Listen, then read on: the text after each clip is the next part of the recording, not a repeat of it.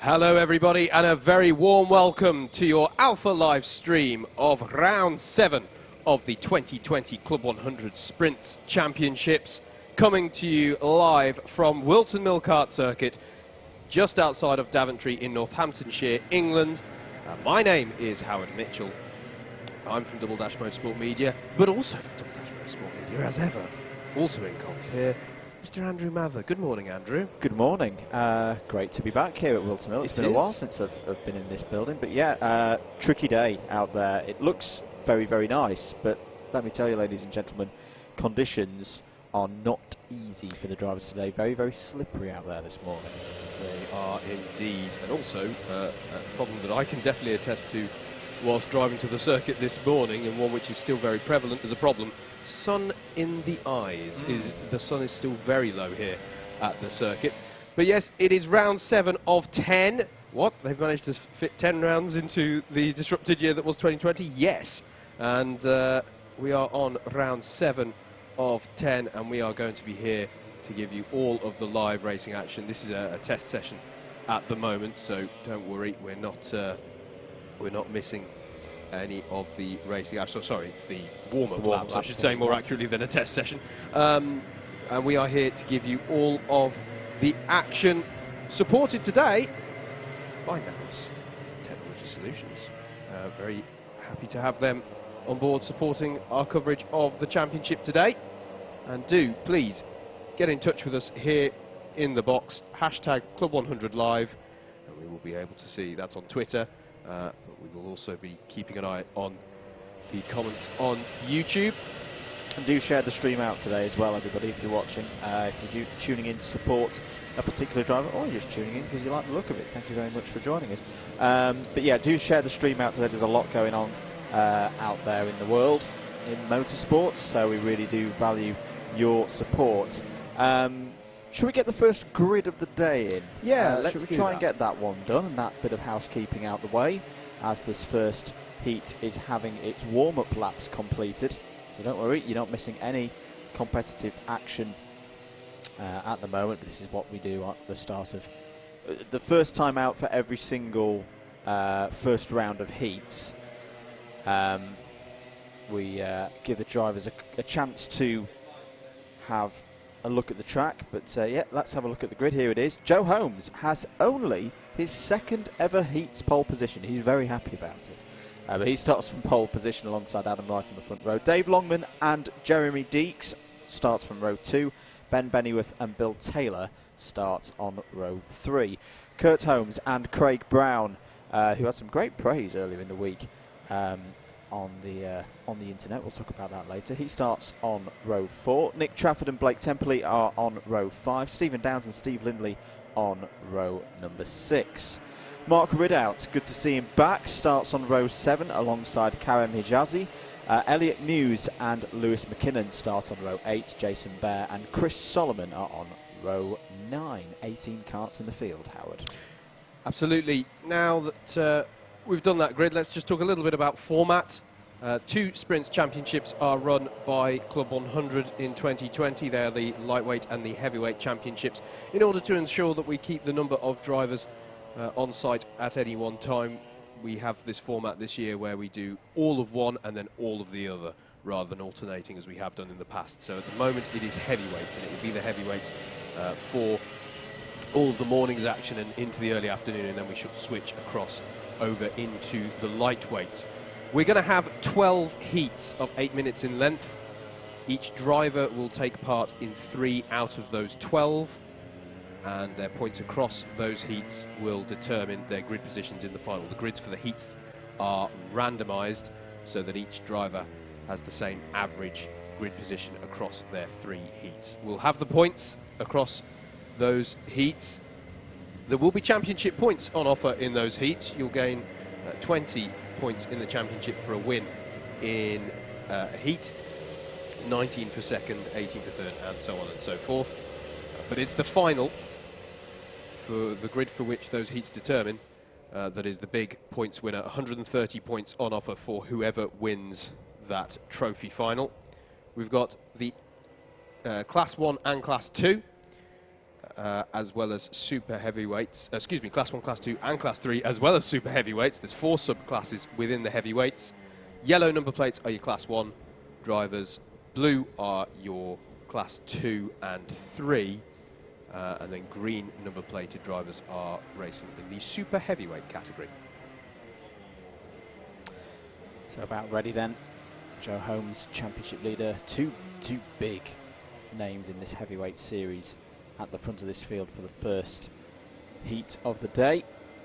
So remember, 7 minutes on the clock. I think we may be going round again. Yes, we are going round again. Yeah.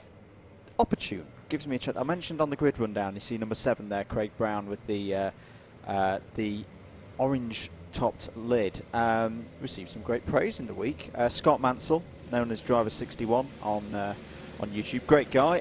Does a lot of driver training, especially in sim racing now, which obviously has had the big boom over the pandemic period. He did a great video which was looking at great overtakes and used a bit of footage from Steve Brown Super GT, who we'll see this afternoon, and a great battle that he and Craig Brown had at this very circuit not too long ago on one of our Club 100 streams, and there's talking through the move, but also talking about how both drivers, not just Steve but Craig as well, both played their part in a great bit of racing, and we're expecting more today. Absolutely. This is an interesting start to our day, Andrew. We've got 2 of the key championship protagonists at the front of this heat grid, with Joe Holmes and Adam Wright on the front row. So it's going to be interesting how these 2 open their points tally for the day. And don't forget about David Longman. We were with him last night. Yep. Was well up for the challenge here in heavyweights today. Very experienced driver and knows this circuit very, very well. All ready then for the first race of the day, round 7 of the Club 100 Sprint Championships for 2020. This is your Alpha Live stream, live from Whilton Mill Kart Circuit. Watch the lights, the red, the green. Away we go then for the start of this one. The anti-pole side of the grid does not get a good start, and Dave Longman follows. Joe Holmes through into second place, but look at the understeer through the first couple of corners. Mark Ridout's gone round there in the midfield and has collected a couple of drivers with him towards the back of the field. To be expected. It is very, very greasy, and look at that, Dave Longman down the inside. Great move through Christmas Corner. Longman leads at Whilton Mill. Lovely start from Longman, but Andrew, otherwise it was a clumsy start. There were people with their arms in the air, clearly unhappy with how the grid was being paced, at least in the mid-pack, and I think that led to everybody bulking up a bit into the crook, as Longman now begins to defend from Holmes and Wright. But yeah, there was a bit of frustration there at the start. We'll check on timing as they come around to finish this lap, who has fallen afoul of incidents further back. Absolutely. So we'll count them as they come round, but it's this 4 breaking away. Craig Brown's also got himself up to 4th place. Stephen Downs trying to come through as well. Over start finish we go then. It's Longman from Holmes, Wright in 3rd, Craig Brown in 4th. Jeremy Deeks has had a good start as well, as up there in 5th place and is currently your leading C2 runner. Remember, C1 drivers with the yellow number plates, C2 drivers with the blue number plates and green number plates for the super heavyweights. Thank you very much, Nick Trafford, right on the scene, making a move there. I think that was on Kurt Holmes for 7th place. Just we do this housekeeping. Drivers who've had some kind of incident on lap 1: Lewis McKinnon, Blake Temperley, Karim Hijazi, and Bill Taylor all had some kind of incident there. In fact, Bill Taylor, Andrew, still hasn't crossed the line, so I'm not sure what's happened there, as Adam Wright gets himself a cone penalty. That'll be a 1-place deduction at the end of the race. So even if Adam goes on to win this one on the road, he will not be scored and classified as such. As Joe Holmes manages to tuck under David Longman, you've got to be so careful making a move into that final paddock corner these days, because they have changed the curb on the inside there over the course of, they did that midway through 2019. I think they shaved it slightly down. Holmes was wide. He was wide. And Adam Wright, now having seen his cone penalty, knows he's got to make hay quite literally whilst the sun is shining, even if it's shining directly into his face. He knows he's got to make some moves here, Andrew. Otherwise, he's not going to get too much from this first heat of the day. That was great driving through the last corner from both Longman and Holmes. We've seen that situation of 2 wide going into the last corner with this new curve go wrong before, but both drivers gave each other room. and both of them kept it in the track limits as well. Just to notify, the track limits for here in Club 100, we're looking at the red and white curb, not the Motorsport UK line. We'll note it on the way around as Holmes looks back up the inside again. Has he got a better run this time? Yes, he has. And keeps it, within track limits. Doesn't go beyond the red and white curb. That was a good move from Joe Holmes. And Adam Wright's very, very racy, trying to find a way past David Longman. Can David Longman tuck into the slipstream of Joe Holmes as they go up the hill again? That's also another area where the drivers are allowed to use the concrete runoff there as they turn up towards Christmas Corner. Craig Brown coming into this now as well there in P4, and Kurt Holmes up to P5. Yeah, what these top three aren't doing is the sort of typical sprint strategy of working together in the early phases. They seemed fairly happy to do a little bit of battling early on, and it is, as you say, mate, allowing Craig Brown and indeed Kurt Holmes to come into this one a little bit. I did wonder last lap if David didn't start defending a little bit early. He was defending as far back as Ozius. Something's happened to Stephen Downs. He's fallen all the way down to 14th place, but he is quick. He's just done the fastest lap of the race of 58.335. So hopefully he can get some positions back, but that's not good news for Stephen Downs, last year's number 5 seed in this competition. Yeah, Lewis McKinnon's just picked up a penalty for a jump start. Now, if you're wondering how do you do a jump start, it's not a standing start. What they're talking about is there's a car to the side of the road. Was that a tester or a competitor? I couldn't actually tell. Adam Wright's managed to find a run here, though, up on David Longman. It's going to be from a little way back, but that was nicely judged, and he's going to get down the inside at Christmas Corner, and Adam Wright gets himself up to second place. But remember, he has got that one-place position to be deducted at the end, so he would still only be classified as third come the end of this one. But immediately, David Longman has the attentions of Craig Brown, 2 Class 1 runners. Remember, yellow number plates for our Class 1 runners, so this is all within their subclass. As they all come onto the back straight, brake hard into the boot. You don't want to get too greedy on the exit of the first part of the boot, because you've immediately got to go right here through the next 3 apexes and then guide it through paddock. Thankfully, Andrew, I don't think the sun is in their eyes as they're spotting their turning point for paddock, which would be particularly dramatic. Oh, and that's a bad turn 2 for David Longman there, and that allowed Craig Brown to have a look. But I think the grip in turn 2, Andrew, is still terrible. Yeah. As Nick Trafford is having a strong look here for 4th place on Craig Brown. I just want to take the opportunity right now to acknowledge Nick Trafford's amazing lawn mowing skills that he was exhibiting on the Facebook group. Oh, yes. Over the course of the week. That was dedication to the Whilton Mill Prep, if ever there was one. I think it could start a craze. I think kart tracks in lawns, mowed into lawns, is the new thing. I don't know why we didn't start it sooner. Really, it's actually very lockdown friendly as a pastime. But there we go. Anyway, he's looking to get a position on Craig Brown at the moment. Green number plate indicating that he is in the super heavyweights, but he's one of those drivers who's just able to seems almost eradicate that weight disadvantage, as there's a new fastest lap from Kurt Holmes behind him in the 52, which is why now Holmes is right on the tail of Trafford. Trafford has a look over his shoulder, and it was an attempt to almost sell the dummy there from Kurt Holmes, but I'm not sure Trafford actually looked over his shoulder to see that dummy, the correct side of him. Either way, it carries on for another few corners. It's so tricky to make those moves stick today, especially in these situations right now where, just for a reference, the fastest lap time of the race so far, Stephen Downs at 56.996. That's it's the best part 2 seconds off where we were running in the E60 yesterday in dry conditions with fresh tyres. It is clearly very, very greasy out there, but that's where you see the best drivers come to the fore, because it's the ones who can find where the grip is in these situations and pull the lap times out.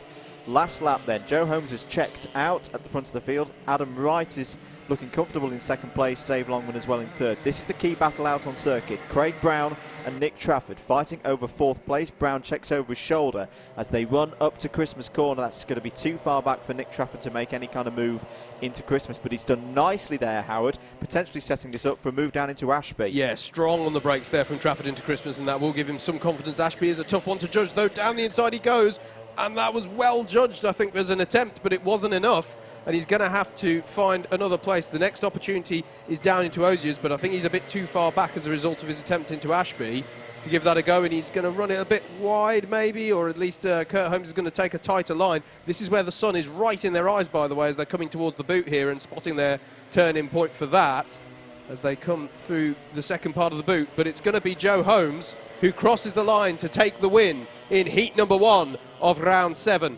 of the 2020 Club 100 Heavyweight Sprints Championship. Adam Wright finishes second, but will be classified in third once penalties are applied. David Longman will therefore be promoted to second. Craig Brown finishes fourth, holding off Nick Trafford for fifth. Kurt Holmes finishing really well in sixth. Steve Lindley in seventh. Ben Bennyworth is eighth. Jeremy Deeks ninth. 10th for Mark Ridout, recovering after that incident right at the start, turn 2 of lap 1. Jason Bear in 11th is your highest placed class 3. Then Stephen Downs, as Andrew mentioned mid-race, something went a little bit awry for him in that one, but he did finish with the fastest lap of the race on that last lap. Elliot Muse in 13th. We expect Chris Solomon to come home in 14th. There he is. And there's Blake Temperley, another driver who had an incident early on. Lewis McKinnon in 16th, 17th for Karim Hijatzi. Bill Taylor did not complete the race. That was Heat 1. This is your Alpha live stream, sponsored by Navos Technology Solutions you can trust. We're going to take a short break and be back for Heat 2 very, very soon.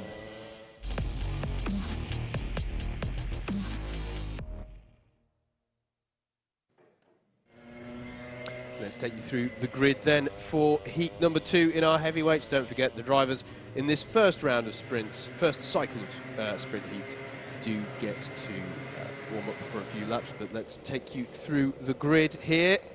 This is going to be obviously their first heat of the day. On pole is going to be Gary Miller. It'll be Sean Briley alongside Matt Wildman, and James Taylor will be on row 2, and then on row 3 it's going to be Richard Burrows and Matt Kendall. Jordan Salter and Jeff Lamb are your fourth row, with Benjamin Robinson and Darren Townsley rounding out your top 10. Vinod Harani and Jack Bolton are row number 6. Row 7 is going to be Stuart Jones and Martin Robinson. Sonny Cundy and Jaden Cadigan make up row 8, and then row 9 is going to be Luke Phillips and Will Appleton. That's how they line up then for heat number 2. Do hope you're enjoying the stream already. Hello to the folks in the comments. I'm having a look at the ones in the on the YouTube. Hello to Javier Gostidi Turner. I must be the only driver in history to go wide out of Ashby into the grass. No. I can no. Give you a sort of good piece of news there, Javier. You are not the only driver who's ended up down there over the years. Someone did set a record, my personal record of what I've seen before, which is where they went so wide at Ashby. This was earlier this year. They went so wide at Ashby, they decided to bail and rejoin on the back straight, which is impressive because there's actually a fence that separates the two. So you have to go. You have to go off like early enough. They actually have drivers left. Drivers left as you're going into Ashby. Right of your shot. Like this shot, they speared off to the right and went, well, you know, I don't need to. I've got damage. I need to go to the pits anyway. And they just rejoined. That's not advised, by the way. But no, you are far from the only person to go wide at Ashby and join the grass. Although you do, it's a fair point. The point being made there, I think, is there is a lot of healthy amount of concrete runoff on the exit of Ashby that you will see the drivers using. That's okay, they're fine to do that. But no, there's often somebody who manages to find an even wider line. Good morning to Mr. Stephen Hicks, who organised a very, very nice Rule of 6 compliant meal out in a chain of restaurants specialising in Jamaican style food that will remain nameless. Have you got yourself into a neutral marketing spiral there? Yes. Yes, Longman must be the curried goats from last night settling in. So there you go. Now I understand where you were going.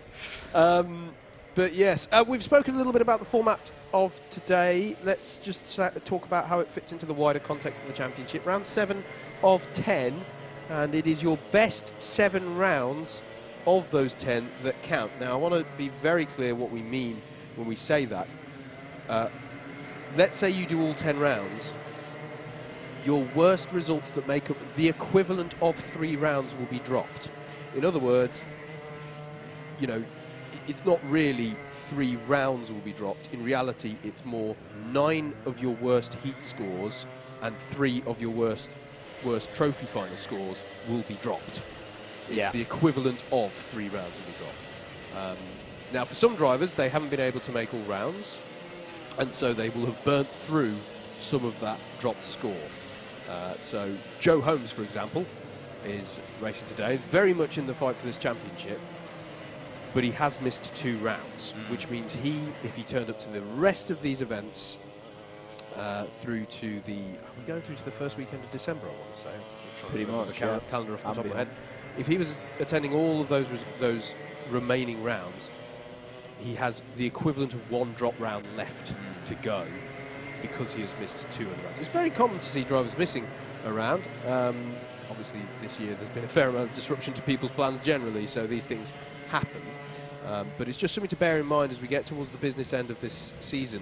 You know, someone like Anwar Brule-Smith, who has been at every single round, has those 3 rounds equivalent in his scoreline to be deducted.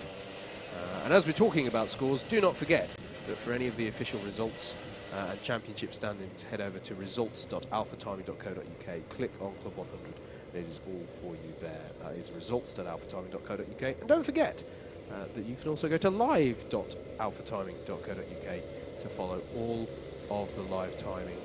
So if you have a spare screen alongside this stream, you can follow the racing action as it goes along. Thank you very much, Javier, for the kind words, and Karath as well for the commentary. If you're enjoying the commentary and you're on Facebook, you can support us. Give the page a like at Double Dash Motorsport Media. Really does help us out on the YouTube as well. All the usual YouTube stuff. Click that subscribe button, the like button, the share button, and the notification. All the buttons. And we're on Twitter as well, of course, at Double Dash MN. Absolutely. The only place as well to catch the Legends of Club 100 and BUKC series is our YouTube channel. Hopefully we don't go full Spa today. I very much hope. I'm not sure physics allows for it. Here we go then. Tempted. Here we go then. Gary Miller on pole in the 28, pole on the left-hand side as the driver looks at it. Sean Briley alongside there with the yellow and black liveried helmet. We are good for go. Eyes on the lights. And away we go for heat number 2. It's a more even start, but even so, Sean Briley feels the need to come across and defend against Matt Wildman as they go through 1 and 2. And it's going to allow Gary Miller to lead up the hill. Is it a cleaner start this time? Looks to be so, but this is a good start here from, they have actually both got by Gary Miller, and that is a great start from Matt Wildman to get to the head of the field. The run that he had out of turn 2, and it's just so slippery down there. There's a little bit of a kiss with the grass there further back. The lack of grip that they have through turn 2 just means that they're having to sort of squirrel their way through and find the best line. But look at this, Sean Briley having a look into Wilkins, but there's no opportunity on there. He has a quick look over his shoulder to check that he's safe to carry on attacking. Meanwhile, James Taylor in the 111 has made it up to 3rd place as one of the super heavyweight drivers, so a good start from him. Further behind them, this is Jeff Lamb having a look at Gary Miller now into the boot and gets the job done for 4th place as they come round to complete their first lap of the circuit. Yeah, really good starts from some of our regulars. And we've got some drivers coming through the field as well. Well, let's count them over. So Wildman leads from Briley. James Taylor. We've not seen James Taylor in a while. Good to see him back here in a super heavyweight class, according to my time screen. We'll confirm that as they go round. But the number 14, Benjamin Robinson, gets forced out wide there and off the road. And I'm afraid to say I'm going to put that one on Gary Miller. Gary Miller, for me, moved under the braking zone there and forced Benjamin Robinson off. I wonder whether that will be called. And it is why we say, well, at all levels of motorsport, that moving in the braking zone isn't a good idea. And there you see coming through Stuart Jones in the and Jack Bolton as well. 2 regular drivers, C1 drivers coming through. Jack Bolton was very quick in the practice session this morning before we came on air, but there's the number 28 of Gary Miller. Contact warning for Sonny Cundy, the number 76. There's nothing come up on penalties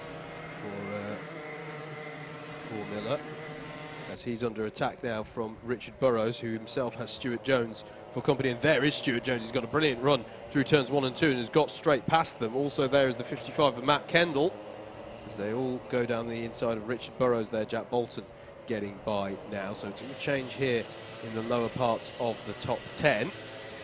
Track limits warning for the number 20. That will probably be been round the last corner, as we mentioned. You're not allowed to go to the left of the red and white curb, cattle grid curb there.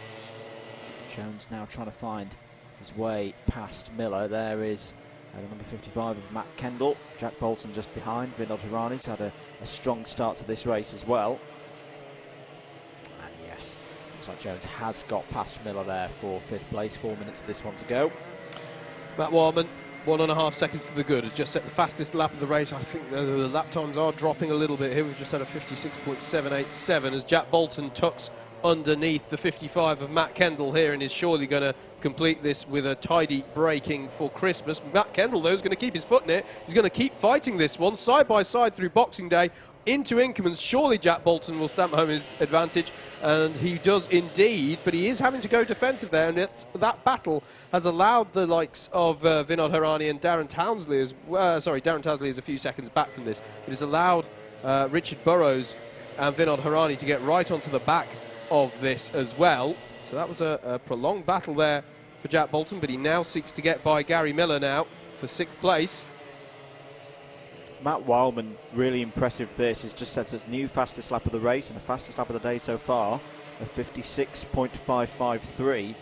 To put it into context, he's pulling away from a driver who we saw as part of a great three-way battle the last time we had a streamed round at Bayford Meadows for the overall win in this competition. So Matt Wildman pulling away from Sean Briley in a very, very impressive manner. Yeah, absolutely. Absolutely. This is very good stuff from Matt Wildman in the 131 as Jack Bolton is eyeing up and moving to Ashby, but thinks better of it. It's a challenging spot to overtake at Ashby. It's sort of, you'd think it's a hairpin, it's a heavy braking zone, and you do see overtakes there, but the nature of how the corner, he looks down the inside of Osiers, and that is not the best defensive driving, if I'm being honest, from Gary Miller there. I think that's a little bit, well, one recalls when a lot of F1 drivers moaning about Max Verstappen moving around in braking zones and squeezing the inside line. That wasn't the best, was it? No, it wasn't, if we're being honest. There is the battle for 2nd place. Sean Briley ahead of James Taylor. And his entertainer's suit on there. James, a proficient driver, I should say, in the old clubman's level, which was the 2nd tier of 3 in Club 100, first the invitational classes. A great championship battle in that a couple of years ago, which he came on top of and took that title. Hasn't raced that much since though, so it is great to see him back here at Whilton Mill. Has traditionally run very well around here as well. Yeah, he does seem to be closing in on the number 50. Curb warning for the number 140 of Luke Phillips. 75 seconds left on the clock then. Still a lot of battling going on in that lower part of the top 10 that we've been watching so much. But here's your race leader. We've not seen much of him since he had that rocket start at the beginning of this one. 56.273 is now his best lap time, and that is still he is still the holder of the fastest lap of the race. So he's able to find the grip out there. And it really is, even though it is quote-unquote dry conditions, you can see some of the damp patches around the circuit where there just isn't as much of the grip available to the drivers, and that's providing a bit of a challenge as drivers go offline to find opportunities for overtakes and such. There is slightly less grip out on those parts of the circuit, particularly at turn 2. Turn 2, always the last part of the circuit to dry out, as James Taylor is pushing a little bit too hard there and has a little kiss with the grass coming through the boot. But we are on to the last lap with Matt Wildman setting another fastest lap to come onto it. Yeah, he's run really well so far this season, Matt. He's been in the E60 a lot, putting in some fantastic performances. And it looks like he's going to get this victory unless something remarkable and quite unlucky happens in the last lap. Just having a look through to see... well, yeah, he's not been attending every single sprint round, hasn't been able to make all of them, but when he has, he's had 3 heat wins so far this season. This is going to be number 4 And I think he could be a bit of a dark horse for the final today as well. His best result in the final so far is 6th. Can he improve on that here today at Whilton Mill? Well, that's a very good start. Matt Wildman takes heat 2 and a good haul of points here for round 7 of the Heavyweight Sprint Championship. Sean Briley strong again in 2nd place. James Taylor on his Club 100 return finishes in 3rd. Great result there from Jeff Lamb, 4th. Stuart Jones in 5th. It's then going to be Richard Burrows in 6th place. Good drive from Matt Kendall there, in 7th. Jack Bolton 8th. Vinod Hirani strong there in 9th, 2nd of the Super Heavyweights. Gary Miller 10th, Darren Townsley 11th, Jordan Salter 12th. Luke Phillips got 13th on the line ahead of Benjamin Robinson and Sonny Cundy. Martin Robinson 16th, Jaden Cadigan 17th, and Will Appleton will be 18th. There is Will across the line. In fact, no, he's just got ahead of Jaden on that last lap. That's a provisional result then for heat number 2. This is your Alpha Live stream for Club 100 Racing, sponsored by Navos Technology Solutions you can trust. We're going to take another short break. Next up, heat number 3.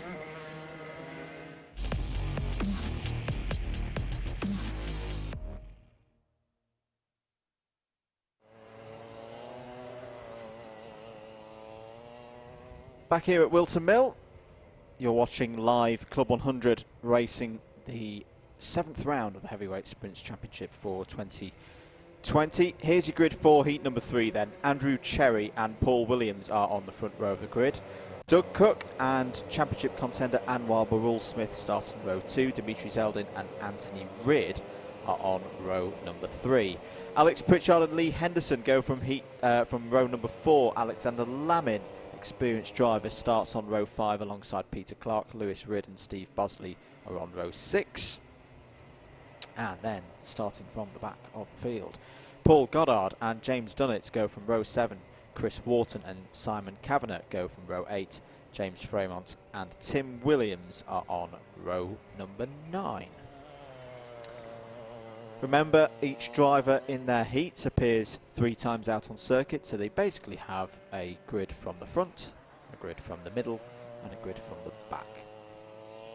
So those drivers starting toward the back, especially Paul Williams, who raced fantastically, Howard, at Bayford Meadows. They'll be looking to try and do a bit of a damage limitation job at this stage of the day, but also if they can get some good points from there toward the back end of the grid slot, it sets them up nicely for the rest of the day. Yeah, absolutely. It's obviously about getting the best average result that you can across the heats. It's very seldom that you would see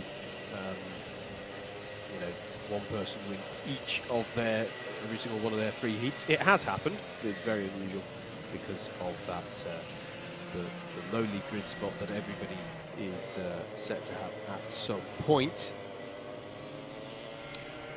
Good morning to Racing Rogero on YouTube. Do please keep interacting with us. It's great to have you along for this event today. Do please like, share, subscribe.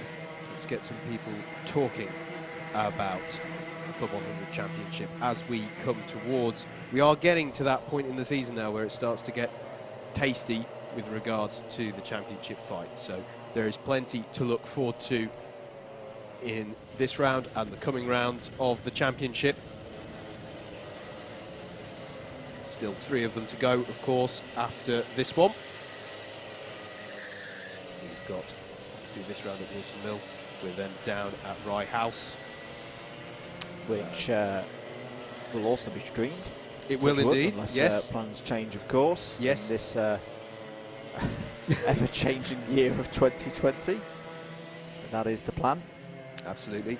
So that is that will be Rye House. I'm just double-checking before I say them all wrong when the dates are for that. So that will be November the 1st for Rye House, and then 22nd of November the championships go to Brockmore Park, and then Sunday the 6th of December they're back here at Whilton Mill, running on the alternative layout, the Zulu layout, or the national layout as it's known, as opposed to this, the international layout.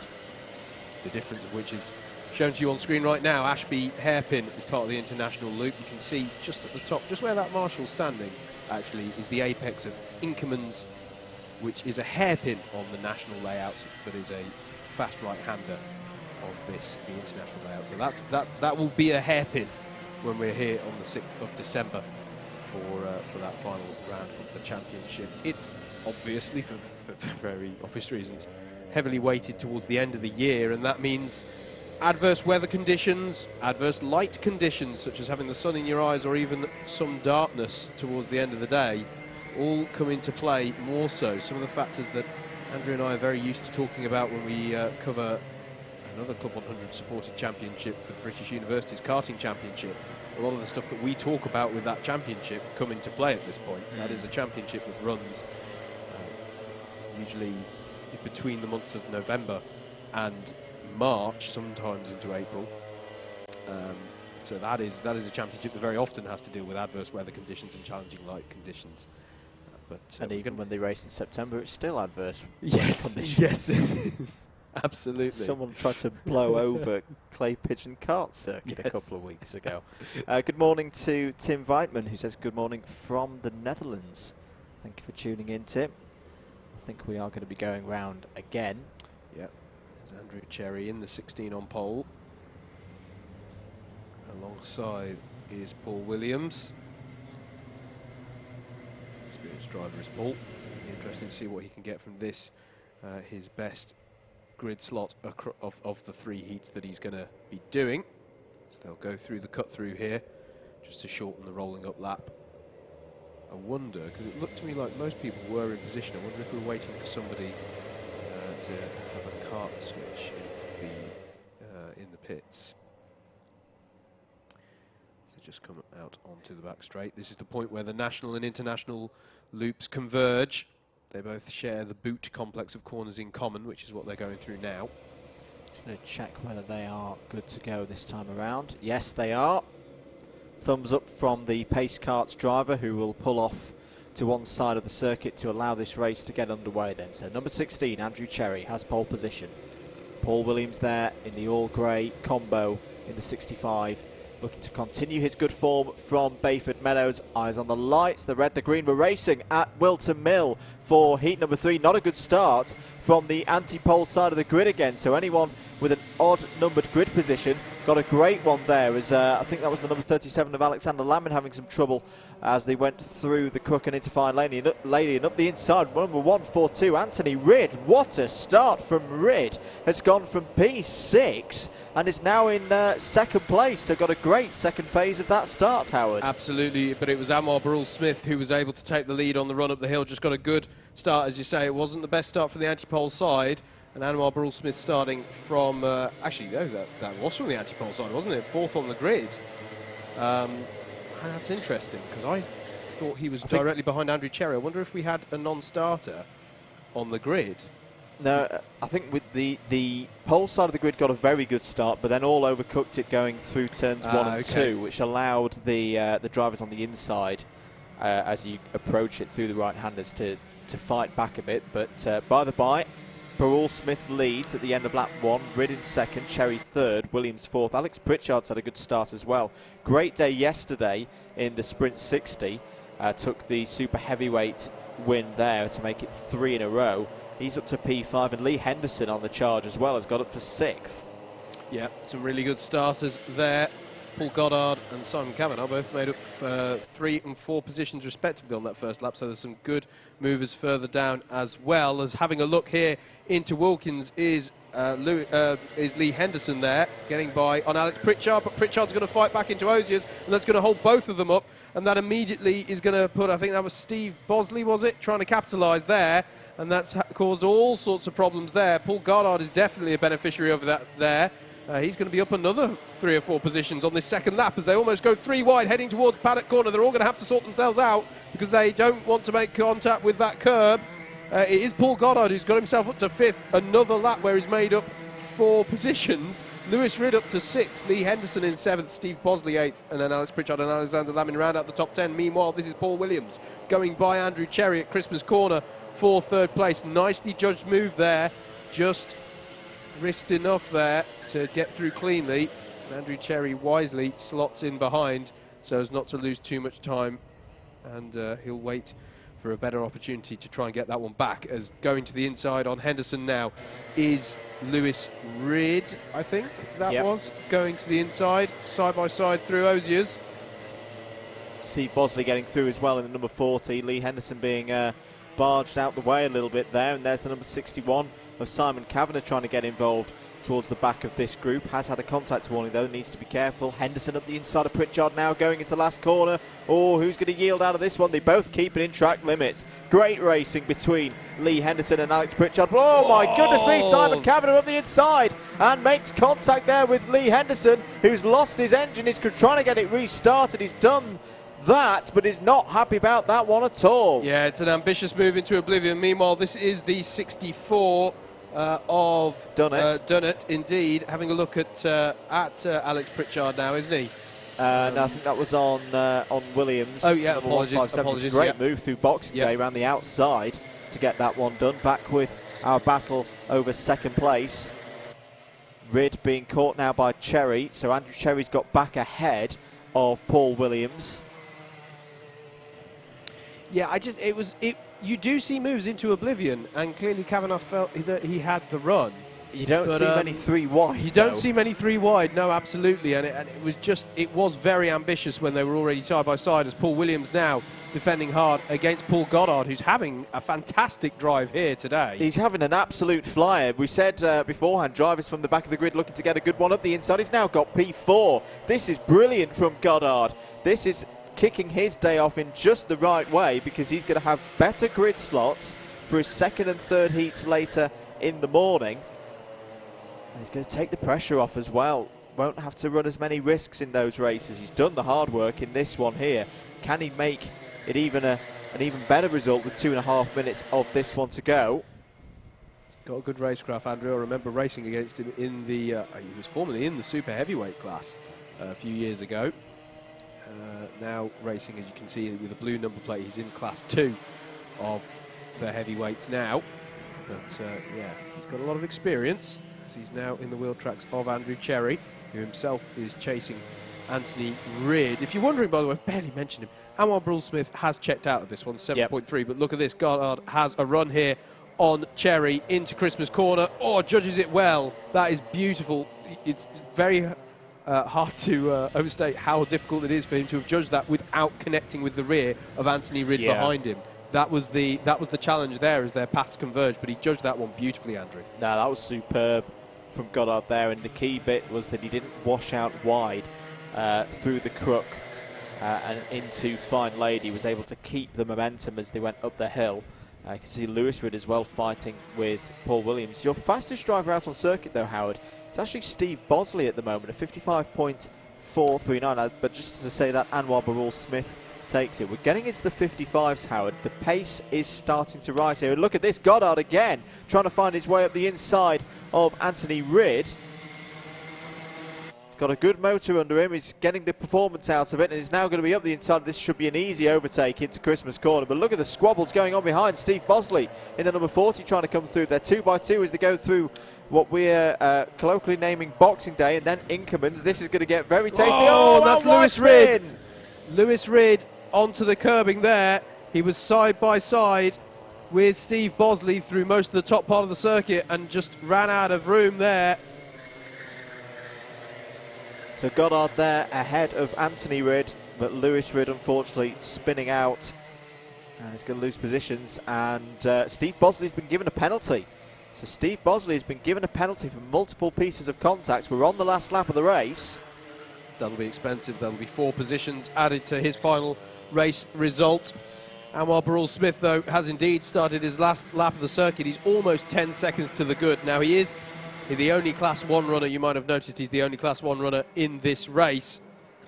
We're looking at these battles further down. Here is Steve Bosley now trying to negate some of that penalty to be applied, getting by on, that's Andrew Cherry, isn't it, at the top of the hill. But I think that's as good as it can get for him, because there's now quite a gap to Anthony Ridd in third. It's a very good result indeed. Number 37 and the 16 going at it. Lamin and Cherry. Yeah. But this is Anwar Brule-Smith coming round now to take a dominant victory in the third heat of the day here in the heavyweights at Whilton Mill. He takes the win, and then it'll be a fairly lengthy gap back to Paul Goddard, who's had an absolutely amazing drive up through the field. This is one of his best performances I've seen, Andrew. He's just really come out of the box racing well today, and he does indeed get second. Anthony Ridd in third, but then there's a bit of change. Steve Bosley in fourth, but will have penalties to be applied. Alexander Lemon in fifth, sixth for Paul Williams. Then it's Andrew Cherry in seventh, Alex Pritchard in eighth, Lewis Ridd in ninth, recovering after that spin at the top of the circuit. Simon Kavanagh finishing 10th. Good drive there, highest place of your Class 3 runners. Lee Henderson in 11th is your highest place. Super heavyweight, then it's James Dunnett, Tim Williams, Peter Clark in 14th. 15th is Dimitri Jeldon, Chris Wharton in 16th, and then James Fremont in 17th place. Best result for Paul Goddard since the very first race of the year, Heat 1, Round 1, when he also got a second place. We're going to take another very short break here on your Alpha Live stream, sponsored by Navos. Technology solutions you can trust. Heat number 4 coming right up.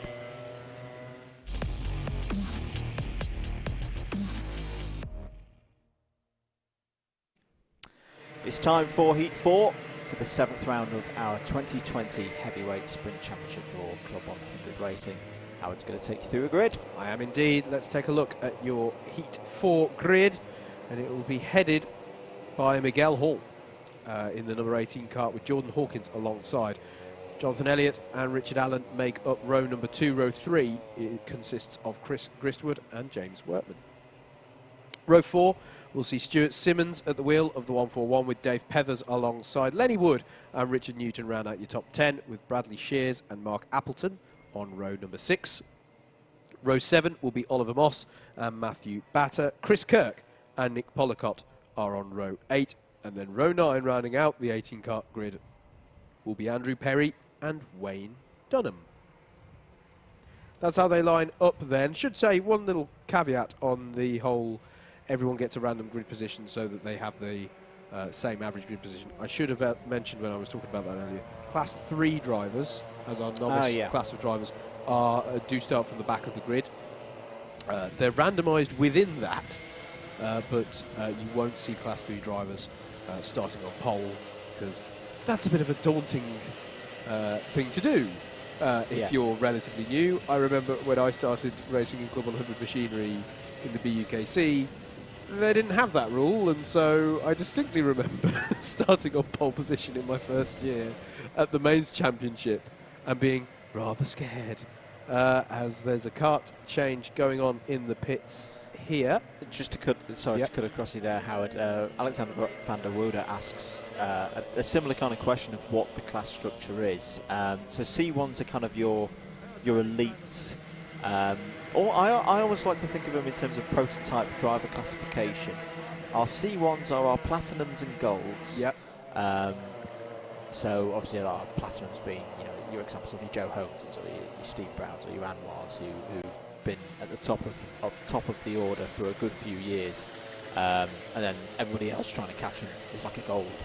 So that's your C1s, so drivers with proven track records in Club 100. C2s are experienced drivers. Now there's still some very good drivers in C2, there's some developing drivers in there, and C2 drivers at the front of C2 are often, you know, looking for that step up to get up into C1 and then further improve from there. But your C2 drivers I almost see as your silvers, and it's always key to have a fast silver. So that's where those guys sit. And then, as you say, your C3s are your rookies and your novices, so your bronze drivers in a way. But we have seen some really strong performances from C3 drivers coming in, getting up to speed pretty quickly. Absolutely. I think that man there on your screens right now, by the way, I think that is who we saw taking the kart switch. So I think it was Jonathan Elliott, number 12, who chose to take the kart switch. Sorry, if it looked like I wasn't focusing, mate, that's because I was keeping my eyes peeled for who it was who did that. But yeah, it is a good good class structure here in Club 100 that's, you know, sympathetic to the fact that people are going to be coming in and they want someone to race, right? And there is always somebody for you to race in Club 100. That is very much a point to bear in mind. So there's a fantastic battle that goes on in that Class 3 class, and those drivers get up to speed and cut their teeth, as it were, in Club 100 racing. Timbo Hill 2980. If I know who that is, I'm pretty sure it is our very own Sir Timothy. And I did want to mention this today, so thanks for getting in touch, Tim. That we're all thinking of you, mate. A very, very experienced driver, a champion at the clubman level as well. Great character to have around the paddock. Had a broken shoulder injury, or broken collarbone, sorry, earlier in the year, which we found out this week isn't quite on the mend as much as we would like. So Tim, unfortunately, we won't see him racing in 2020, but we do hope you're on the mend, Tim, and that we see you back on track in 2021. Absolutely. Miguel Hall is your pole sitter for this one, and he's fairly towards the top of Class 2. We did mention the championship situation slightly, but I should just cover your top 3 in Class 2 coming into today were Lewis Ridd, Alex Pritchard and Jordan Salter. Miguel Hall and Paul Williams actually round out the top 5, although I'm not convinced because Paul Williams is classified as super heavy on timing, so I'm a little bit, so that would mean actually it's Chris Gristwood in 5th within that Class 2. Very hotly contested class, that one, as we are good for the start. Miguel Hall on driver's left in the number 18. That is an interesting start right there. That was an interesting start from the pole side. To me, that looked like Miguel Hall started quite early and came across quite far there. But either way, as they head up the hill, it's Jonathan Elliott who's managed to get himself up into 2nd place. As at the top of the hill, that gets a little bit clumsy there. Stuart Simmons, and he's collected a cone for good measure, so there may be a penalty forthcoming on that.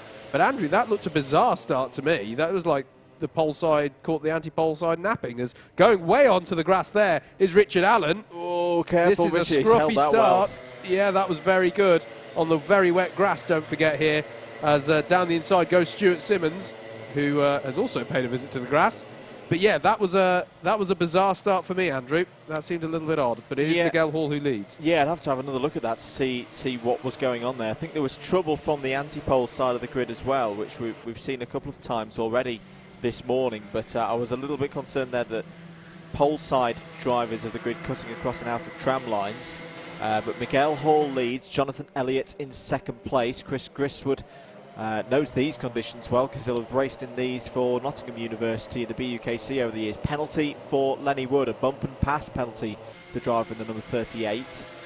Meanwhile, we just saw Dave Pethers going down the inside of Jordan Hawkins for 5th place. The 127 now ahead of the 27 you can see there. And already Jordan Hawkins now under pressure from Rich Newton, who has a bit of an opportunity here, Andrew, insofar as Richard Allen has gone off as a super heavyweight driver onto the grass, so he's had a compromised start. So Richard Newton, who has been having some good drives this season, looking to finish highest placed of the super heavies in this one. Bradley Shears also reeling in that particular pack of carts as well now, as they come on to lap number 3. New fastest lap of the race from Chris Gristwood in his pursuit of Jonathan Elliott over 2nd place. We are here with them. There is Miguel Hall in the 18. Jonathan Elliott there gestures very clearly to Chris, don't fight me right now. Let's get on to terms with Miguel, and then we can all have fun battling over the race lead. You'll see that very standardly in sprint racing in karting. The idea that you don't fight now, you keep your powder dry and work together with a view to having the opportunity for greater riches come the end of the race. And sure enough, Miguel Hall, who did have a lightning start, has not got too much breathing space over these two as they reel him in. Big and that's spin. A big hit on the tyres.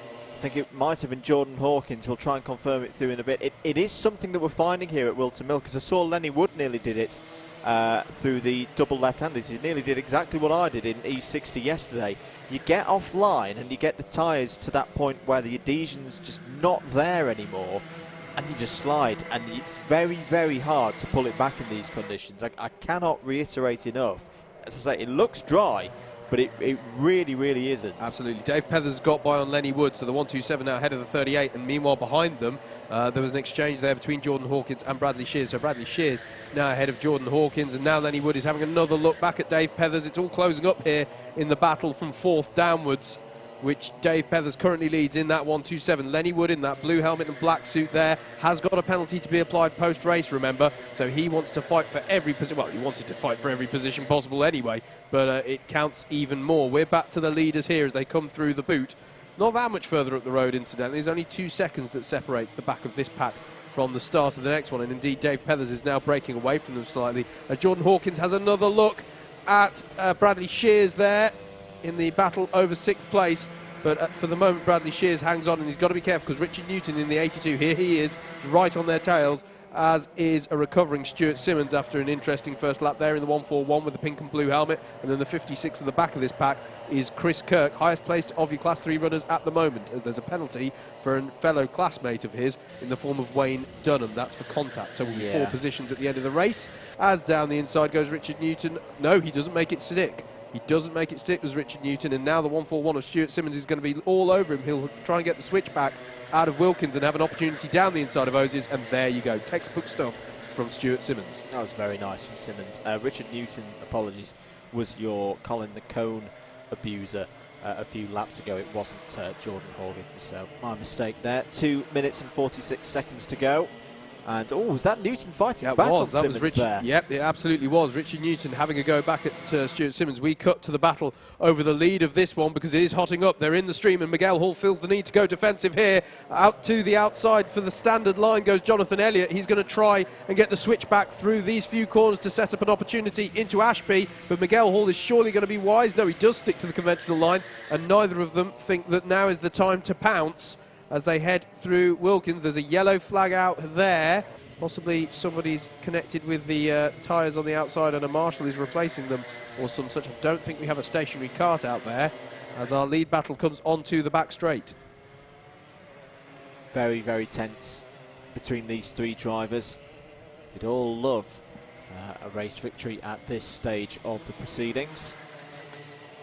I still think it's a little bit too early to start all-out racing here, and you know, Dave Pethers, you know, if these 3 drivers get things wrong, Dave Pethers is in that awkward area where he could catch them up if it gets a little bit too crazy at the front. Yep, something happened in that Richard Newton-Stuart Simmons battle because Oliver Moss has now managed to get up to 8th place.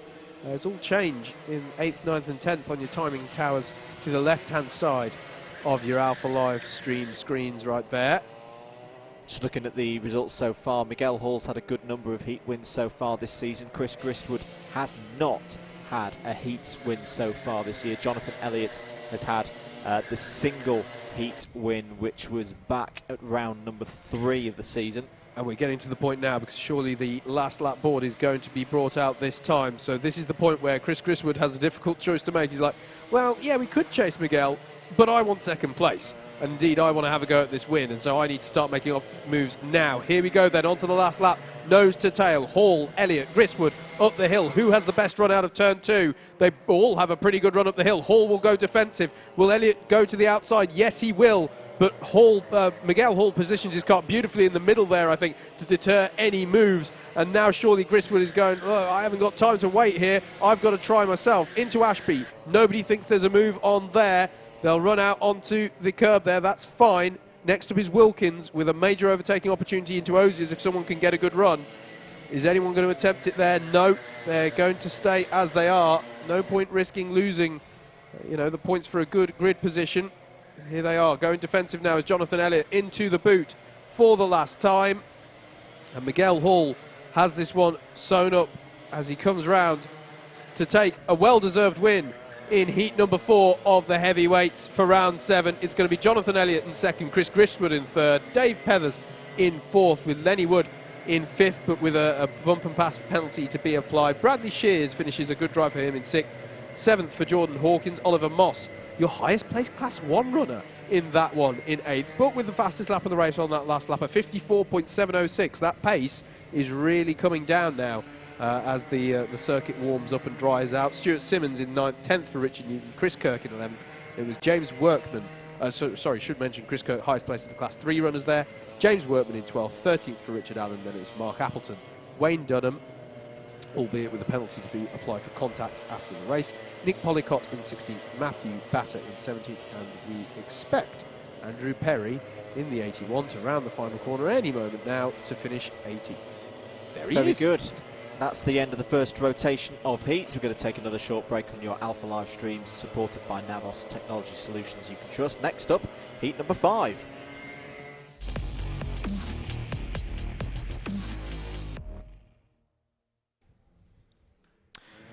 No practice laps ahead of this one, so let's go straight into a quick fire grid for heat number 5 here at Whilton Mill Club 100 Heavyweight Sprints Championship, round number 7. On pole position for this one should be Stuart Jones alongside Peter Clark. If we can pull the graphic up on screen for looking at this grid, as we'll go straight into forming up the grid. Steve Lindley and Darren Townsley are on row number 2. Lewis Ridd and Matt Wildman with his impressive drive earlier on row 3. Joe Holmes and James Taylor alongside. That's a spicy row 4. Adam Wright and Craig Brown on row 5. Nick Trafford and Bill Taylor on row 6. Back end of the grid for this one, Jordan Salter and Tim Williams on row 7, Luke Phillips and Elliot Muse on row 8, James Dunnett and Simon Kavanagh. Thank you very much, Morgan, for those graphics. Absolutely. Absolutely. Do hope you're enjoying your Alpha Live stream. This is going to be a good one. I can feel it. Yeah, I can feel it as well. There's got a lot of big runners in this one with work to do. Tasty grid, this. Stuart Jones there, your pole position holder. He'll want to stay there for sure. We are ready to go then. First of the second rotation of heats here at Whilton Mill today. Heat number 5 out of 12. The lights are green, very even start, but as you know, a very good one again from the pole side of the grid. Stuart Jones did that brilliantly. James Taylor's trying to go around the outside of the number 93 of Peter Clark. But apart from that, they head up, and Joe Holmes is on the move already. He's already got up to P4, he's now going for P3. There it is. Adam Wright's up the inside as well as they all go through Christmas Corner. There's a little bit of bumping and barging, but apart from that, Howard, we're all good, we're all clean. It was clean, yeah. It was a poor start, though, from Peter Clark on the second position of the grid. He just wasn't able to lead that anti-pole side away with the pace that he perhaps wanted to. I'm not sure if maybe his car isn't so great in the low end or something there, but he definitely struggled to get away there and was somewhat mugged in the first couple of corners, but everyone managed to sort themselves out without incident, which is always good to see. Fantastic start from Joe Holmes and Adam Wright, getting by Lewis Ridd. Joe Holmes and Adam Wright starting from 7th and 9th on the grid respectively, as here he is battling away with Steve Lindley in the 47. So at the end of lap 1 it's going to be Stuart Jones in the lead, but Joe Holmes is going to be up from 7th on the grid to 2nd, Adam Wright in 3rd, Steve Lindley in 4th, then it's James Taylor in 5th, Matt Wildman in 6th, Craig Brown, Lewis Ridd, Bill Taylor, Nick Trafford round out your top 10 in the early phase of this race. As look at this, there is the number 7 of Craig Brown, as behind him Lewis Ridd and who is that going side by side with him? Is that Matt Wildman, I think? I know Bill Taylor's now getting involved. Oh, it might have been Nick Trafford actually. There's a full-on battle going on back here as we cut back to the battle for the lead. Stuart Jones leading ahead of Joe Holmes. Get by for the lead of this one if he can. He's going to look down the inside of the boot, and job done. It was very, very nicely done there from Joe Holmes, and Adam Wright is going to follow through as well. Adam Wright picking up where he left off with regards to his first heat in many ways, following Joe Holmes through, knowing that that's a way to some good points, as Joe Holmes sets the fastest lap of the race. Ooh. And that's very wide from Steve Lindley, and that's very, very wide from Steve Lindley, and that's going to be onto the banking there. And to me, Andrew, that was an unforced error from Steve. There was no contact of any sort that led to that. So Lindley paying a visit to the grass there, and indeed the banking to drivers left up the straight towards Christmas Corner is promoted Matt Wildman up to 4th. And indeed, here is Wildman having a look at Stuart Jones over 3rd place now, and there behind them is Craig Brown. But that was a heart-in-the-mouth moment there for Steve Lindley, and just shows how there's no grip if you get out onto that concrete curb. As for 3rd place here, Wildman does a repeat of what Joe Holmes did on Stuart Jones, and if anything, executes a little more cleanly. He was already by his nose alongside a little bit more at the start of the braking there, but it is now Matt Wildman up into 3rd place and setting the fastest lap of the race as he does it. It is the thing this weekend with the grass. If you get any kind of rotation with the kart, whilst you're on it, because there are some chances that as we're looking here at James Taylor trying to make his way past Bill Taylor, you know, I had a moment yesterday at this very corner at Boxing Day cutting across the grass, and normally you could just kind of keep things straight and live to fight for another day. And it's so easy to lose the back end, and once the back end's going, so you're not going to pull it back. You just keep going round, as Steve Lindley had there. Hopefully he's been able to pull the kart back onto circuit and get it going again. Yes, he has. But he's lost over 30 seconds as a result of that. Yeah, it is a fairly tightly packed heat, this one, so that does mean he's right to the back, as we're looking here at James Taylor, who's just got up into 6th place. Highest placed of your super heavyweight drivers. Don't forget they run the green number plate. Here are our leaders, Joe Holmes versus Adam Wright. And now, for Adam Wright, it's a case of, well, I've been following you through the pack, but now we're at the front. So it's game on for the lead of this one. And he's looking very racy here, as he did in his first heat, to be honest. Andrew, Adam Wright really looking as he's got the bit between his teeth, as there's a penalty. Sorry, go on. I've just noticed there's an enormous gouge in the side of Joe Holmes' kart on the left-hand side pod. Don't know if he's been hit at all, whether it's just damage from a previous run, but it's clearly not affecting his speed. Once again, showing the job that the bumpers that came in a couple of years ago do. But just be conscious of that on the left-hand side of the car next time you see it. We won't see it this time around. Oh yeah, I see what you mean. There's a big dent there in the side pod. Someone's given it the big oof. They have. It doesn't seem to be affecting his pace too much. There's your penalty for Simon Kavanagh confirmed. That's for ABC takeout. Look at this. They're both going to the inside, and that's going to allow Matt Wildman to have a bit of opportunism here as well. Adam Wright does need to be careful here because Wildman is right with them now. But you can see how much Adam Wright is pushing. Joe Holmes going defensive. And for me, Andrew, this is very early in this sprint race for them to do this kind of battling. It is allowing Matt Wildman to catch up. And I think it's indicative of how Adam Wright really wants to take this championship fight to Joe Holmes, because both of these drivers, make no mistake, are in the hunt for this championship. It's a dangerous game, though, because Matt Wildman, as we've mentioned already, is on such good form at the moment. And has nothing to lose. And has nothing to lose. He's not in this championship fight. He's not doing enough of the rounds, unless you're about to correct me, Andrew, he's not doing enough of the rounds to get a full championship score. And they're battling so much that Stuart Jones is going to come into this as well. And we've still got 2 laps of this to go as they come up the hill. Who's got a good run? You could literally glue them together. They're that close at the moment. They all go to the inside. Matt Wildman thinks better of it. Jinks to the outside to take the switch back as they cut back, but he can't do anything with the overspeed, and they stay as they were.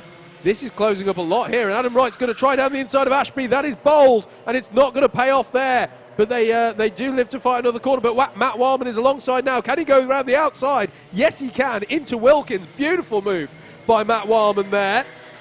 And now Wildman sees the opportunity. He may as well go for the win here on Joe Holmes. He's going to look down the inside of the boot. But Joe Holmes holds it round the outside. He knows how to go down the inside, but he knows how to defend round the outside as well at the boot. That was beautiful stuff from Joe Holmes to hold on to the lead of this race as we're on to the final lap. This could go 5 ways because Craig Brown's coming in here, and we've seen it over the years.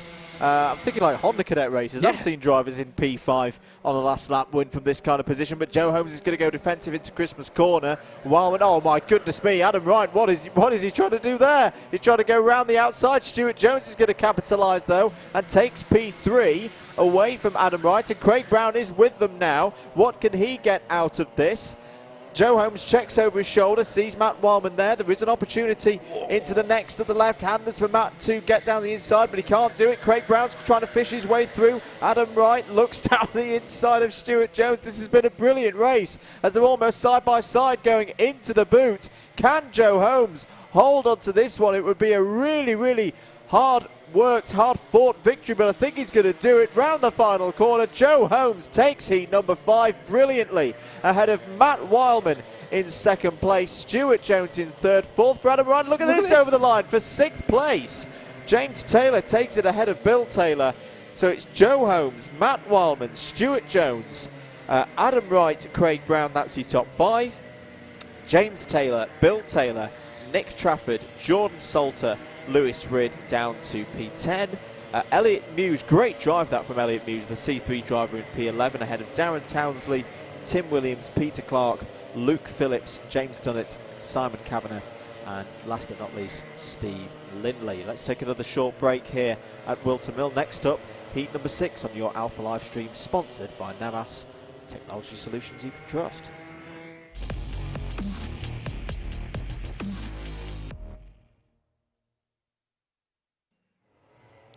Let's go straight into a grid then for heat number 6 here of round 7 of the heavyweights for 2020. Mark Ridout starts us from pole with Richard Newton alongside Steve Bosley, and Blake Temperley are on row 2. Row 3 is going to be Bradley Shears and David Longman. Doug Cook and Jeremy Deeks are your fourth row, with your top 10 rounded out by Anwar Smith and Jeff Lamb. Benjamin Robinson will be hoping to make up for a disappointing heat earlier on with Matt Kendall alongside. Kurt Holmes and Wayne Dunham make up row 7. Row 8 is Andrew Perry and Karim Hajatsi, and then it's Martin Robinson and Jaden Cadigan to round out your 18 karts for this 6th heat of the day. And, well, we get these heats coming thick and fast, but I'm still slightly catching my breath of the battle of that last heat. Amazing battling. I honestly thought that Craig Brown was changing direction into Osiers on the last lap so quickly that I thought he was going to lose the rear end and lose control of it, to be perfectly honest. Obviously managed to hold on, and but this is... I think that's a fantastic indicator of just how competitive this day is going to get. But we now focus on heat number 6, eyes on the lights, and engine notes will rise as we get away here. Mark Ridout in the number 15. Don't forget, he too had an incident in his first heat, so he's looking to make up for some lost points there. Great start, though, from Steve Bosley, though, challenging on Richard Newton, and I think he's got the job done up into second place as they all stream through the crook for the first time. No, they're still side by side, and indeed the 1-2-4 of Bradley Shears is trying to get involved there, and that was a robust deterrent that Steve Bosley there gave him. He just went, no, you don't, Sunshine. I'm busy battling over second here, and just deterred that move as they come into Ashby. Newton feels the need to go defensive, and there's an incident further back, and that looked like two karts leaning on each other into the braking zone. Matt Kendall was one of them there in the 55, as Anwar Brule-Smith tries to make up some early ground there in the number 3, and that's a return there. It is, so he will unfortunately take no further part in this one, as far as we can tell. The Matt Kendall problem, I think he got wide out of incomings onto the grass and lost, and he then came back onto the circuit once again. As I say, you get a little bit of rotation whilst you're on that grass. You're in a bad place here at Whilton Mill today. Yep. 6 minutes to go then. Mark Ridout leads. Richard Newton second. Steve Bosley third. Jeremy Deeks up there again in P4. Jeff Lamb has lost 5th place to Bradley Shears there in the 1-2-4. Anwar and Kurt coming through the field. It seems like time flew by on that first lap when I said they were 8-minute heats. They are 7-minute heats, aren't they? That's the thing I need to remember. That's what, of 8 laps. Yes. If it seemed like lap 1 was slow by the standards I set, that's because my standards were wrong. That is the 91 of Jeff Lamb, now with Anwar Brule-Smith on his tail. That's because Anwar has just got by Bradley Shears for 6th place. But Jeff Lamb himself is looking to put a move on Jeremy Deeks ahead of him. Still Mark Ridout in the lead, as there was Anwar having a little look there, but thought better of it. Not too much field spread at the front of this one, Andrew. Plenty of nose-to-tail action left in this one. Fastest driver over that second lap of the race. Kurt Holmes, the number 52. You see him there with Anwar Brule-Smith. Yeah, having a look at Anwar. That's Benjamin Robinson. Don't do that, Benjamin. That's another incident for Benjamin, and that's the second time at that corner that he's gone off today, because we saw him having that incident earlier on with Miller, wasn't it? Yeah, I'm not sure though. That may have been a restart from the grass. It's all kicking off just behind there as Jeff Lamb's under attack from Anwar Brule-Smith and Kurt Holmes, and the tyres and the cone have been ruined there. And I'm not sure on that one. I think that may have been a bit of a 6 of one and half a dozen of the other. Yeah, I don't know if maybe there's clear frustration there from Jeff Lamb, but I don't know if maybe he needed to bail a little sooner. Yeah. Worth bearing in mind that the sun is still in their eyes, still quite low here at the track, and is in their eyes just as they're coming out of Osiers onto that back straight. That is as the sun comes into your vision. But yeah, that's excuse me. Whilst we've been talking about that for the lead of the race, Richard Newton has got by Mark Ridout, has he not? He 82, now at the head of the field. So change of lead there, and Richard Newton now leads the race ahead of Mark Ridout, who's now got Steve Bosley in his wheel tracks for company, and Jeremy Deeks behind. A super heavyweight leads the race. Let's go. Let's go. Yeah. This is a great performance so far. Sorry, not Jeremy Deeks behind. It's Kurt Holmes who has got up there. So Kurt Holmes there in the 52. But it's just got a bump and pass penalty. Yes. I think that may have been for a little bit of rubbing up at Christmas Corner. Steve Bosley down the inside. That was a fantastic overtake on Mark Ridout. This is all getting quite spicy in there. As Kurt Holmes on down the inside, and Anwar's trying to fight through as well, following the wheel tracks of Kurt Holmes. Kurt Holmes with a brilliant bit of opportunistic driving there. Steve Bosley's going to try and fight back, dive down the inside. There's also Dave Longman making a move 3 wide as they go into Christmas corner. Somehow they're all pointing in the right direction. Benjamin Robinson's got a bump and pass penalty in his number 14. As down the inside of Bosley goes Anwar Barul-Smith, trying to get the move done. He does get the move done through Ashby Corner. I get the feeling, Howard, that there's a lot of drivers here. It's all drivers who've had good starts to their day so far. This being their second race, they've seen the likes of Joe Holmes have a good race in heat number 5. They're all very keen in this one to get a bumper score as they go into the final set of races. Yeah, absolutely. And it won't be lost on Anwar in particular that, you know, Adam Wright and Joe Holmes are featuring in the same heats, and this is a good opportunity for him to score good points. But it's true for many of the drivers out there, as you correctly observe.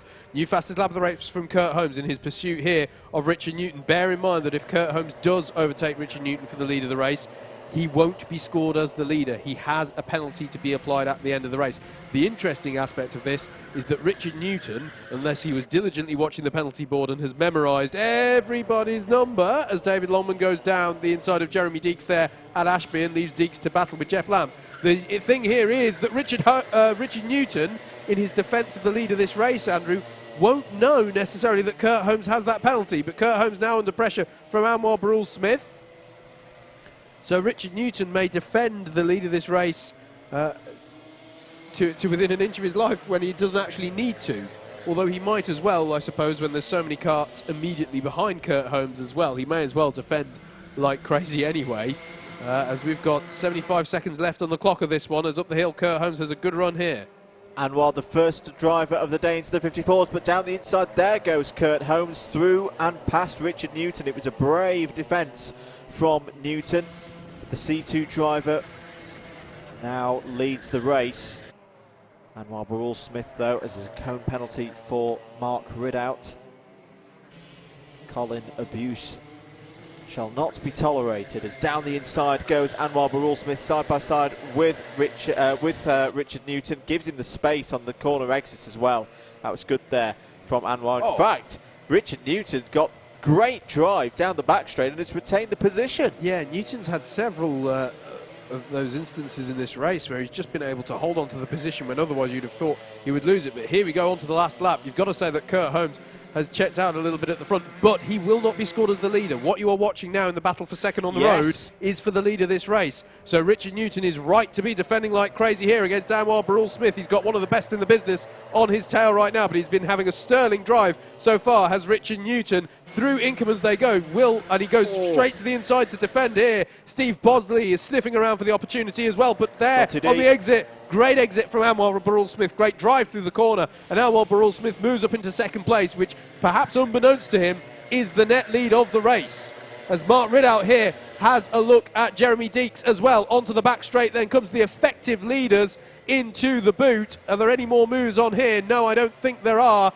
So coming through here, it will be Kurt Holmes who crosses the line first, but he has a penalty for bump and pass. So it will be the win for Anwar Barul-Smith, with Richard Newton scoring some really good points. He looks a bit frustrated, but he has accrued some brilliant points there in what will be classified as second. Steve Bosley in fourth to be moved up to third, I would predict. Jeff Lamb in fifth to be moved up to fourth. Then I think it would be Kurt Holmes, David Longman, Jeremy Deeks, Bradley Shears, Mark Ridout, Wayne Dunham, highest placed of your Class 3 runners, although I think we did see a penalty for him potentially maybe, early on. Benjamin Robinson, fastest lap of the race, but it's really not his day for the second time ending up on the grass and with a penalty to be applied. Matt Kendall, Jaden Cadigan, Andrew Perry, Martin Robinson, and then we will expect Blake Temperley and Karim Hajatsi was a retirement we saw early on. That's it for heat number 6. Quick break here ahead of heat number 7.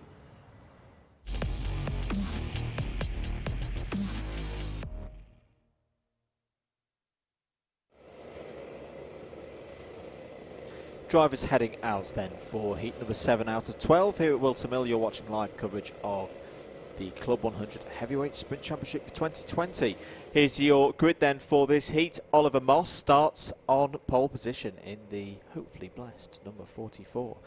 Vinod Hirani alongside him on that front row. Jack Bolton, good chance for him to get some good points here from row 2 alongside Lenny Wood. Richard Burrows and Gary Miller start on row 3. Miguel Hall and Sean Briley, 2 fast drivers looking to move forward from row number 4. Jordan Hawkins and Alex Pritchard start from the midfield there on row 5. Lee Henderson and Dimitri Zeldin go from row 6. And then it's James Workman and Chris Solomon from row 7. James Fremont and Chris Wharton on row 8. Lewis McKinnon and Jason Bear on row 9 in this one. Do please keep interacting with us here in the box, either via the YouTube comments on the stream or hashtag Club100 Live on Twitter or at Double Dash MM. You can also direct your tweets directly to us here in the box. Great to have you along. Do please like, share, subscribe, let people know. Even after the fact, folks, even if there's a lot of motorsport going on this weekend, share it so that people can enjoy it at their leisure as well. Let's get people talking about this fantastic championship. It is good to go though here for heat number 7, and away we go. Oliver Moss leads them away, and it's a good start from that pole side because Jack Bolton's immediately up into second place as they stream through turns 1 and 2. You can still see the damp patches, and it's that's making these starts challenging at the moment. As up the hill, it is Moss ahead of Jack Bolton as they all come through Christmas corner for the first time of this heat. Down into Ashby they'll go. There in third place is Vinod Hirani. He's been able to hold on to a high position, having started second there. Looks like a strong start again from Lenny Wood and Miguel Hall. Now, Lenny had some great pace in his heat earlier, and it's going to be interesting to see how he gets on here as he looks down the inside of Vinod Hirani, but he's got to be careful because Miguel Hall is not a driver who needs a second invitation to put a move on here. And here coming round then in what... Oh, and look at this, 3 wide coming into paddock. They're going to have to sort themselves out. So it is Miguel Hall who comes through on top. Beautiful judgment there by Miguel Hall, and I think Jordan Hawkins has benefited from that as well. It's Oliver Moss from Jack Bolton, Miguel Hall, Lenny Wood, Jordan Hawkins, Richard Burrows, Lee Henderson, Vinod Hirani, Sean Briley and Gary Miller to round out that top 10. Up the hill this time, look at this, Miguel Hall having to defend hard against Lenny Wood, and there is the 50 of Sean Briley making progress as well up through the top 10. I think that was getting past Lee Henderson and Vinod Hirani as well. There through the top of the corners again. Lenny Wood looks down the inside of Miguel Hall. That's going to leave them surely at risk from a tap from Jordan Hawkins behind, and the likes of Sean Briley there in the black and yellow there chasing them, trying to get up the top 10. Here he is going down the inside of Jordan Hawkins, and the 32 of Lee Henderson fancies a bit of that as well, but can't quite convert it.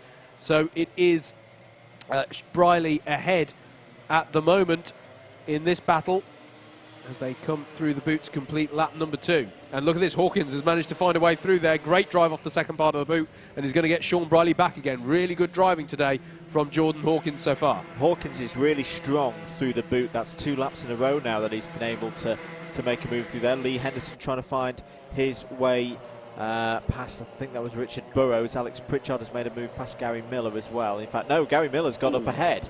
No, it's the opposite way round. Gary Miller has got ahead of Alex Pritchard, who've both got ahead of Lee Henderson.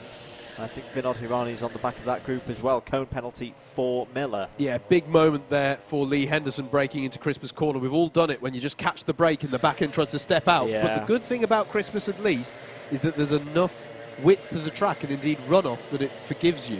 You'll lose time, but at least you'll live to race another corner. Pritchard down the inside of Gary Miller there, gets the move done as they come on to the back straight.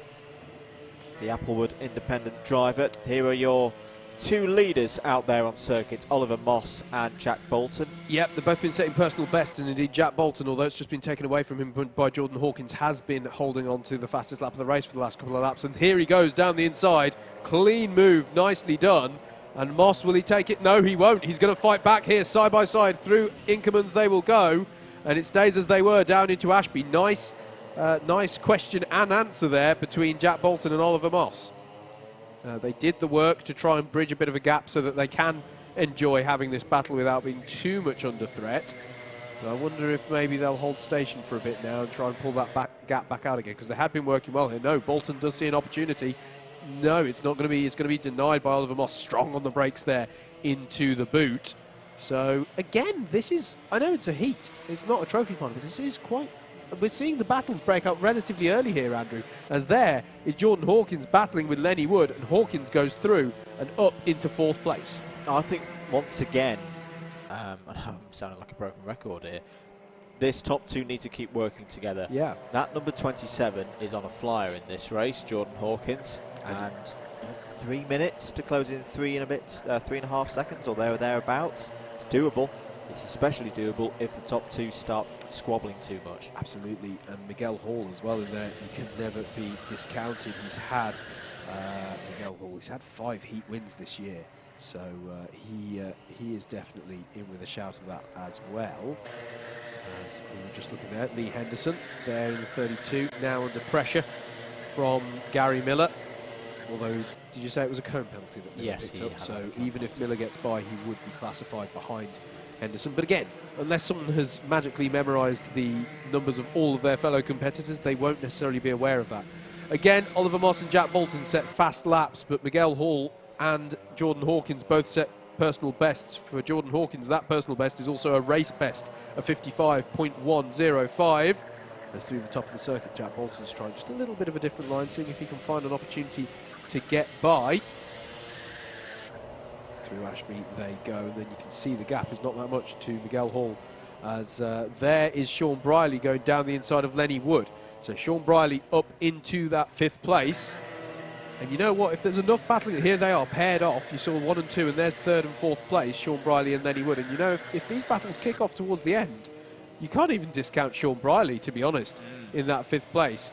Albeit there's only 90 seconds left on the clock now, so it's going to be 2 more laps after this one. And they have all paired off rather nicely, haven't they, amongst this top 6. And there's some traffic that they're potentially going to catch as well. I think it may be Lewis McKinnon in the 125. So they need to be aware of that. And he's getting out of the way there. That's good driving. Yeah. As Miguel Hall now feeling the need to go defensive against Jordan Hawkins, and Lenny Wood here fighting back against Sean Briley. Briley going defensive through Christmas Corner. So I think these drivers have made the judgment call. They've gone, nope, we're not catching up to the lead battle. Now's the time to fight. Here is Lenny Wood trying down the inside of Sean Briley into Ashby, but Sean Briley's going to get a good line out of it, side by side. Inside line will be with Wood for the next corner, but Briley round the outside says, oh no you don't, Sonny, and holds on to that position. That was beautifully judged from Sean Briley to retain that position. And he's got to get his head forward now, try and get a bit of a gap so he doesn't have to defend on this final lap of the race, which is going to start any moment now. Bound for the final corner. There go the leaders. They see the last lap board. Oliver Moss from Jack Bolton. In the 3rd place battle, Miguel Hall and Jordan Hawkins. Alex Pritchard has just put in a 54.792, a brilliant lap there as Hawkins tries to find a way past Hall now. Hall defends into Christmas Corner. Very nicely done there. Is there going to be something down into Ashby Corner for Hawkins to have a look at? No, he's a little bit too far back. Briley is having to defend though, because yes, Lenny Wood has been pushed along by Alex Pritchard, and here comes Alex Pritchard, who's on an absolute fly down the inside there for the lead of the race. Jack Bolton takes the lead of the race with a matter of corners to go. Can he hold on to it through the boots for the final time in this 7th heat of the day? Oh, big send by Oliver Moss, and contact was made, and he's had to yield the position. That was sensible. 3rd place is going on as well. Hawkins nearly made contact with Hall, but Jack Bolton wins it. Oliver Moss 2nd, Miguel Hall 3rd, Jordan Hawkins 4th. Sean Briley holds on for 5th ahead of Lenny Wood and Alex Pritchard. Then it was Richard Burrows, James Workman, Gary Miller, your top 10. Lee Henderson, Jason Baird, the top C3 runner. Vinod Hirani, Chris Wharton, Dimitri Zeldin, Chris Solomon, James Fremont and Lewis McKinnon. We're being treated to some really good racing here at Whilton Mill. Next up is going to be heat number 8 in our heavyweights.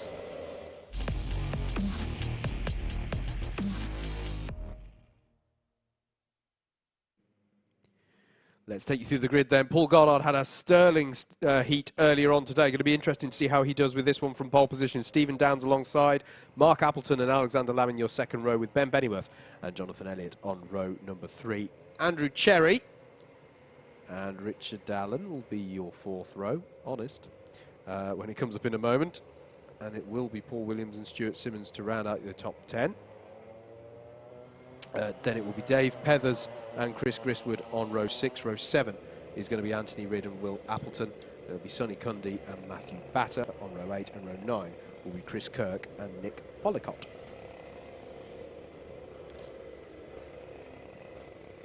Big thanks to our sponsors, new sponsors of the stream today. Stream from Alpha Live, as you say, sponsored by Navos Technology Solutions you can trust. Go check them out if you're in the market for digital and IT services and security.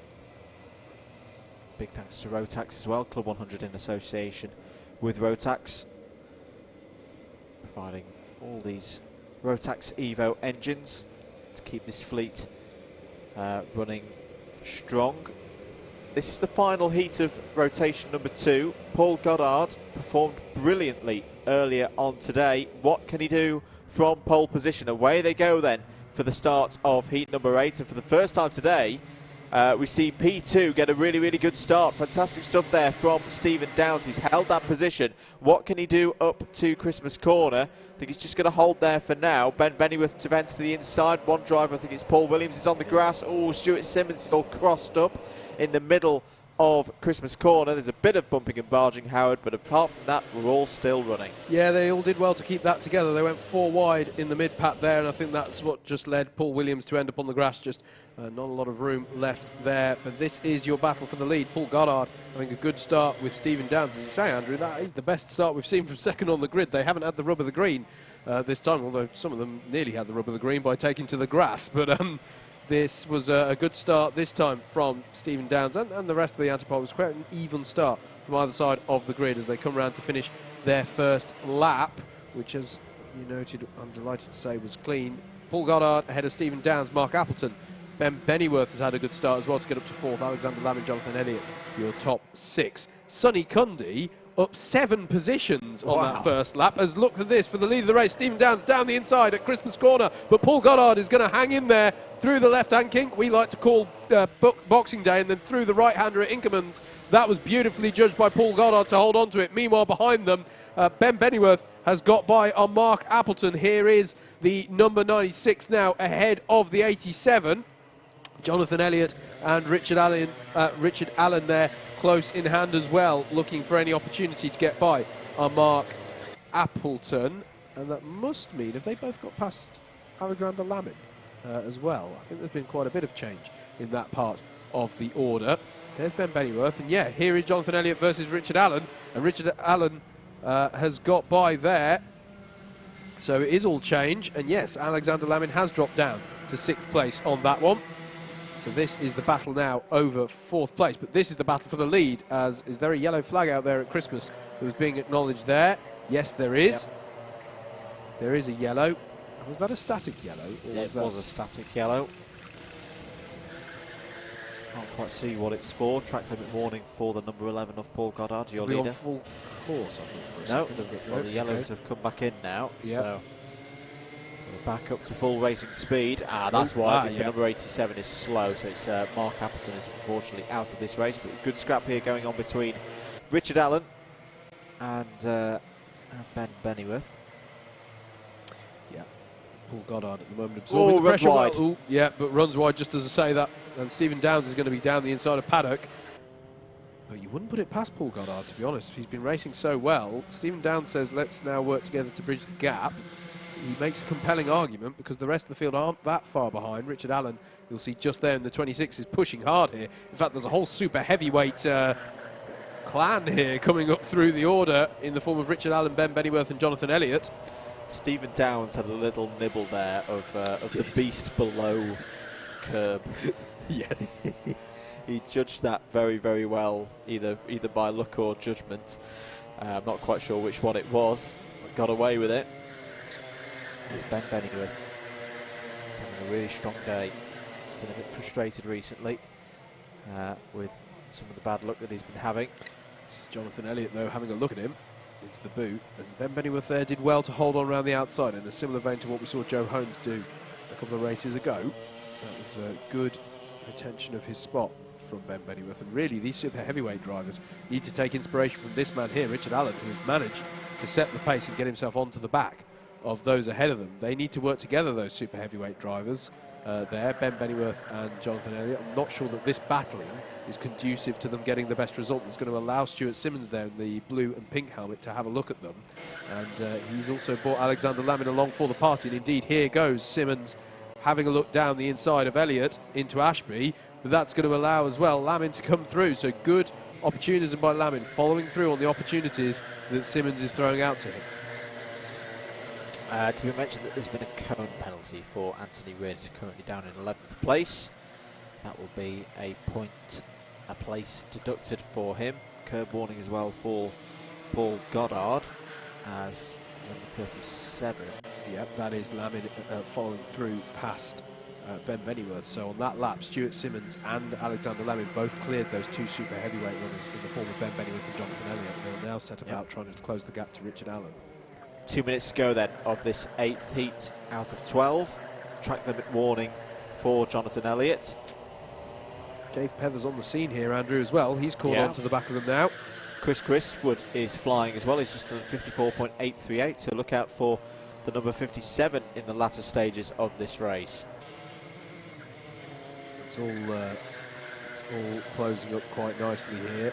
Oh, that's a big move for Paul Goddard. He misjudged that completely and has collected the tyres, and that was completely unforced there. I think he was trying to defend, but he just went out wide there on the exit and collected the tyres, and that's a disappointing moment in what has otherwise been an extremely impressive day's showing so far from Paul Goddard. But that will surely be a cone penalty of some sort there, because the tyres were sent packing there on the apex of the second part of Osiers. This is giving me some kind of solace after yesterday. It's something to do with the track conditions and the tyres this weekend that when you get one of those, because that will have been snap oversteer, that will have just gone and slid out wide, and there will have been nothing that Paul would have been able to he wasn't able to pull that back.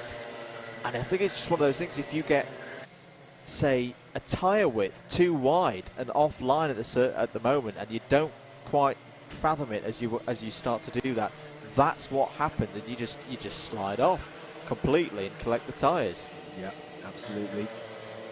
You see the water still being thrown up from the curb as well. We have had we had a lot of rain yesterday afternoon. Had a lot of rain last night as well. I live locally enough to this track to report that it chucked it down last night as well. So plenty of moisture offline, off circuit. We are on the last lap though. Stephen Downs leads this one. And have we covered the fact that Richard Allen got by on... Oh, of course, Paul Goddard collecting the tyres allowed Richard Allen up into second place. But this, though, is the many and varied competitors over the rest of the top 10 as they come through Osiers here. But it is going to be this man right here, Stephen Downs, who guides his kart through the last few corners. Had to work for it. Paul Goddard made him work hard for it in the early phases, but it is going to be Stephen Downs who takes the win. Richard Allen with a good second place there. Paul Goddard finishes third. Haven't seen a penalty for him, incidentally. No. So it's not our call to make. He may have got away with that. Stuart Simmons, I suppose we didn't see the early part of the incident. Don't know if maybe he was forced out wide or something, but Stuart Simmons in fourth, Alexander Lamin in fifth, sixth for Jonathan Elliott, then it was Dave Pence, Chris Wood, Ben Bennyworth and Paul Williams to round out your top 10. Chris Kirk, highest place in the Class 3 runners there in 11th, Anthony Ridd, Matthew Batter, and they're already coming out onto the circuit, which must mean it's time for us to talk about heat number 9.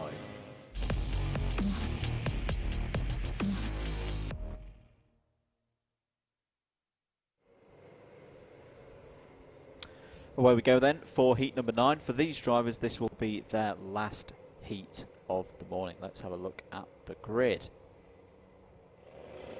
Jordan Salter starts on pole position alongside Lee Henderson, Dimitri Zeldin and Jeff Lamb on row 2. Bradley Shears and Stuart Jones on row 3, Lenny Wood and Darren Townsley on row 4, Vinod Hirani and Jeremy Deeks start on row 5. Adam Wright and Dave Longman go from row 6. Then it'll be Doug Cook and Simon Kavanagh on row 7. Lewis McKinnon and Luke Phillips on row 8. Wayne Dunham and Karim Hijazi on row 9. 18 karts in the field. Thank you to all of those of you who follow and like Alpha Live Productions on Facebook, we have our little indicator here, which is making a light bonging noise every time somebody likes the page. So thank you. Now to 4,711 likes. It's being displayed to me live here. So do please show your support for Alpha Live, as we're good to go away here for heat number 10. Jordan Salter on pole in the number 42. It again is a good even start from both sides of the grid as they come into Oblivion and the Crook for the first time. And actually, yeah, Lee Henderson is looking racy here from second on the grid. We mentioned how second place in the last race had a good start. Here, second place is challenging for the lead. Lee Henderson down the inside of Jordan Salter at the top of the hill, as behind them Stuart Jones, and Jeff Lamb negotiate third place through the top of the course. But it's a great start from Lee Henderson, as onto the grass there goes the 38 of Lenny Wood.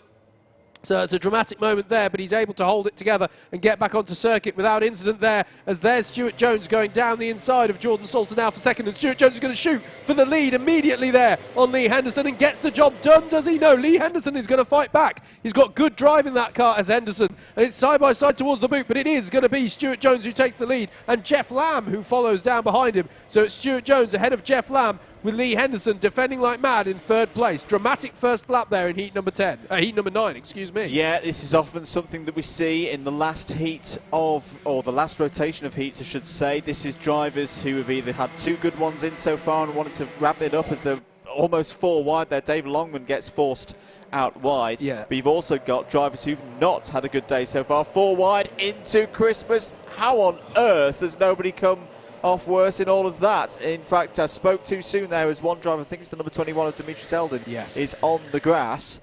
But yeah, your drivers who've not had a good day so far, this is it now. They've got one opportunity to get a good score in. Otherwise, you could risk being in the C final. Absolutely. Down the inside goes Adam Wright there on Jordan Salter. So that's Wright up to fourth place now.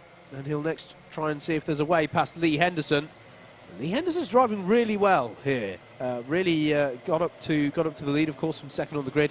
And yes, he has been passed by Jones and Lamb, but I think he's racing well at the moment, as there's a contact warning for Adam Wright and Jeff Lamb, indeed. Contact warnings for both of those drivers in the early phases here, as Stuart Jones does feel the need to go defensive here against Jeff Lamb. And Jordan Salter keeping himself in touch with this top four in the background there. In the number 42, he obviously has fallen slightly since he started on pole, but don't count him out of this, as Adam Wright's going to look down the inside of Lee Henderson here into Ashby Corner, and a lovely move there from Adam Wright. He made that look very easy, and it's not, basically, into Ashby Corner. It's downhill braking. Often, I find it always feels like it tightens up on the apex. It's not the widest entry. It's one of those I find that, you don't want to brake too hard, because you risk locking up, especially downhill, as Adam Wright looks up the inside of Jeff Lamb and slips through there for that position. You almost want to roll the car into that space between the person that you're trying to overtake and the apex of the corner, and let them know nice and early, I'm here, and I'm taking that corner from you. Not allow them to turn back in. But look at this fight for the lead. Adam Wright down the inside of Stuart Jones into Christmas Corner and gets the overtake done. Great stuff again from Adam Wright. You just see him there wanting to warm the engine up a little bit, and sort of a little bit of tyre smoke as well. The karts are so finely on the knife edge, I'm finding, this weekend. And this is where the good drivers come to the fore, of which I am not one of them. Coming to just be able to hold the kart in that situation. Allow a little bit of locking, but not panic too much and not run too wide. Adam Wright has had just a stellar first 4 laps of this race, hasn't he? As Lee Henderson is looking to come back against Jeff Lamb here and gets the job done. Beautiful stuff from Lee Henderson there as they come onto lap number 5. This is, let's not forget, Adam Wright's only heat today that doesn't have a Joe Holmes in it. So this is a good opportunity for Adam Wright to secure the full 20. Not that the other ones weren't. He is the calibre of driver who can take the fight to Joe Holmes, but he hasn't got as much of that pressure. It's arguably an easier opportunity for him to gain the 20 points that you can gain for winning one of these heats, as he sets a new fastest lap of the race, by the way, and has been doing so for the last few laps, a 55.067.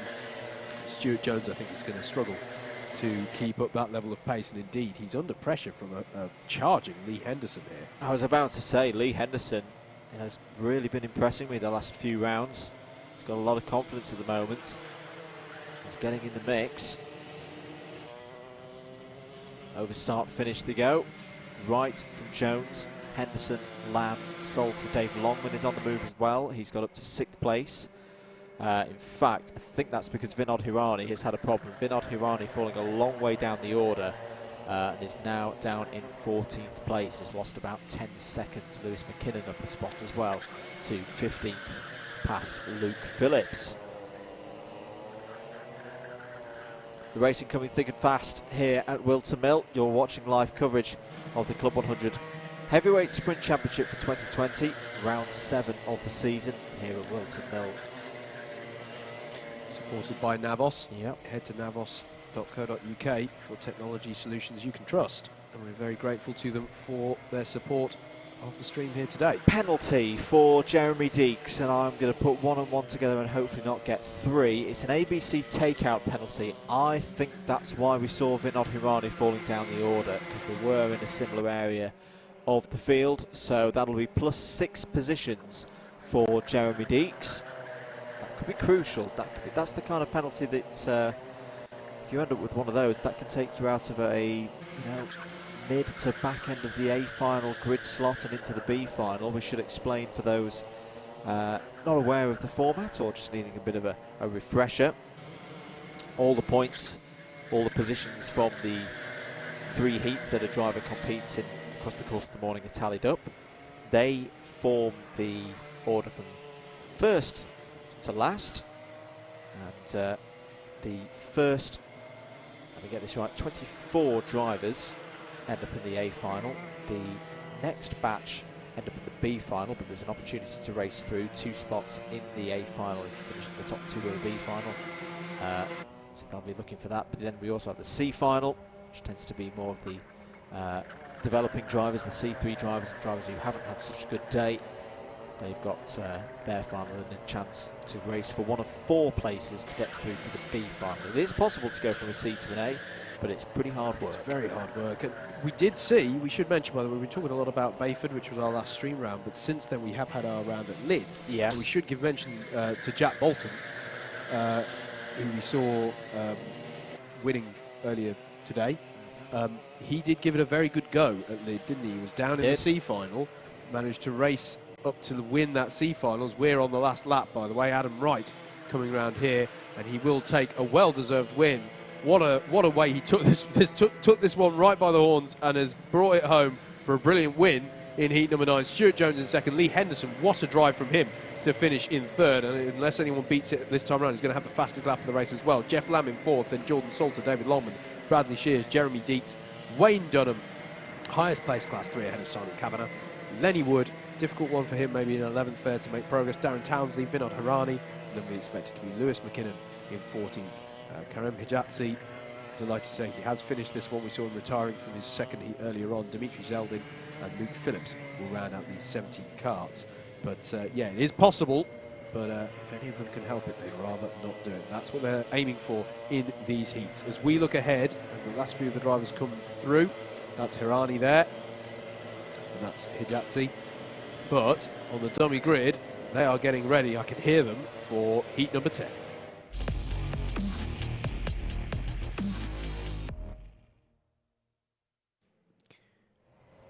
Let's go straight into the grid then for this one. Kurt Holmes will start this one from pole with Dave Pethers alongside Chris Griswood and Craig Brown make up row number 2 with Lewis Ridd and Mark Ridout on row 3. Row 4 is going to be Alexander Lamin and Blake Temperley with Stephen Downs and James Taylor making up row 5. Row 6 will be Sean Briley and Richard Burrows, and then it's going to be Jonathan Elliott and Jaden Cadigan on row number 7. Row 8 will be Chris Kirk and James Fremont, and then it will be Chris Wharton and James Dunnett on row number 9. This one looks quite interesting to me as well as a grid, to be honest, mate. I think this one could get entertaining. As you mentioned, it is the final cycle of heats, and that does have a slight, almost like race 3 of the day in the British touring cars. It just all gets that little bit crazier in the final cycle of heats. Although, unlike British touring cars, they do have to keep these karts in racing orders for a trophy final. So And a load of lightweights as well. There is just that, to yes. speak for the lightweights, please take care of the karts, drivers. Away we go then. Muttley to the left, telling him to be nice and calm. Red, green, racing again. And once again, the pole side of the grid gets a really good start. Dave Pethers is going to hang in there, Andrew, and he's going to retain second place as they all stream through. That was a great start. Look at the gap that Kurt Holmes has up the hill. As side by side goes Lewis Reid and Craig Brown there over fourth place, or even third place. And I think Lewis Reid has come out tops on that one. So good start for him there. As there's Mark Ridout now looking down the inside of Craig Brown into Ashby. Very clean move, very nice move as well. Stephen Downs is in there. There really are a lot of big hitters in this one. Sean Briley in the number 50 has fought his way past a couple of the C2 drivers, defending now from Alexander Lamond in the 37. Look out for James Taylor as well in the 111. Pethers a little bit slow down the back straight. He's going to lose out here to Lewis Reid. A really good start from this set of drivers here in heat number 10. Brown down the inside of Downs there, over start finish. The gap is 1.5 seconds for Kurt Holmes. That's ridiculous. That's ridiculous. A brilliant start. You can see him there just trying to keep the engine warm. Quite a few of the drivers trying to keep their engines warm. They're not touching the flap. They're, as long as they don't start changing the angle of the radiator flap there. Sean Briley's on the grass there. Oh, can he get it back under control? He's on the grass again. Yes, he can. Well done, Sean. Well done. That could have been a lot worse, but he managed to get it. He kept it in a nice straight line. He didn't let the back end get out, lived to fight for another day, but he has got positions to make up now. As he's probably slipped down to, what, about 13th, 14th place? Yeah, and we briefly saw Jonathan Elliott and Chris Gristwood battling as well. Will be now over, I think it'll be over 8th place if I've worked out all these change of position correctly. But this is Alexander Lamond there having a look at Craig Brown. But yeah, we've still got plenty of this one to go. I have a feeling it's got a lot of potential in it to get interesting here. Lewis Reid has just set the fastest lap of the race, trying to close down that gap on Kurt Holmes. And this is Stephen Downs down the inside of Dave Pethers. They both go out and use all of the runoff there of Christmas Corner, and that is going to allow Craig Brown to get involved, but Craig Brown ends up on the grass, but he managed to come back on. He's got to be careful as he re-enters. He is careful as he re-enters, but that's Alexander Lamond through, and also Jonathan Elliott through as well. It's getting really interesting out there, isn't it, for the grip? I had my heart in my mouth at that point, because I was thinking, Craig, that's a very... Oh, Stephen Downs has got a problem. Stephen Downs has a problem and is slow. But I was thinking with Craig Brown, that's a very trusting position to put yourself in, mate. If someone has a bit of an understeer moment on you inside, and that's exactly what happens. Stephen Downs is back to race pace. Did he have a problem coming off of Osiers, perhaps, that we didn't quite see on the cameras? He seems fine now. Well, he is having a look down there at the engine. 4 minutes of this one to go. Lewis Reid is pulling Kurt Holmes in. He's just done a 55.0 compared to a 55.3, rounded up to the nearest 10th for Holmes, as Brown is exploring the limits of the circuit once more, side by side with Stuart Downs. Give just about enough room to each other. James Taylor's getting involved now as well. And Brown goes for a bit of rally cross and nearly loses the back end as he comes back onto the circuit. Sean Briley is starting to pick up some positions now as well. Chris Gristwood is benefiting from all of this. There you see him, the number 57. On the whole, great racing respect, though, shown between Craig Brown and Stephen Downs there. Side by side through Wilkins is no easy thing to do, and both come out the other side to tell the tale. Dave Pethers now under pressure from Jonathan Elliott.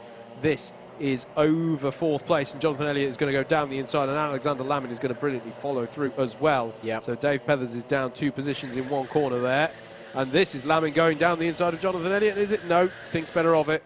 It is difficult to get that pass under the brakes into Ashby. Some people make it look easy, but it does have to be a genuine opportunity. There's no point going for a half-hearted attempt into Ashby, because it usually will end in tears. This is Sean Briley and Craig Brown battling away with James Taylor. That's over 9th, 10th and 11th. Lots of battles going on here, plenty of time left in this race, and still, as you say, Andrew, Lewis Reid, a new fastest lap of the race, that time. That's actually Mark Ridout just beat the fastest lap on the race, a 54.631. We are now getting, Andrew, to the kind of pace that you and I saw yesterday here for fastest laps amongst the Endurance 60 and Sprint 60 ranks before the rain came. Well, actually, the Sprint 60 had rain right from the get-go. It was on the last lap of the Endurance 60 race yesterday, practically, that the rain hit us that day. But we were seeing times in the 54s as Jonathan Elliott has gone through on Alexander Lamin there, or taking it back off of him, I think. Downs has got past Peathers as well. Yeah, sorry, that's sixth place. Yes, sorry, that's the change that's happened there, isn't it? Downs has indeed got past Peathers. 90 seconds of this one left on the clock. Sean Briley up to 9th as well. But look at this. Lead battle is on. Kurt Holmes has been caught. And will Lewis Ridd go for the move into Christmas corner? You can see get his head down.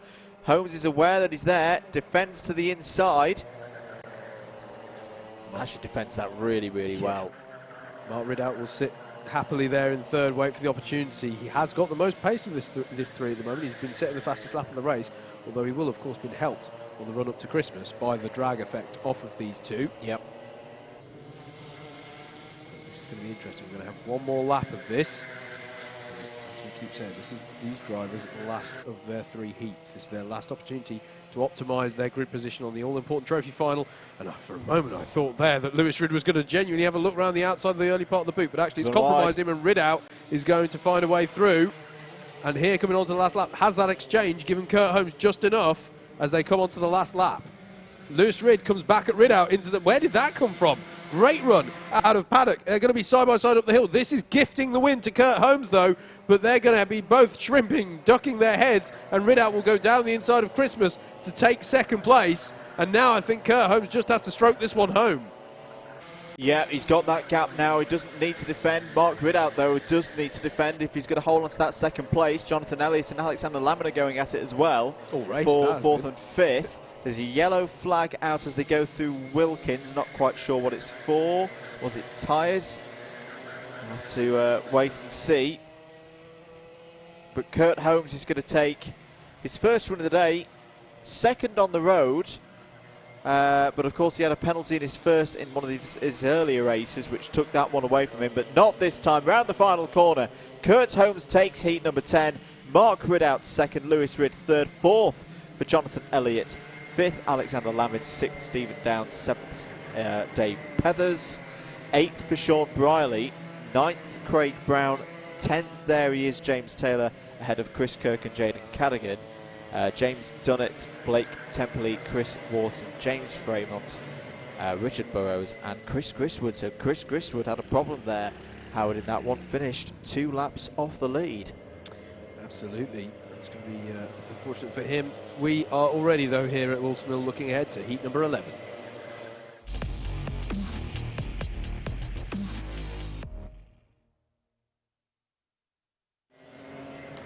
Let's go into a grid then for heat number 11. It's going to be James Workman on pole.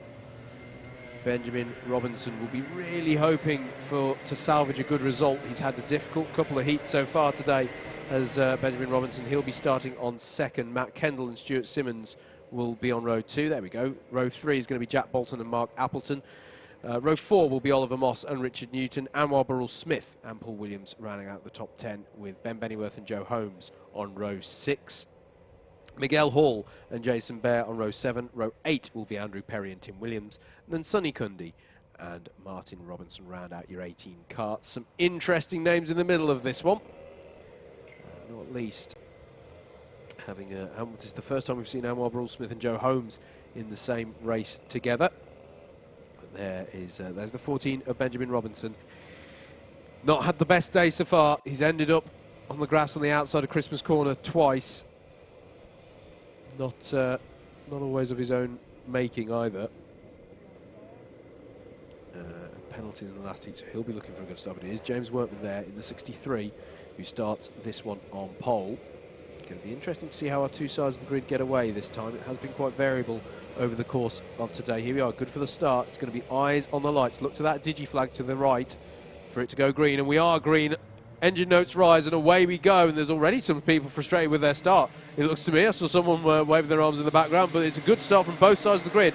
And Benjamin Robinson is able to hold on to second as James Workman leads them up the hill. Stuart Simmons with a good start here, Jack Bolton as well, challenging Matt Kendall there over fourth place as they come through Christmas corner, and they all go a little bit wide, and someone's going across the grass. He's got to be careful there. Oh, that was fortunate for Mark Appleton there in the 87 to have made it through with no contact there with any other competitors, as there's a contact warning for Joe Holmes already possibly involved in what was going on. The little contretemps we saw at the top of the hill. Paul Williams having to defend hard here from Miguel Hall, and look at this, Joe Holmes trying to go through there, really having to crowbar a gap there through, just trying to work. Oh, that's Benjamin Robinson again, and it's just not been his day there today for Benjamin Robinson. He's going to have it all to do in the C final. You've got to think he's a strong contender for the win in that C final, but it has just not been his day through these heats, as there's a penalty for Stuart Simmons for ABC takeout on Benjamin Robinson. Meanwhile, though, this is Oliver Moss challenging Jack Bolton over second place.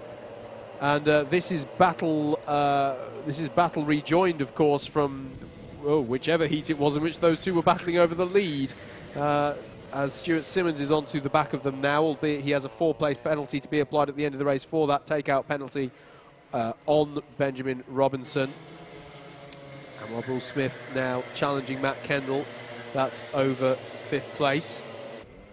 And actually, that means Anwar's got by on Joe Holmes. Does it not? Because Joe Holmes is further back here, following Miguel Hall. So Anwar has managed to get by on Joe Holmes. No, he hasn't. He's right behind them. That order isn't quite right. There's been more changes than I'm making out there.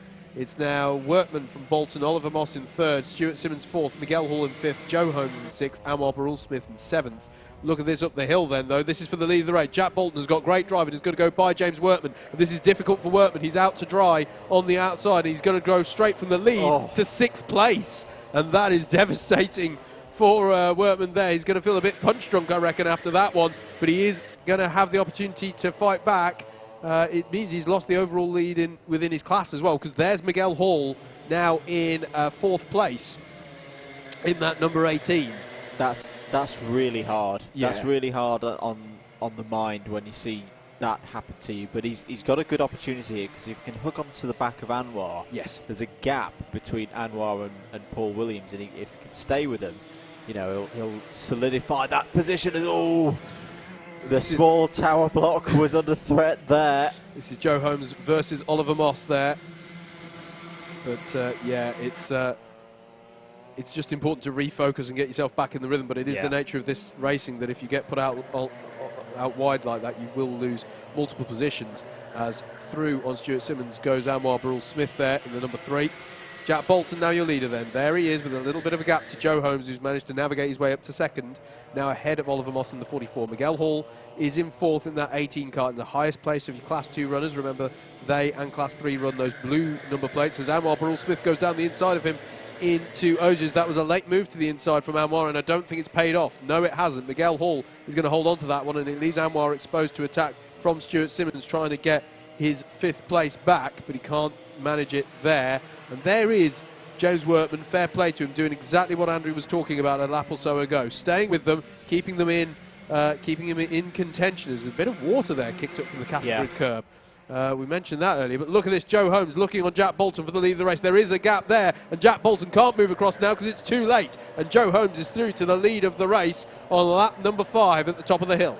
That was almost like a resigned glance there from Jack as he was left. Right, where is he? Oh, he's on the side. Yeah. And there's Anwar trying again down the inside of Miguel Hall, and this time makes it stick. Miguel forced to the very edge of the curbing there at Ashby, and it allows Stuart Simmons to have some overspeed on him and get by. And Simmons is going to go immediately. No, he's not. He thinks better of it, but he considered getting his place back off of Anwar Barul-Smith. He is very keen to do so.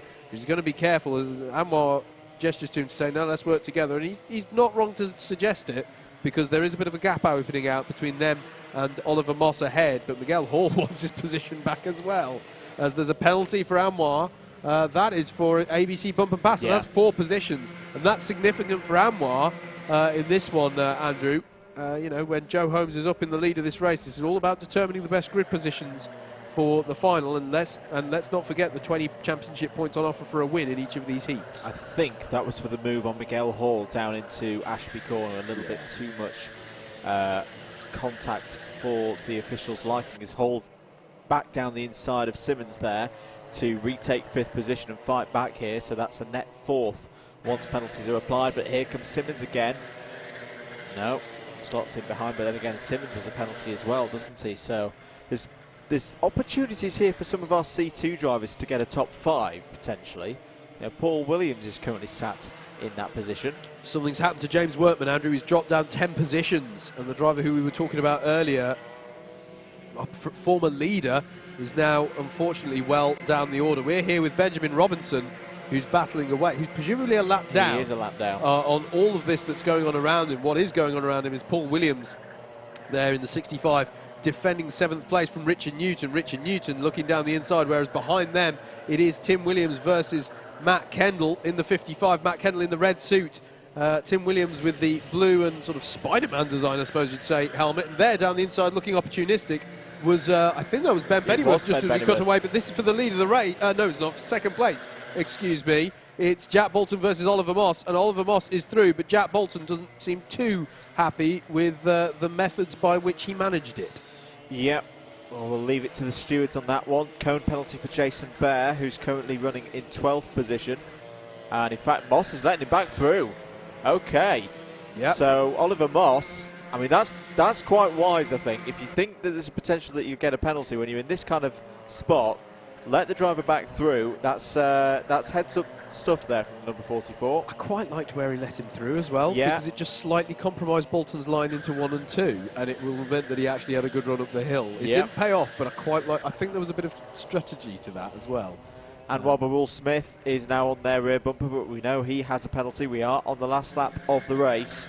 Joe Holmes is going to win it and probably have pole position. Oh, big move from Anwar down the inside into Ozier's. I mean, in terms of the timing sheets, it'll swap back around once the penalty's been applied, but it does mean that you know, Anwar's effectively fighting for what, 6th, 7th place. Now it's across the line. Joe Holmes takes it again, and now did Burrell Smith get Bolton on the line? No, he did. By 13. Oh, what's happening there as they go over start finish? I don't think Paul Williams knew that Richard Newton was there. A bit of a chaotic finish. 13 thousandths of a second, Andrew, that Anwar gets 2nd place by. So Holmes for Burrell Smith, this is on the road. Bolton, Moss, Hall, Simmons. Williams, Newton, Williams, Kendall. But we should say Stuart Simmons has a +6, doesn't he? Burrell Smith has a +4. Yes. So this is going to be quite a different result on the official sheet. And because I'm conscious of time, in fact, let's end it there and move on, have a short break before we move on to the final heat, heat number 12.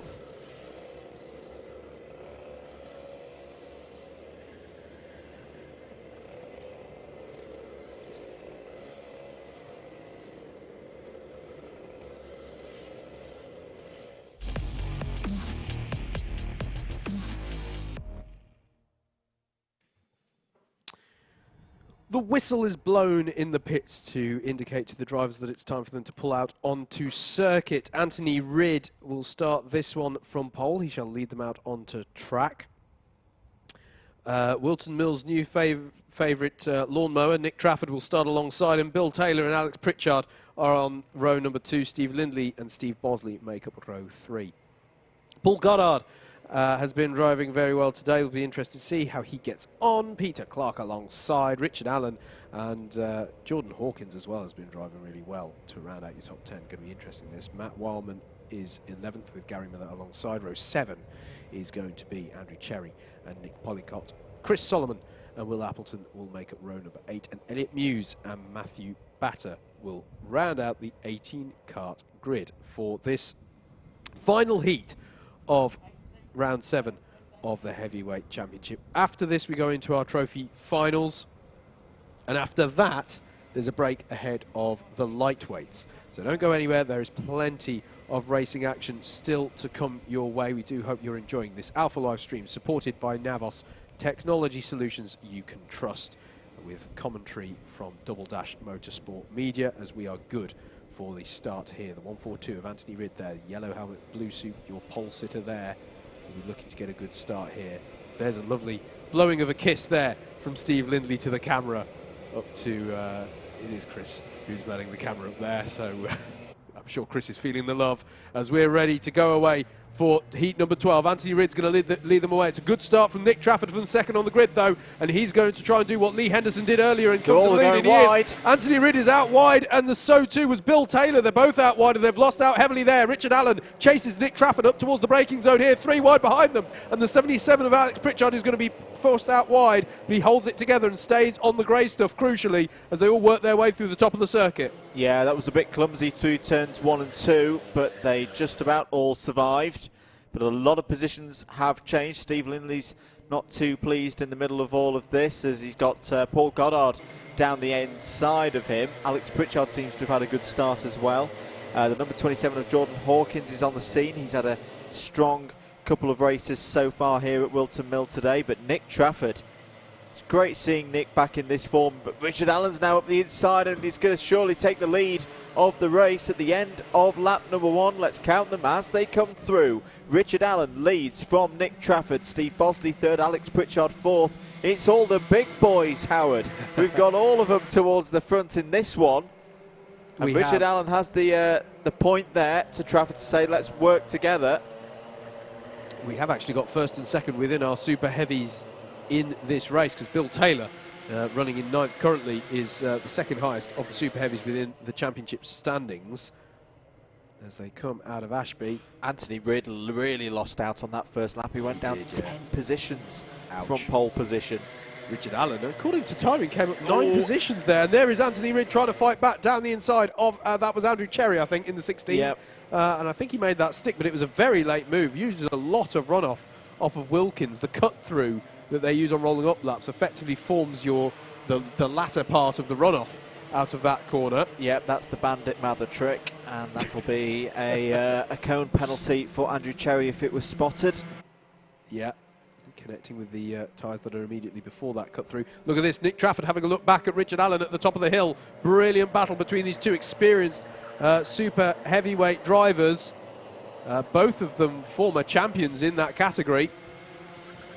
And this is a brilliant battle we're seeing between them both. Matt Wildman, we should mention, the only Class 1 runner in this one. Steve Bosley there having a look at Nick Trafford. He's looking racy now, but he's got to be careful because he has got Alex Pritchard for company, and Steve Lindley. He's got 2 co-Class 2 runners right with him. As we've still got plenty of this one to run, of course, as well. 5 minutes, and so far, nobody with a distinct lead gap here. All of the top 6 are all close together. Look at this. This is fantastic stuff. There's yellow flags out at the fastest part of the circuit. Something's gone wrong here, hasn't it? Can we see any stricken carts? We've got a slow-moving 68. Is that a puncture? It is. It's Matthew Batter with, very unusual to see, a puncture on the rear left. He had a puncture. That's almost like out of something out of the Sardinia Rally this weekend. Yes, it is. As they come out of Ashby, Nick Trafford with a quick look over the shoulder, because you know that Steve Bosley's quite strong in this part of the lap. You can see there Bosley, but Bosley is actually under attack from Pritchard. Pritchard's going to go down the inside there. Lovely move by Alex Pritchard there to claim 3rd place off of Steve Bosley. Meanwhile, behind them, Steve Lindley in the 47, green and black liveried suit, under severe pressure now from Matt Wildman, who has the fastest lap of the race. And here he is, he's managed to tuck under. It's going to be side by side. That's very late into paddock, and Lindley's not too happy with that. And yeah, well, Matt Wildman there had about as little of his cart alongside as you would ever dare to have before going for a move, and there's contact there as well. And I think Matt Wildman does have to be careful there. But it's allowed Bill Taylor through, it's allowed Jordan Hawkins through, it's allowing Paul Goddard through. This has not gone well here for Matt Wildman at all. He's managed to stave off Paul Goddard there, but that was I'm not sure how to necessarily attribute blame. It was important for Steve Lindley to give space to Matt Wildman into that final corner, but it was getting scruffy there as Alex Pritchard is back under pressure from Steve Bosley, and Steve Bosley, and there's a rub of the tyres there on some bodywork there. You've got to be careful, because otherwise they'll get another puncture, as there is a penalty for Matt Wildman there for ABC bump and pass, and I'm not too surprised to see that one. That did get a little bit robust between himself and Steve Lindley there. Steve Bosley back up to third place on this lap, swapping around the position that changed the lap before. 2 minutes, 10 seconds left on the clock. Richard Allen, your leader there in the 26. Nick Trafford still with him, such that Allen feels the need to go defensive, but he is going to go back to the racing line and open the door for Trafford, and there's contact there. And whilst you're having that little nice debate, Steve Bosley is going to be right on the scene and snipe you for second place there. And onto the grass goes Alex Pritchard. It's all closing up. Look at this. Anyone from the top 12 could take the lead of this one if it all goes to tears. Jordan Hawkins is there in the 27. Steve Lindley is in there with the 47. As is Bill Taylor there in the 58, the blue and white suit, and Paul Goddard's on the back of this as well. This is all heating up nicely. There's 90 seconds left on the clock. Somehow Richard Allen is still in the lead of this race. That was so nicely done by Steve Bosley. He saw what was going on. He saw that Nick Trafford was yielding the position, and he didn't fully send it as Matt Wellman's up the inside of a 3 wide going into the final corner. And gets the job done. You know, he didn't fully send it because he could have understeered wide and made contact with Nick himself. He just slipped it on the inside. He slithered his way through, and he's going to go for the lead. Surely he's going to go to the outside. No, Richard Allen covers it off very, very well, but this is all to play for. We've had a question come in of what are the fastest lap times at the moment. Well, 54.5, so the mid-54s really so far today at the moment. The fastest lap of this race is a 54.894, which was done by Matt Wellman up the inside. Here goes Steve Bosley for the lead, side by side with Richard Allen. Richard Allen chops back across as they go into Ozies. This is a fascinating race here, where any one of, I reckon, 10 drivers or maybe more could win it, as we're going to go on to the final lap in a few moments' time. Nick Trafford has a little look down the inside of Steve Bosley. Alex Pritchard, oh, brilliant from Alex Pritchard. Gets up into third. Could he win this? 1 lap to go. Here we go then. Can Richard Allen, last year's Driver of the Year in the Club 100 Awards, hold on for a great victory? Steve Bosley is so strong in that Wilkins complex. He's going to be on it again this lap. If he doesn't sniff an opportunity earlier than that, he goes to the standard outside line, tucking in for the standard racing line. He's going to try and get the switch back, but Richard Allen positions his car beautifully ahead of Inkerman's, and he's going to go full defensive. How much of the field goes defensive here? This is brilliant, brilliant stuff. Richard Allen still in the lead, but this is where Steve Bosley is strong, and Allen is wise to it. He cuts to the inside for Wilkins, but that's going to slow them up and allow Alex Pritchard to have a go. Look at Nick Trafford versus Steve Lindley versus Matt Wellman into Ozier's corner. Somehow Matt Wellman finds enough space to not hit the tyres there on the curbs. It's still Richard Allen in the lead of this one, coming through the boot. I think it's going to be him, unless Steve Bosley can tuck underneath. No, he can't, as behind them there's all sorts of chaos going on here, but it is going to be Richard Allen who takes the win. Steve Bosley in second, Alex Pritchard in third, Nick Trafford in fourth, then it's Steve Lindley in fifth, Matt Wellman in sixth, Paul Goddard is in seventh, eighth for Jordan Hawkins, ninth for Bill Taylor, Anthony Reid rounds out your top 10. And it's Elliot Muse, the highest of the Class 3 runners in that. Gary Miller, Andrew Cherry, Nick Policott, Peter Clark, Chris Solomon, Matthew Batter, Will Appleton. Oh my goodness. Top 13 covered by 4 seconds. That's all I really need to say. What a win for Dickie Allen, who's going to bring the kart in, because I think he feels he's probably a little bit down on power. Well, we're sorting out the grids for finals now, aren't we? So well, yes, no, absolutely correct. Yeah, so yeah, he's happy with that. Dickie Allen very, very pleased with that one. That's a great victory for our reigning super heavyweight champion. And yeah, that brings a close to the heats racing. And you're absolutely right, Howard. We will now, well, not we, Race Control. Yeah, don't trust us with it. We'll crack on with the maths and the permutations as to who are in the C, B and A finals, because there's quite possibly some drivers in that last race that were in their finals. We just saw Sam Dimolo flying through shots there. And I just want to give another shout out to Sam and son Elliot, who Club 100 are sponsoring the karting efforts of young Elliot. Started moving into cadets now. We're hoping to see Elliot racing in cadets. Obviously we had some great scenes here in Shannington on an Alpha Live stream with ourselves, Double Dash Motorsport Media, providing the commentary for Super One back a few weeks ago, where Elliot ran very, very well. So hello to the Dimmelos. Hope you're doing well. But yes, I think we're going to take a short break now before the C final. Don't go anywhere. as we get into those longer final races, starting, as I say, with the C final, with 4 places available into the B final. Thank you very much for watching. We'll be back very, very shortly with live commentary from Double Dash Motorsport Media on your Alpha live stream, sponsored by Navos Technology Solutions you can trust.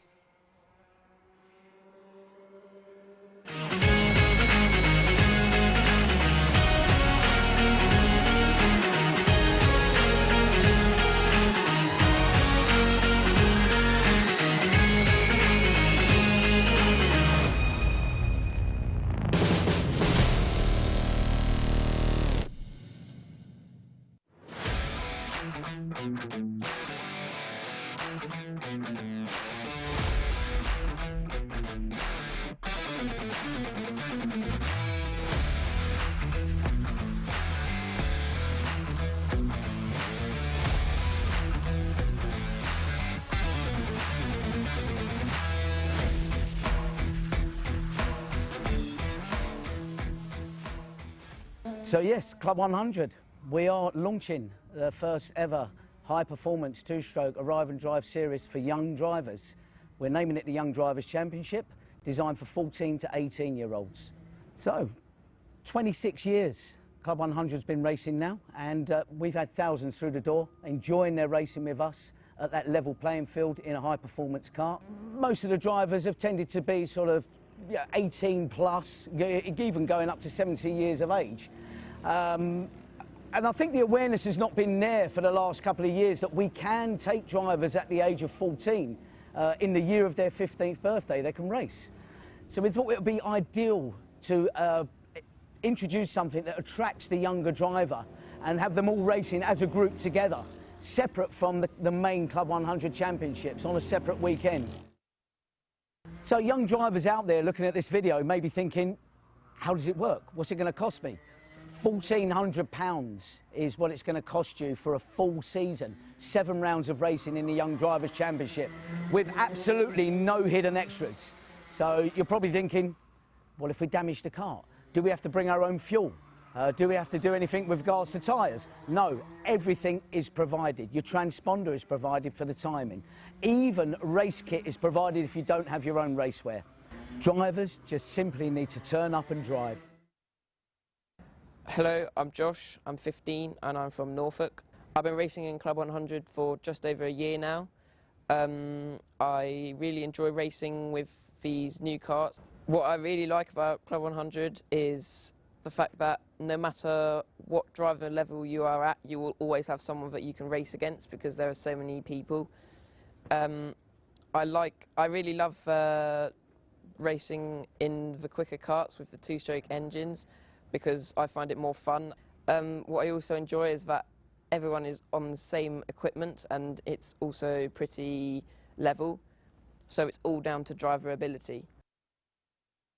I'm Bailey Morgan, I am 14 years old and I am from Hastings. I started karting when I was 5 years old and I've been in Club 100 for about a year now. What I love about Club 100 is the sheer speed of the karts and how the brakes are really good at the same time and how each and every track is different in its own way.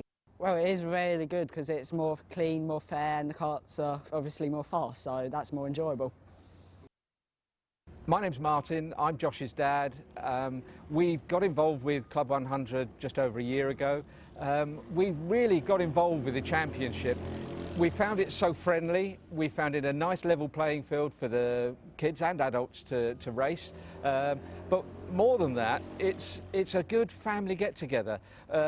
Josh is talking to his chums that he's met racing. We're talking to the parents. It's become a real social event with us. My name's Chris, I'm Bailey's dad.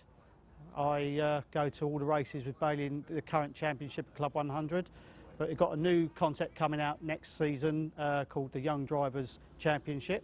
It will put Bailey and other youngsters that are currently in Club 100 into the same bracket. It's a brilliant idea, and to bring more young people into it, and hopefully they then move on to the bigger championship when they feel they're at the appropriate age and readiness, really. So Motorsport UK, the UK's governing body for all things on 4 wheels, right up to Formula 1, they recognise Club 100 and they think the Club 100 concept is a good thing, and they really do want to get involved in the Club 100 Arrive and Drive concept. So for the first time for next year in the Young Drivers Championship, which we're introducing, drivers that take part in the full season will be able to achieve their full race licence with Motorsport UK.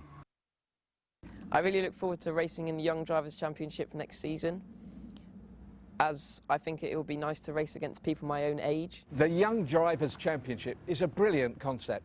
We're really looking forward to coming. Joshua, to be able to race with people his own age on a level playing field is second to none. I can't wait to race in the Young Drivers Championship.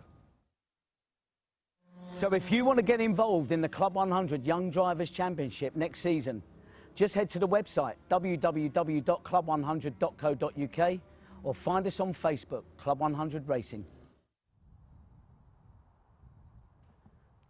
So that was a bit there about the Club 100 Young Drivers Championship. Sadly, slightly curtailed. It's down to 3 rounds only that have been able to run in 2020.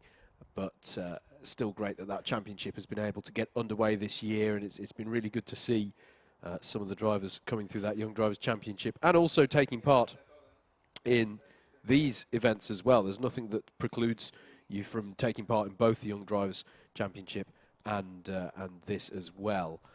These championship events in the main Sprints Championship as well. So that's something to bear in mind. But it is great that championship has been able to get underway with Club 100 this year. There is still 1 round left of that to go on Sunday the 29th of November at Butmore Park. So if you are interested, do call the office at Club 100 or head to club100.co.uk for all of the information on how you can get involved with that. And also look ahead to calendar announcements, which should be within the next month or so, which should include details of a hopefully fully fledged as was originally intended, 7 or 8 round championship, we would presume, going into 2021. Keep your eyes peeled for that. Absolutely.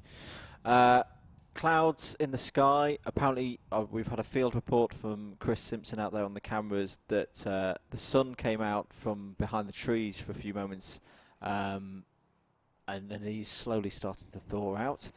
But it's very cold out there. Just to mention our sponsors for the stream today as well. Thank you very much to Kieran Shanks, who some of you may remember did very, very well in the Motorsport UK Karting Esports Championship, which was hosted by Alpha Live during the full lockdown. A little bit about Navos. Like, who are Navos? What is it that they do? And one of the big things, obviously, we've both been doing it, mate, in our 9 to 5s, is working from home. And actually, there's been a lot more risk for cyber attacks whilst the lockdown's been going on. So they've actually got a new product, a new proactive and reactive approach to cyber crime to try and tackle that. So if you are a business owner, and in short, what they've said is, like, if it's technology related, give them a call. Go across to www.navos.co.uk and they can help to sort you out to get your technology a bit more secure. And also another thing as well, that they're not just purely a profit driven thing. Their customer satisfaction is not just about bottom line. Been made aware a percentage of their profits actually go to a local charity called Suicide Prevention Bristol. So there's that aspect of what they do as well. So yeah, www.navos.co.uk. Get in contact with Kieran and the team there for your technology needs. C finalists are heading out on circuit. Howard, who have we got in this C final?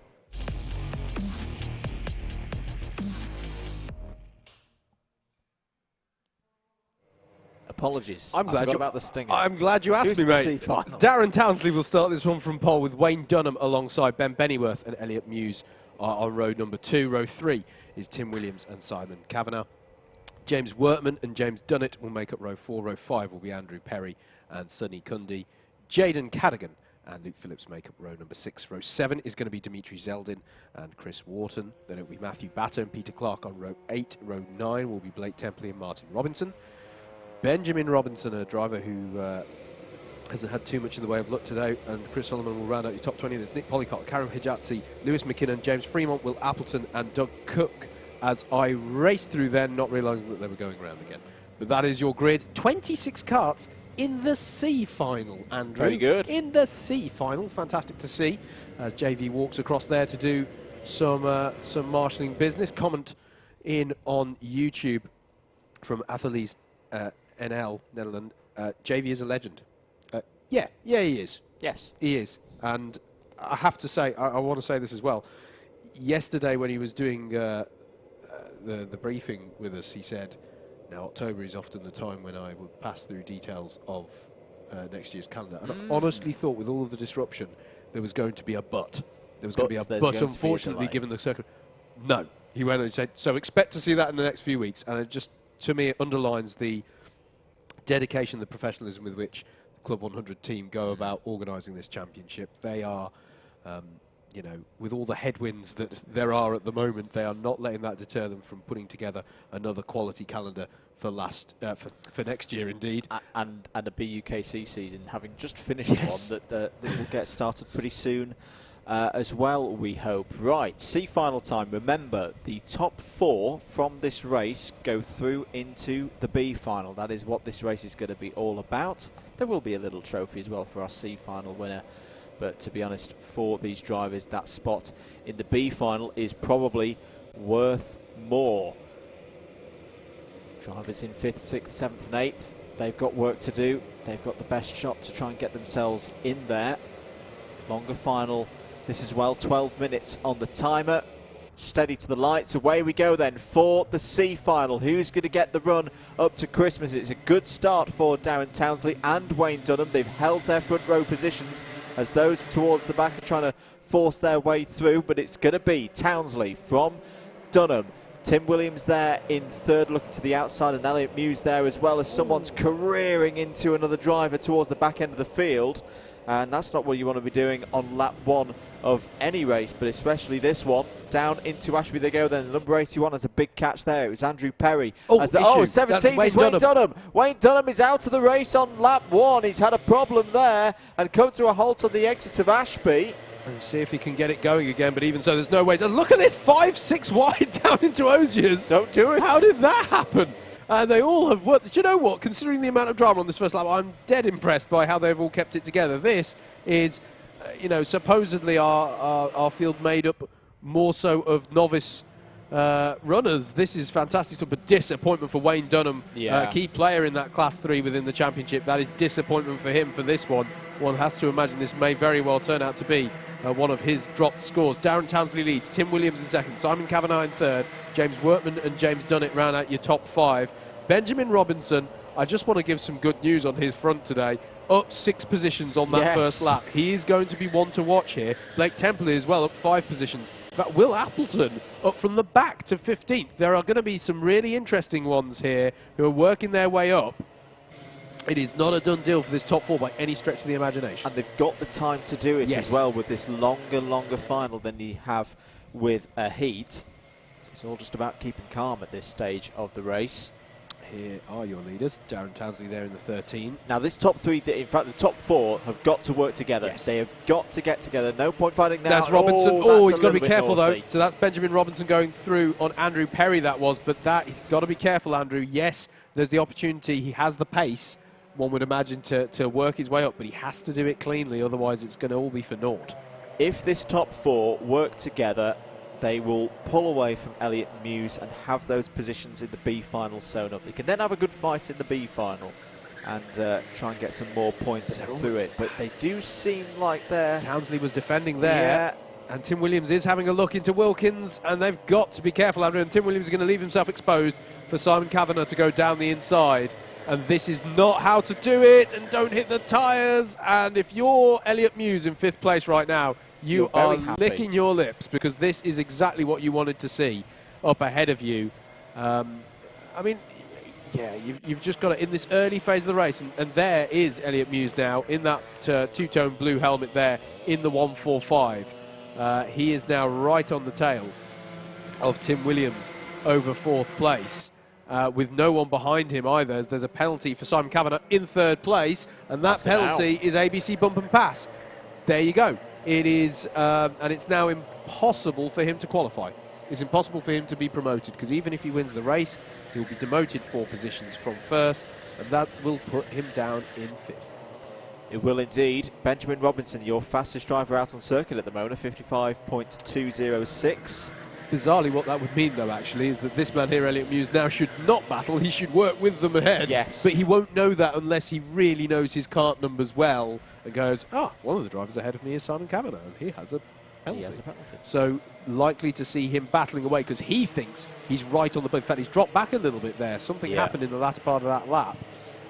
James Dunnett, Luke Phillips and Benjamin Robinson with the fastest lap in the race. Exactly what I would expect, given his poor run of luck in his heats. Simon Kavanagh's picked up another contact warning. So he's not good at this stage of the race. Moves also going on. Blake Templey's just got past Andrew Perry for 11th place. Nick Polycott has also got past Matthew Batter. James Workman. Sorry, Andrew. James Workman just having a look at Darren Townsley for the lead. I just don't think this is conducive to them all getting promoted at this stage in the race. And you can see again how that's allowed Elliot Muse back onto the back of the top 4. He had dropped back at the end of last lap. Now he's caught up again. We're only just now coming into the point where we're equivalent to... Big send. That's a big send from Elliot Muse, and that's not going to work. As I say, he thinks that this is his last chance saloon to get that promotion spot, and it's really not, because the 61 of Kavanagh there has a penalty that will take him out of this top 4. But Muse doesn't know that, and it's allowing the likes of the pack you just saw there, James Dunnett, Luke Phillips, Benjamin Robinson, they are working together and are going to reel these guys up. Well, I say they're working together. You could just see in the back of your shot Luke Phillips going to the inside of James Dunnett at Christmas, so maybe they're not. But it is not in everyone's interests to have this battle at this time. It's all closing up at the front, as Muse goes wide there out of Ashby in the back of shot as well. So I wonder if Elliot Muse, he's pushing and he's hit the tyres as well. He's hit the tyres as well, pushing so hard, Andrew, because he was thinking, I've got to push. And it's just not come good for him, and he's dropped 3 positions, and he'll probably, it's not our call to make, but I'd have thought he's just made himself ripe for a cone penalty in collecting that tyre wall. Fastest lap of the race from Tim Williams, trying to get onto the back of Simon Kavanagh, but honestly, I would, if I was Tim Williams, I don't know, do you want a rear gunner? And you, in a way, but change the lead. Oh, yeah, there is a change for lead. James Workman on Darren Townsley, but Townsley is going to come back at him through the left-hand kink we like to call Boxing Day, and then through Inkermans. Of this top 4 on your screen, one of them isn't actually going to be promoted. Simon Kavanagh has a bump and pass penalty that will put him out. So actually, it is James Dunnett, this man here in the 64. He probably has no idea that he's in a promotion spot, but he is. And this is actually the battle over the last promotion spot, as Benjamin Robinson prizes open the door on Luke Phillips. But he loses so much momentum in doing so, it goes 3 wide on the back straight, because Elliot Muse has a look, and it's still not on for Robinson there. And Muse is going to try a similar send that didn't work last time and didn't really work this time either. Just held him up. And if he's not careful, he's going to fall into the clutches of Jaden Cadogan and Sonny Cundy as well, there in the 23 and 76 respectively. Penalty for Andrew Perry for an unsafe release. That's obviously not from a pit stop. That's recovering back onto circuit as Robinson down the inside of Phillips. And, well, Phillips was giving the finger of let's work together. Nope, that's not going to work in this context. I think Robinson feels that he does have the pace to catch up to these guys on merit, because he's had such bad luck across the heats that he feels he's out of position based on where his pace should put him. So he feels confident enough to get by and pull out the gap, as there's another penalty for Simon Kavanagh, which this time is for, that says ABC bump and pass again. Yep, that's not a one. I'm not sure actually. I'm not sure if that's a repeat showing or not. But either way, oh yes, it is a second showing. That would be 8 positions for Kavanagh. So now he's definitely he can't even. I don't know what analogy I was going to give, but he definitely can't get promoted now. Yeah. Yeah, that man who just went through your screen, James Dunnett, in the sort of deep red helmet and blue suit. He is your current of the last promoted. There he is in the number 63. James Workman, sorry, is a driver who's dropped 2 positions. I reckon that is why Simon Kavanagh has been a bit of contact there. They were next to each other on circuit. But Ben Robinson really hassling the back of James Dunnett now. But look at this, through comes the 140 of Luke Phillips. So Luke Phillips gets back into that position, but got a bit of a bump from behind there. I couldn't tell what, no, that must have been from Robinson, because there was nobody else behind him. And again, Benjamin Robinson will be thinking, I've got to get past this guy now so that I can pull up to the back of the 4 drivers I can visually see ahead of me and don't know one of them has a penalty. So he thinks he's got to get the job done now to give himself an opportunity to drive up onto the back of them. And indeed, he's going for the opportunity down the inside of Christmas Corner. Nicely done move from Benjamin Robinson. We've sadly had to focus on a lot of misfortune for him. That's exactly what I thought was about to come in. That was for into the boots. Yeah, he bumped and passed the back of Luke Phillips there, and he's just thrown all of his hard work away. So it goes back to James Dunnett there in the 64. And he will have now, and these two don't know it, as I say, but Benjamin Robinson and Luke Phillips now battling over what is, in reality, the last of the promotion spots. Here are your front runners. Darren Townsley still leads. Simon Kavanagh in second, but has multiple penalties to be applied. Tim Williams, fastest lap of the race so far, in the 157 in third. James Workman in fourth. And then it's going to be Benjamin Robinson in fifth, but he too has a penalty to be applied, which means your net 4th place is currently the person who inhabits sixth on the road in the form of James Dunnett. But look at this, actually he's got attention, hasn't he, from Luke Phillips here in the 140. I'm just going to point out Jaden Cadigan as well, who had a really bad start to the day, but is coming on strong here. He's a factor in this. You just see him there in the 23 with the yellow helmet. He's pulling Sonny Cundy with him as well, and Sonny Cundy going up the inside. Oh no! And that's not it. And off goes Jaden Cadigan. Queued that up there, mate. That was a good commentator's curse right there. The harpoon of the commentary curse has come out there and taken Jaden Cadigan out of this race. Well, actually, it's going to be interesting if the clerk of the course judges whether or not it was Sonny Cundy who took Jaden Cadigan out of this race. I'm not sure it was as clear-cut as that. But it is surely one that they'll be taking a little look at in race control there, because it just all came to tears there. But it doesn't mean, and changes here for second place. Tim Williams is through on Simon Kavanagh there.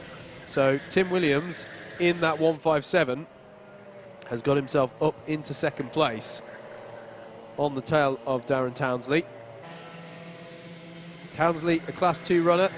And Kavanagh, one of our Class 3 novice runners in the 157. All scored together, of course, in the heavyweights, but those who finished the top 3 in each of those classes, there is an individual separate championship held within the classes. We're on to the last lap. Darren Townsley has led this one pretty much from the very start, and he's going to lead them up the hill as James Workman stays to the standard line. I thought he was maybe having a look at Kavanagh, but Kavanagh is, if anything, looking to get past Tim Williams.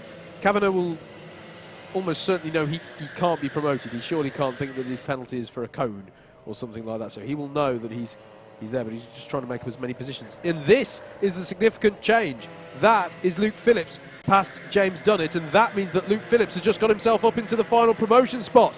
Oh, this is going to be, as I say, they're probably unaware of this, but I think Luke Phillips has just got past with one of the most significant overtakes of the day for him, because I think he will have, in doing so, clinched the last of the promotion spots. Darren Townsley is going to cross the line to take the win, with Tim Williams in second. Simon Kavanagh is in third, but we believe has 8 positions or so of penalties to be applied. James Workman in fourth. Benjamin Robinson finishes fifth, but he too has a bump and pass 4th-place penalty to be applied. So we believe, provisionally at least, that Luke Phillips, finishing in 6th on the road, has claimed the last of those promotion spots, and he's stolen it from James Dunnett, who until the last lap had that one sealed up in 6th place, but he's got down to 7th.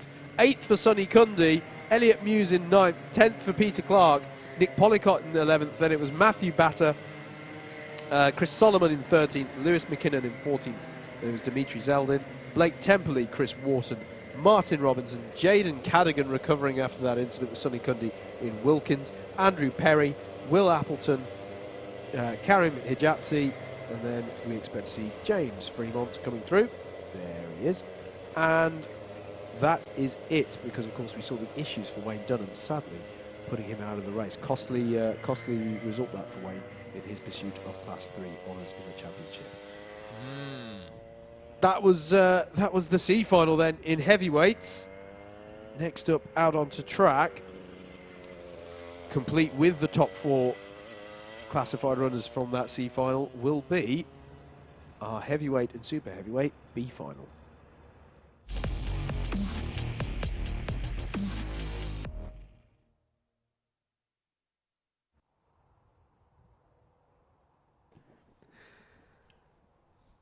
So into the B final we will go. Only the top 2 finishers of this one get the promotion into the A final. Stephen Downs will head Paul Williams on the front row of the grid for this one. Bradley Shears and James Taylor on row 2. Mark Ridout and Lewis Ridd on row number 3. Lenny Wood and Jordan Salter are on row 4. Row 5 is going to be Matt Kendall and Anthony Ridd, with Stuart Simmons and Lee Henderson on row 6. Steve Lindley and Mark Appleton are on row 7. Row 8 is Richard Burrows and Chris Kirk. Row 9 will be Jeremy Deeks and Bill Taylor. Gary Miller and Jason Bear will be row number 10 in 19th and 20th. Andrew Cherry and Vinod Harani will be row 11. And just whilst the grid graphics are catching back up with me, I'm going to confirm the result from C final. We haven't had it confirmed yet. I think they might be weighing them, but we provisionally think it will be Darren Townsley, Tim Williams, James Workman and Luke Phillips is who I think will be on the grid. We will confirm that when they come out, but are they weighing them? I think they might be. They're certainly weighing the top 4. They've got a number of drivers that they'll probably need to weigh after that one. Hello to Luke Austin of Alpha Live, who's asked for a shout out. There it is. Very busy man today. There's 3 different streams going on with Alpha Live today. Obviously our Club 100 one here, which you definitely should stay with and don't switch off to another one. But if you do want to watch more later this evening, you've got British Kart Championships. You do. They're at Fullbeck today, I think I'm right in saying. Yes. And you've got the Daniel Ricciardo series as well up the road at Shennington. Yes. So all being run by Alpha Live. Do make sure that you're subscribed on the YouTube channel for all the content. Click the notification bell and the like button, and of course keep sharing the stream that we've got here for Club 100 today. Yes. Let people know that we've got some really great racing here at Whilton Mill. We do today. I think it really has. We've been treated to some great racing here. I should say, yeah, it's for various reasons we maybe won't go fully into. It's been a challenging week to get all of the Alpha Live effort together for this weekend. So I just want to say a huge shout out to Luke actually for the effort that he's doing remotely. Rather scarily, he can still transmit himself into our headsets, which is slightly freaky. He's like when the he Wizard does it. of Oz. He is. He's here but not here. It's rather scary, but we do appreciate the work that he does. And I'm now slightly scared that he's doing it now. Right he's talking to us now, viewers. Oh, that's scary. But no, it's great that it's Tell you great. what else is scary? The FBI are here on blimey. YouTube from a username called FBI. Just arrived at the track, first time here. Immaculate looking track, looks very well taken care of. It is indeed. It is. Yeah, so the FBI are going to be out inspecting the circuit. I've also had a quick text from David Whitehouse, who's on one of our cameras today, that simply says strong B final. This is a strong B final. Just as I was reading. There's only 2 spots, remember, to go through to that A final. Absolutely. As I was reading that grid, my first thought was, well, if this is the B final, who's in the A? Because so many of these drivers we've been singing the praises of, saying, what a strong day that such and such has had. I don't know if this is penalties have come into play, or there's just so many drivers having a strong performance here. But, yeah, this is really interesting. Should say the result has been confirmed for the C final, and I don't want to brag, but we were spot on. It is Darren Townsley and Tim Williams, James Workman and Luke Phillips who are your promotees, or I believe as the regulations put it, the repêchages. I still love that word, into this B final. So they take the grid out from 22 runners to 26. Much bigger grids. We should mention that actually for the start of these races. They're much bigger grids than they had in the heats. That is something to bear in mind. But there we go. So Paul Williams is, you just saw him there in the 65. He starts second. Here is your pole sitter, Stephen Downs. And yeah, there are a lot of drivers here, Andrew, who need to get up into this A final to make something of this round. And they can't all get it. 2 drivers go through, eyes on the lights, and away we go for our B final. How are they starting? It looks like a good start from both sides of the grid. Side by side goes Bradley Shears with Paul Williams through the first corner, and James Taylor is trying to tuck underneath them as well as there's someone out on the grass. It looks to me like it is Matt Kendall in the 55, but sterling start from Stephen Downs. Dream start for him as they all work their way through Christmas corner for the first time and through the top part of the circuit. Look at that gap that he's got already. That's amazing stuff as Stuart Simmons there making a move on Jordan Salter. And I think he's managed to make that stick. And Steve Lindley is out on the grass and round goes Lindley. And that's devastating for him. He's been racing so hard today as there's a penalty for Anthony Ridd. That's going to be for ABC Bump and Pass, so he's certainly not going to get the promotion in this one because that's 4 positions penalty and it's only the top 2 that goes through. Here is Lewis Ridd challenging the back of James Taylor for second place as they come round to finish this first lap. Stephen Downs, to be honest with you, if he can get the pace going here, he is going to be very difficult to reel in here. He may have already checked out, and if that is the case, then you are looking for the battle already. You're looking at the battle already as there's a penalty for Stuart Simmons for ABC Bump and Pass. He can't be promoted either, and he's running in 7th place. That's costly for him as Mark Ridout goes side by side with Lewis Ridd, and that's going to open up the opportunity as well for Bradley Shears to come into this battle. And if they start battling this much early on, they're going to allow James Taylor to check out for second place as well.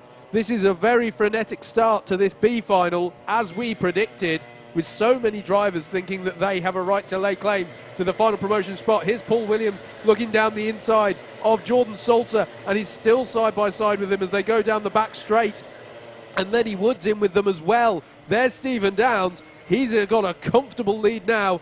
It's going to be about 3 seconds, I reckon, when he comes around to cross the line this time. A new fastest lap of the race from him, and the gap is to James Taylor. It is 3.7 seconds that Stephen Downs has, and that's one of your promotions. Pending any disasters from him, given the pace that he's got, that's your first promotion spot gone right there. Penalty for Stuart Simmons, again an ABC Bump and Pass. That's 8 positions he's got now as Mark Ridout hounds the back of James Taylor over that all-important second place. They both go to the inside. Look out for Lewis Ridd trying to get a switch back off the corner, as he's going to have good overspeed here, but I don't think there's going to be the room for him to do anything with it on Mark Ridout as they go through Wilkins. This is going to be a huge test of James Taylor's race readiness. He hasn't been in this situation for quite a while.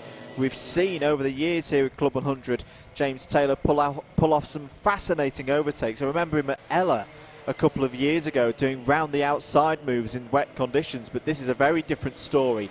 Can he defend from a very strong set of drivers behind him, including drivers he's of course raced against before in the Clubman Sprint Series, back when that was a thing. Mark Ridout was in that one. Paul Williams has been obviously in the stakes for many, many years, as once again he goes defensive, but 9 minutes is a long way to defend out from. My sounds behind in the background there was this man here, Anthony Ridd, in the yellow helmet, battling with everybody. There was a bit of contact between him and Bradley Shears on the exit of paddock. Whoa. And someone's round there. That I'm just trying to make out who that is. It's difficult as Mark Ridout continues to defend against Lewis Ridd in the 39. Lewis Ridd, remember, a prominent player as Simmons goes down the inside. Now that's costly for Ridd because now he has a kart that's physically between him and Ridout, but isn't actually in this fight really because he has 8 positions worth of penalties to be applied, has Simmons. So he's interested in getting as many positions just to negate the penalty as much as possible, is why he's in this one in the blue and pink helmet. Now that's the most that he can salvage from this one, is some good points. But Lewis Ridd to finish the point. A key player in the Class 2 here, Andrew, facing very much the prospect that he simply might not qualify for the A final. I'm just trying to see who's... I think it was Andrew Cherry. Yes, Andrew Cherry would make sense. He does have a black helmet and suit combination. So Andrew Cherry was your spinner at Christmas Corner on that last lap. Look at this. The second place. Sorry, Andrew. Taylor defensive again, but this is similar to what we saw with Richard Allen a few races ago in what was it, the last heat of the morning. It is possible to defend round here, but the thing is you get this behind. You get an absolute gaggle of everybody. And, you know, the likes of Paul Williams towards the back will be like, come on, James, keep defending, because this is giving those guys a chance of picking off the poor drivers in the middle. And look, that's exactly what Paul's done. Brilliant. He's got past 3 drivers there and is now getting closer and closer and closer to that second place. 3 wide in the background, Jordan Salter and Lewis Ridd, and I think it's Lenny Wood who was with them as well. I don't know how did they all get through turn 2? I haven't seen them in the back of shot yet, and I won't believe it till I see it, but yes, they did all get through. It was actually Bradley Shears who was going 3 wide with them, so Shears, Salter and Ridd having a great battle there. But if they're not careful, I mean, firstly, Anthony Ridd in the yellow helmet there has got onto the back of them, but they're allowing the 4 ahead of them to break away slightly. It's Paul Williams round the outside of Simmons. Is he going to make that one stick? Beautiful move. Paul Williams' experience is really showing through here, but Stuart Simmons comes back up in runs him out of room there, and that's going to be the cones for Paul Williams, and that's gutting for him, because he was racing really, really well. To put it into context of how much James Taylor is defending or having to defend here, Stephen Downs is 2 seconds, yes, 2 seconds a lap quicker than these guys, because James is doing so much defending to try and hold on to this second place over the line again. Yeah, 55 flat from Stephen.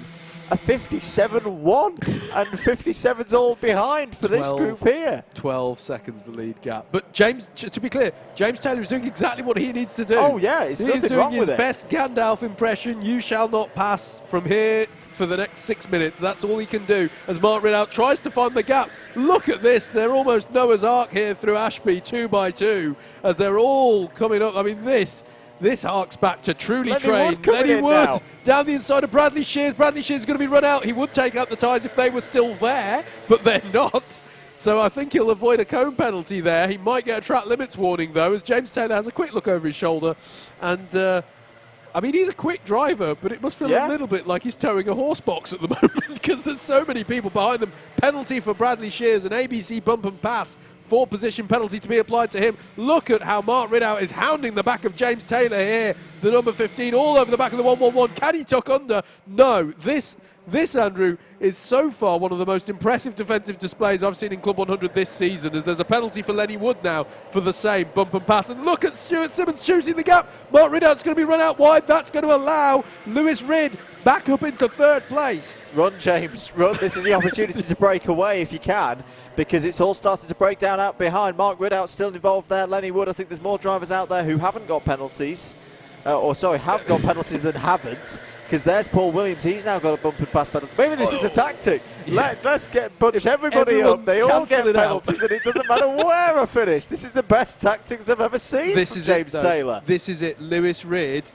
Has he got a penalty yet? I don't think he has. A penalty for Lewis. Lewis Ridd.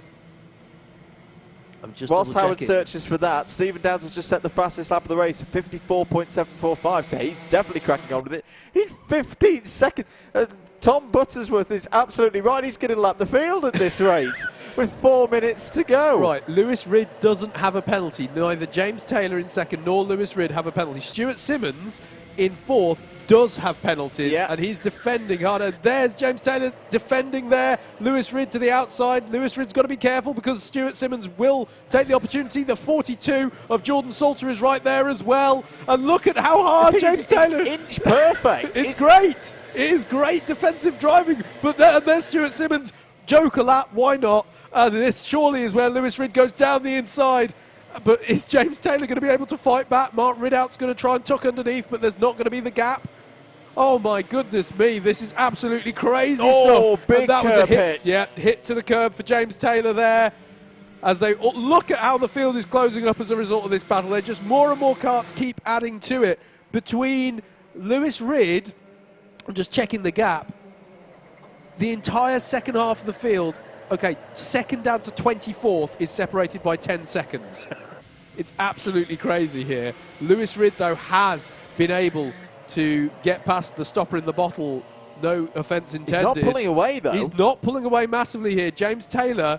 Now, Mark Ridout, look at how Mark Ridout, I think you're going to see a behavioural change. James Taylor needs to stop defending, because I think Mark Ridout knows the deal. I think they know that they have to work together here. Whether anyone else will let them is another question, but you're right. Lewis Ridd need not necessarily be left to pull away here in second place. Paul Williams tucking underneath Mark Ridout. Look at this, though. He's got a penalty, remember, 4 positions to be applied to wherever Paul Williams finishes. So he just needs to go, go as far as he can up the field to negate that penalty. Penalty for Mark Appleton, a takeout penalty.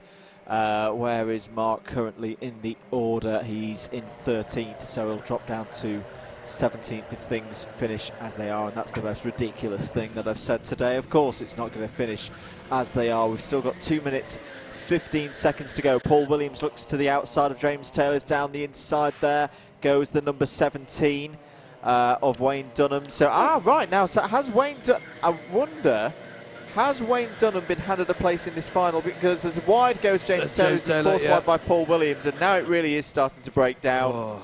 But no, sorry to cut across here, Andrew, but that's significant. You saw Tim Williams going around the outside of Wayne Dunham as a result of that incident. I think that might be Tim Williams up into the lead within Class 3. Yes, I think you might be right. Unless, where's Chris Kirk? Chris Kirk's ahead of them as well. Is he still? Yes, 11th, he is. yeah. He is. So there's a proper Class 3 podium battle going on in the battle over 11th place. Which is good, because you know what, Andrew, there just hasn't been enough battling in this race. Mark Ridout has a little look down the inside of Lenny Wood as in comes Anthony Ridd. Yeah, on Stuart Simmons, but can't make it stick. Someone's out on the grass. I think that was Bradley Shears on the grass, as now Stuart Simmons is on the grass. Can he hold it together? Coming back on? Yes, he can. Don't think Tim Williams collected him. Tim Williams on the 56 of now Chris Kirk is the 56 there. He's the one to watch. So, well, that's the one to watch in terms of Class 3 honours there. As we cut back to Paul Williams, who, yes, he's in 3rd. That's where we're looking at now. Paul Williams versus Lenny Wood. And Mark Ridout, is able to tuck underneath but can't convert it into the pass. And if it looked weird for them to cross the line and it not to go on the last lap, that's because Stephen Downs is 20 seconds up the road and is well out of kilter with all of these drivers. We've barely seen him, but he did exactly what he needed to do as Anthony Ridd attacks Jordan Salter. That is over 8th place.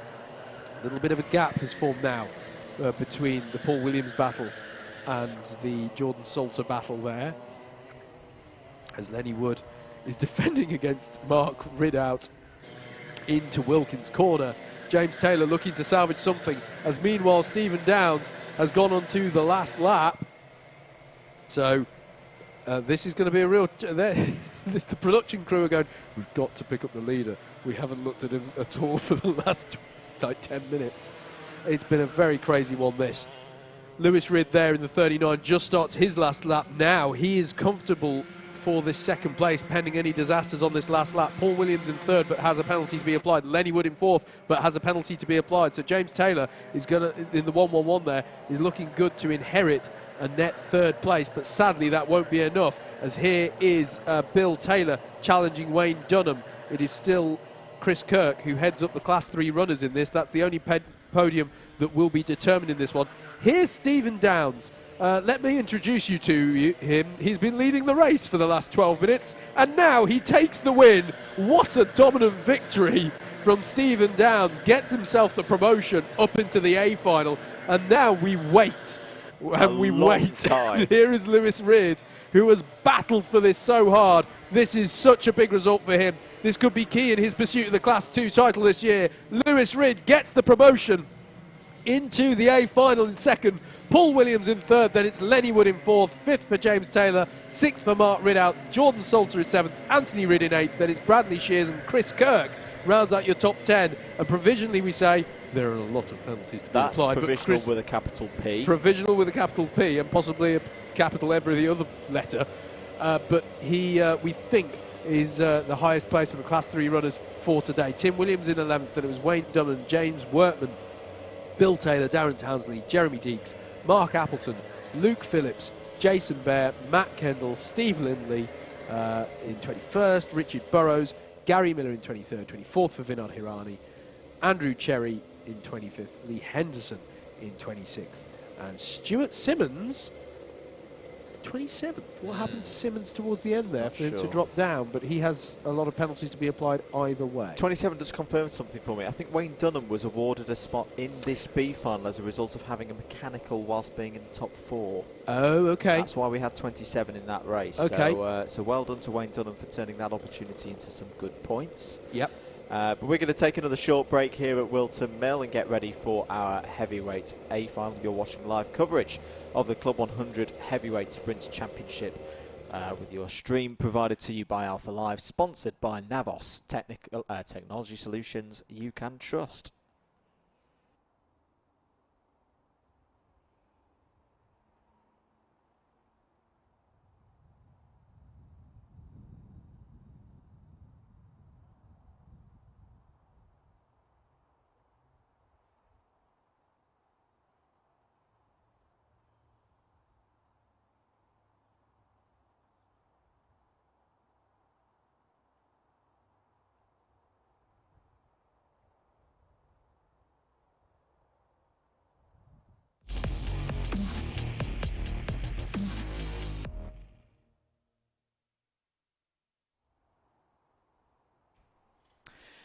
We're back here at Whilton Mill. Andrew Mather and Howard Mitchell from Double Dash Motorsport Media, your commentary team. Let's have a look at the grid then for our heavyweight and super heavyweight Sprint A final. Joe Holmes has pole position, looking to get another finals victory. Miguel Hall has had a terrific day and has been rewarded with a front row start.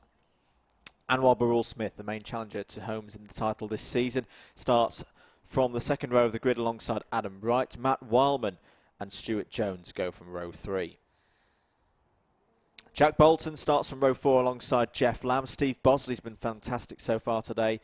Kurt Holmes has been fast, has had a heat win. Starts in the top 10 there on row 5. Jonathan Elliott and Paul Goddard, who's been one of our drivers of the day so far, on row 6. Alexander Lammin and David Longman, powered by the Curried Goat, is on row 7. Chris Gristwood and Sean Briley. Sean Briley definitely with work to do there from row 8. Richard Newton and Richard Allen. Best Gandalf impression I think we've seen today, including that B final, starts on row 9. Oliver Moss and Nick Trafford go from row 10. Alex Pritchard and Dave Pethers are on row 11. Craig Brown and Jordan Hawkins are on row 12. And we'll also have two drivers I should say, from the B final. Let's try and confirm who those drivers are for all of you wonderful folks at home.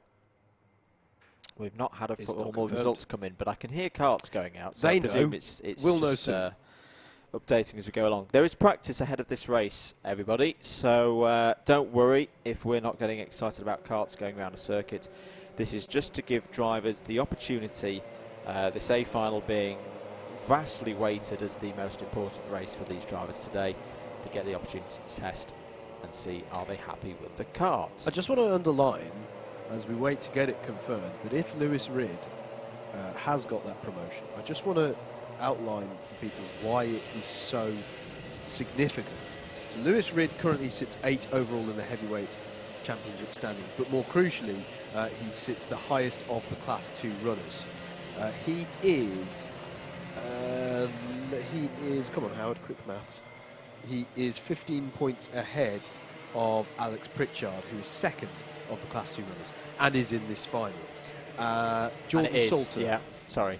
I've just had a confirmation from David out there on cameras that, Lewis Ridd and Stephen Downs are out there on the circuit. Cheers, David. 3rd in the standings in Class 2 is Jordan Salter. Well, he didn't make it through on that last race, so that's one of those Class 2 runners out. Miguel Hall, 4th in Class 2 standings, starts 2nd on this grid. And that's why it's so important for Lewis Ridd to have made it through up into this A final, because he is, otherwise he would have been so at risk. I mean, he's still got a mammoth job to do to work up as much as he can in this A final. Yeah. But with Miguel Hall so high up the order, and Alex Pritchard not looking too bad either. Where does Alex start this one from? You did mention it. I'm looking for it now. I'm looking at the B final grid, which is why I can't see him. Adam Wright going for a kart change. Matt Wildman going for a kart change as well. There's always a bit of a risk with this. Yeah. There will be reasons they'll have identified on a little bit down on low end or top end or whatever it may be. But all of these drivers, Stephen Downs is coming in, Dave Pethers is coming in, Lewis Ridd is coming in. Yeah. You'll get another kart.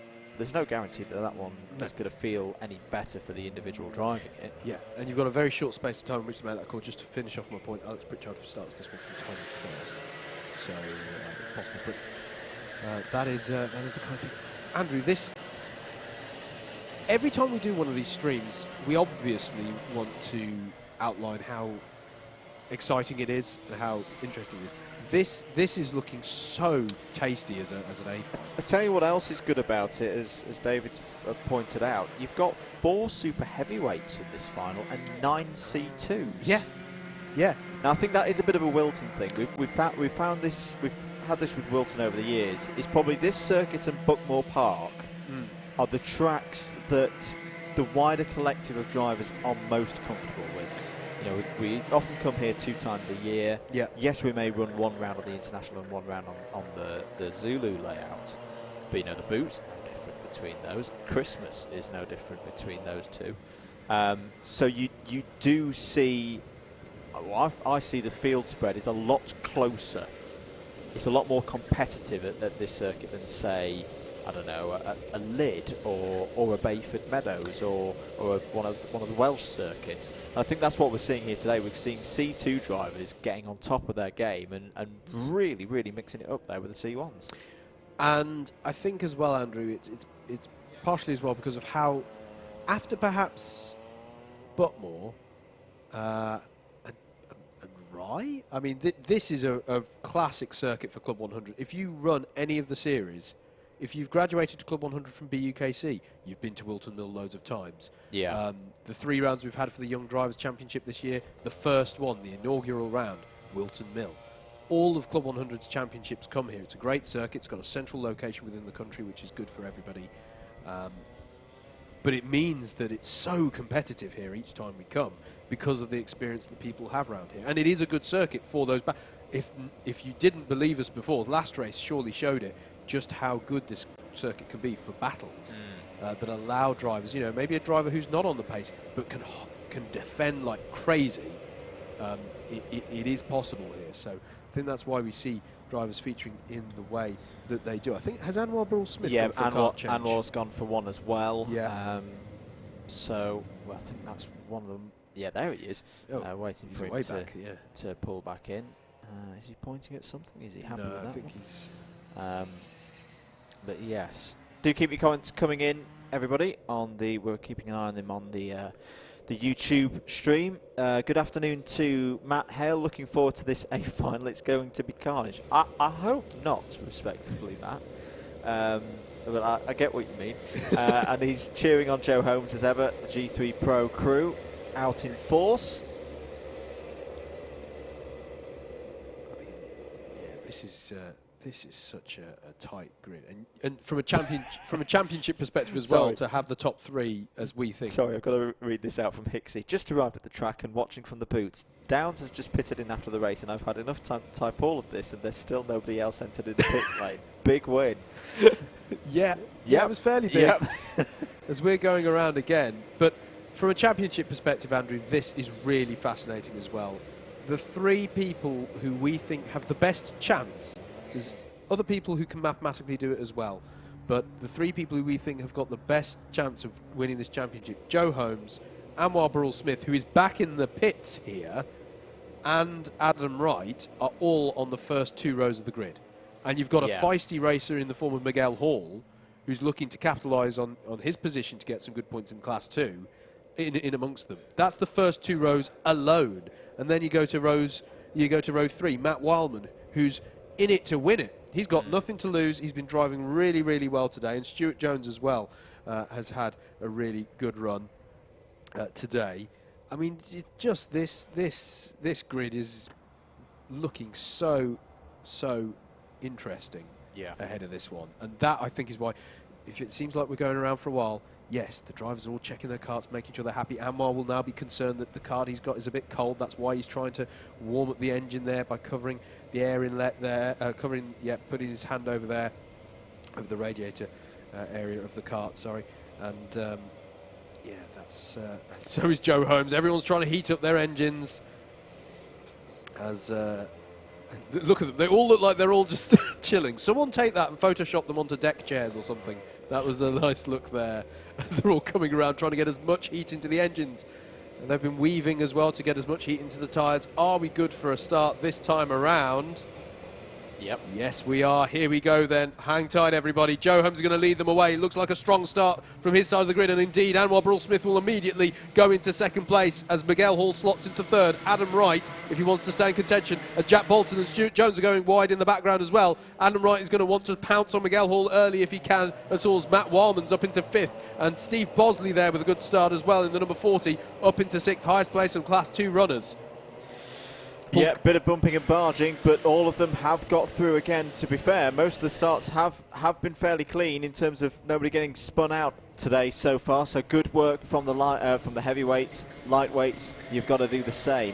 12 minutes, remember, in this one. Everyone trying to sort themselves out. The number 12 there, Jonathan Elliott, is trying to make a move on Paul Goddard, who runs wide but doesn't lose too much time there as he runs across the grass. But as Joe Holmes checked out already, he's trying to do it.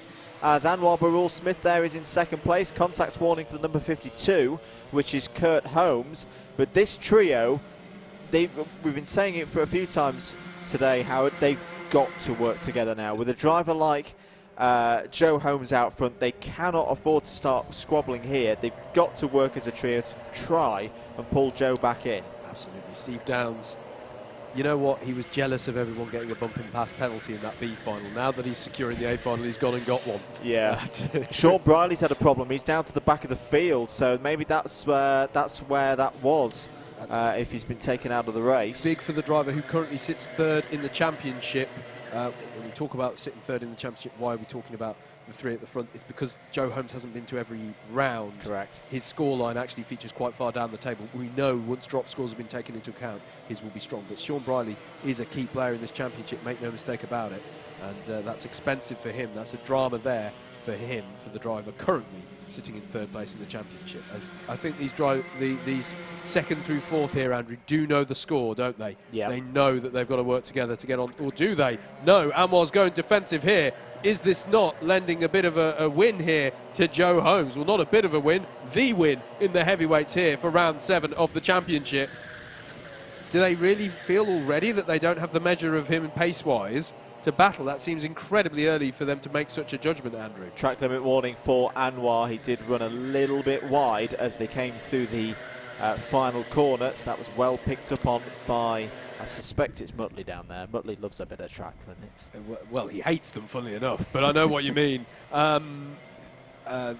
Same for Matt Wildman as well, in 5th place with a track limit warning. Track limit warning? They wish it would heat the tyres up a bit more, but no, track limit warning, and he's trying to get onto the back of these three, is Matt Wildman. Steve Bosley in 6th place. I'm not sure why I said he was highest in the Class 2, by the way. Of course, Miguel Hall is your highest place of the Class 2. After all of these years of watching this series, this kind of thing doesn't stop just having me in awe. Joe Holmes has just done a 54.087.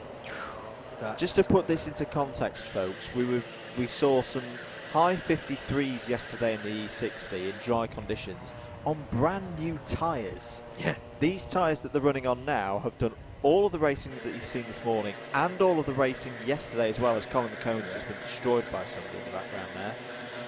A 54.0 is by far the quickest lap time that we've seen today, and I don't think he's done. I think he could fit into the 53s at this rate. Yeah, absolutely. Jack Bolton, we just saw there, challenging Kurt Holmes. There he goes. Battle over 9th place, and he's done it, a 53.982.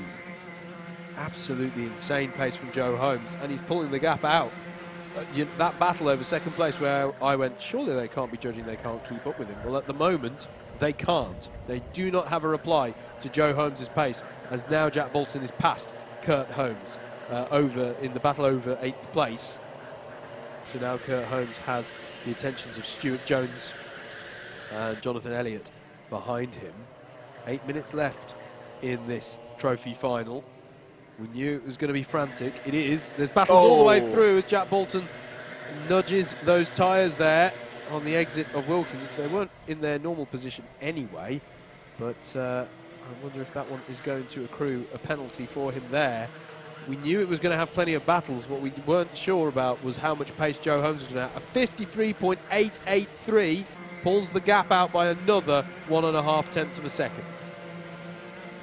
I mean, make no mistake, Anwar Burrell-Smith and co are setting some pretty rude health to pace themselves, but they just haven't got a response at the moment as Bolton feels the need to go defensive against Kurt Holmes. Yeah, they've all turned it up in this last A final, which is exactly what you'd expect. But it's not enough. It's not enough at the moment to challenge Joe Holmes. As we're having a little look at the battle, I think is that David Longman? Yes, it is.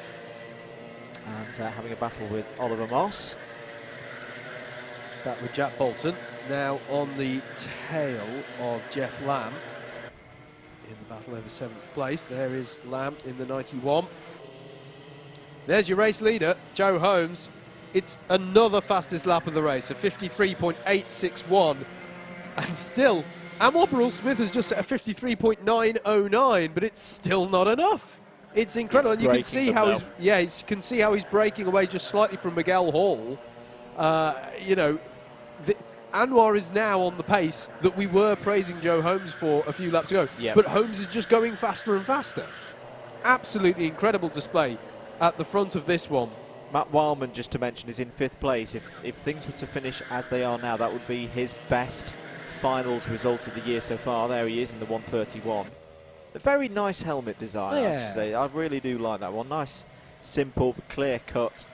You know, it's him on the scene. There's been a not so good lap from Chris Gristwood last time around, as Adam Wright's at the inside of Miguel Hall, has a little look. Pulls in behind. Gristwood lost 4 positions on that last lap. Goddard, Pritchard, Longman and Moss all got through. Penalty for Kurt Holmes for multiple pieces of contact. Richard Allen, Jonathan Elliott and Stuart Jones battling away there as Adam Wright is going to have a look through Christmas for 3rd position on Miguel Hall. He's got the job done, but Miguel Hall is going to get the switchback out of Inkermans. He's going to try down the inside of Ashby. Is he going to try, but he's just not got enough advantage on the brakes. Adam Wright keeps a nice wide line through there and hangs on, and actually it means he's been able to get a little bit of a gap now between himself and Miguel Hall. So that is Adam Wright up into 3rd place. And it's worth mentioning how Adam has been so consistent this year in the trophy finals in particular. 4th at round 1, 3rd at round 3, 3rd again, then another 4th and then another 3rd. He just keeps rattling off these top 4 finishes. He's king of consistency, which, you know, in some years would be championship lead with that consistency, but it's the consistency as well. And he is very much in the championship hunt, make no mistake, but it's just the consistency of Anwar Burrell-Smith and Joe Holmes that's just that little bit better at this stage in the championship, as we're looking at Oliver Moss challenging David Longman, wasn't it? There. That is still in the battle over 15th place. Here's Stuart Jones leading Jonathan Elliott. That's in 11th place. The battle for 11th place. Richard Allen there.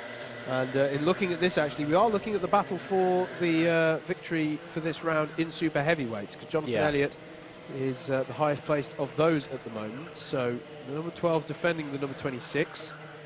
They don't generally think about it too much to that extent, because of course it's just all about who can accrue the most points in general. They're all scored together, but they'll know, they'll be aware that they are both players in that super heavyweight class. As we just look there at Miguel Hall challenging Adam Wright a little bit more, but it's still as they were, as this train of karts in the mid-pack file through the top of the circuit. Currently headed by Jeff Lamb there in the 91, this pack headed by Stuart Jones. Look at this, Richard Allen having a think about going down the inside of Jonathan Elliott. We cut back to Kurt Holmes there, chasing Jeff Lamb. And here comes the battle. It's still Elliott ahead of Allen. New fastest lap of the race. 53.679 from Joe Holmes. Absolutely insane pace now. 3.2 seconds to the good. And Anwar 0.3 slower. They just don't have a response. They just can't find a response, as there's a penalty for Jordan Hawkins. Jeff Lamb's raced really well today. He's trying to keep Kurt Holmes behind, but Holmes up the inside for 8th place. But Holmes does have a penalty.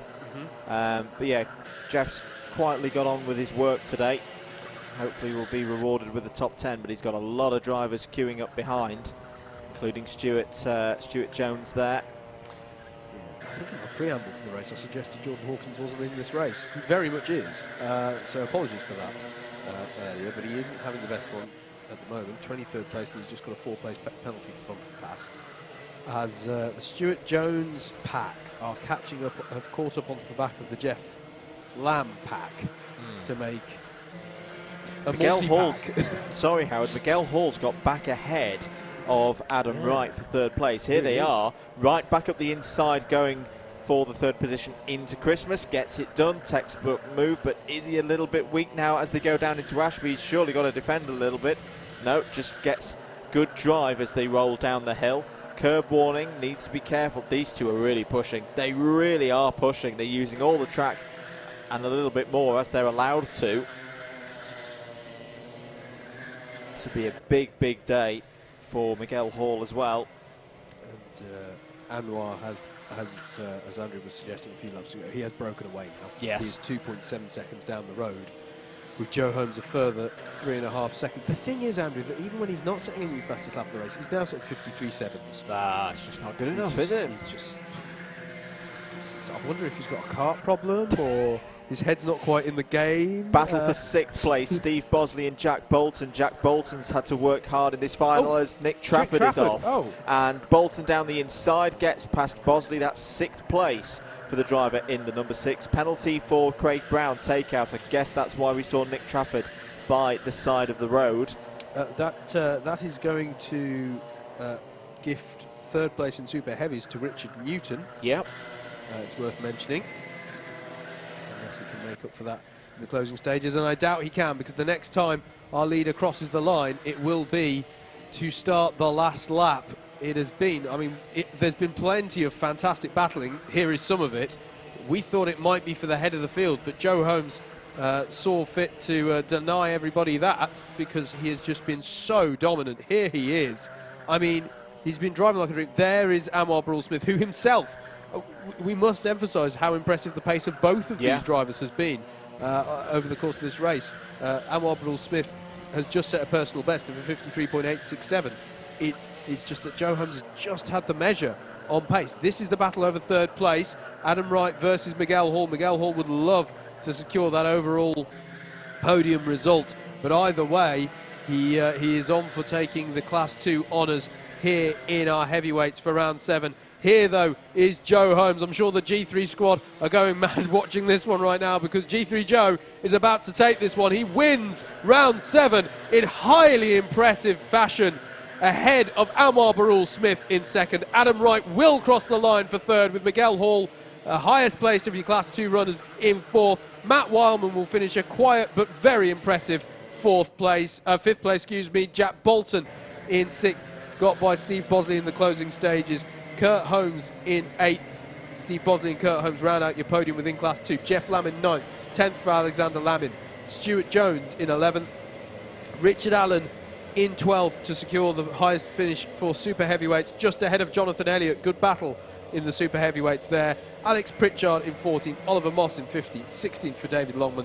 Paul Goddard rounds out what has been a very strong day for him in 17th. Chris Griswood in 18th there. Stephen Downs in 19th, but he has a penalty to be applied. Lewis Ridd in 20th. Craig Brown in 21st. Jordan Hawkins in 22nd. Richard Newton in 23rd is your 3rd highest super heavyweight runner today. Sean Briley in 24th. 25th for Dave Pellers. And Nick Trafford, we saw him having an incident at the boot, but he did carry on circulating and has crossed the line in 26th. 4th A final victory of the year, and I'm really glad to see how many happy drivers we've got coming in. Paul Goddard delighted, Richard Allen was delighted, and always really good to see. And well done, heavyweights. Another, same as Bayford, fantastic morning of racing. Absolutely brilliant stuff, and that's half of the racing action we have for you here today at Whilton Mill. We're going to take a break here on the stream coverage whilst there's a break for the marshals to have lunch, general lunch break here at the circuit, and also a little bit of a test session ahead of the lightweights. But the lightweights will be out for you later. It's going to be around 2 o'clock. Around 2 o'clock, we're hearing. So we've got the best part of an hour now ahead of the start of the lightweights. But until you join us for that, and please join us for that, it is going to be as entertaining as what we've been treated to today. Do join us again later for your Alpha live stream, supported by Navos technology solutions you can trust. Head to navos.co.uk. We've been Double Dash Motorsport Media doing the comms. Be sure to join us in about 55 minutes' time.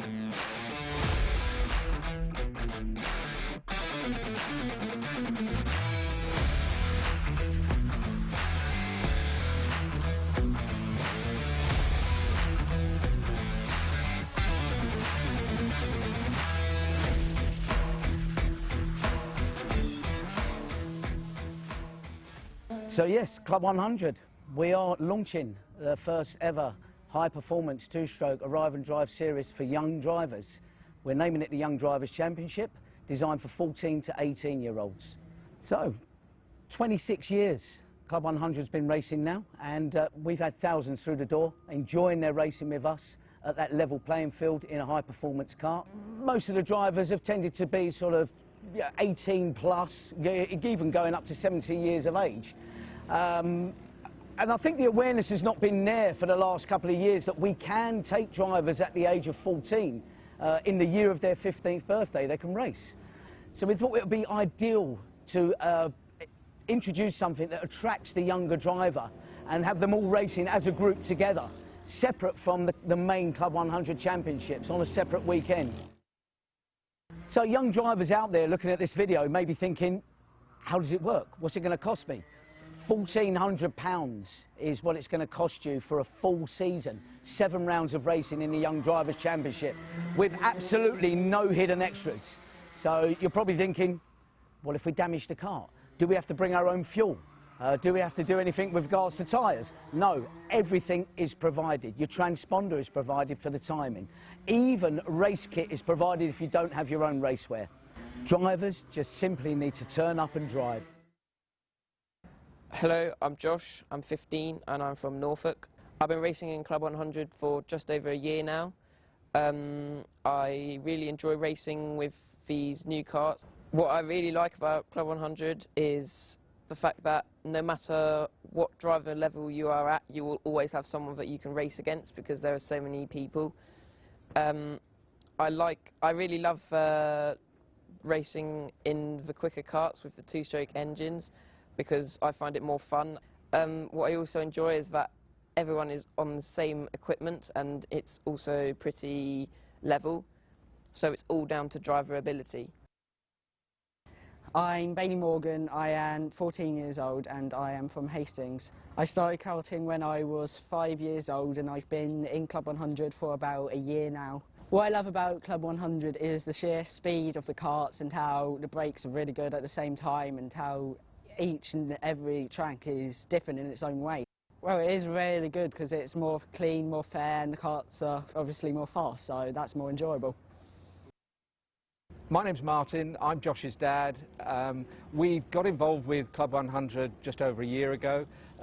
We really got involved with the championship. We found it so friendly, we found it a nice level playing field for the kids and adults to race.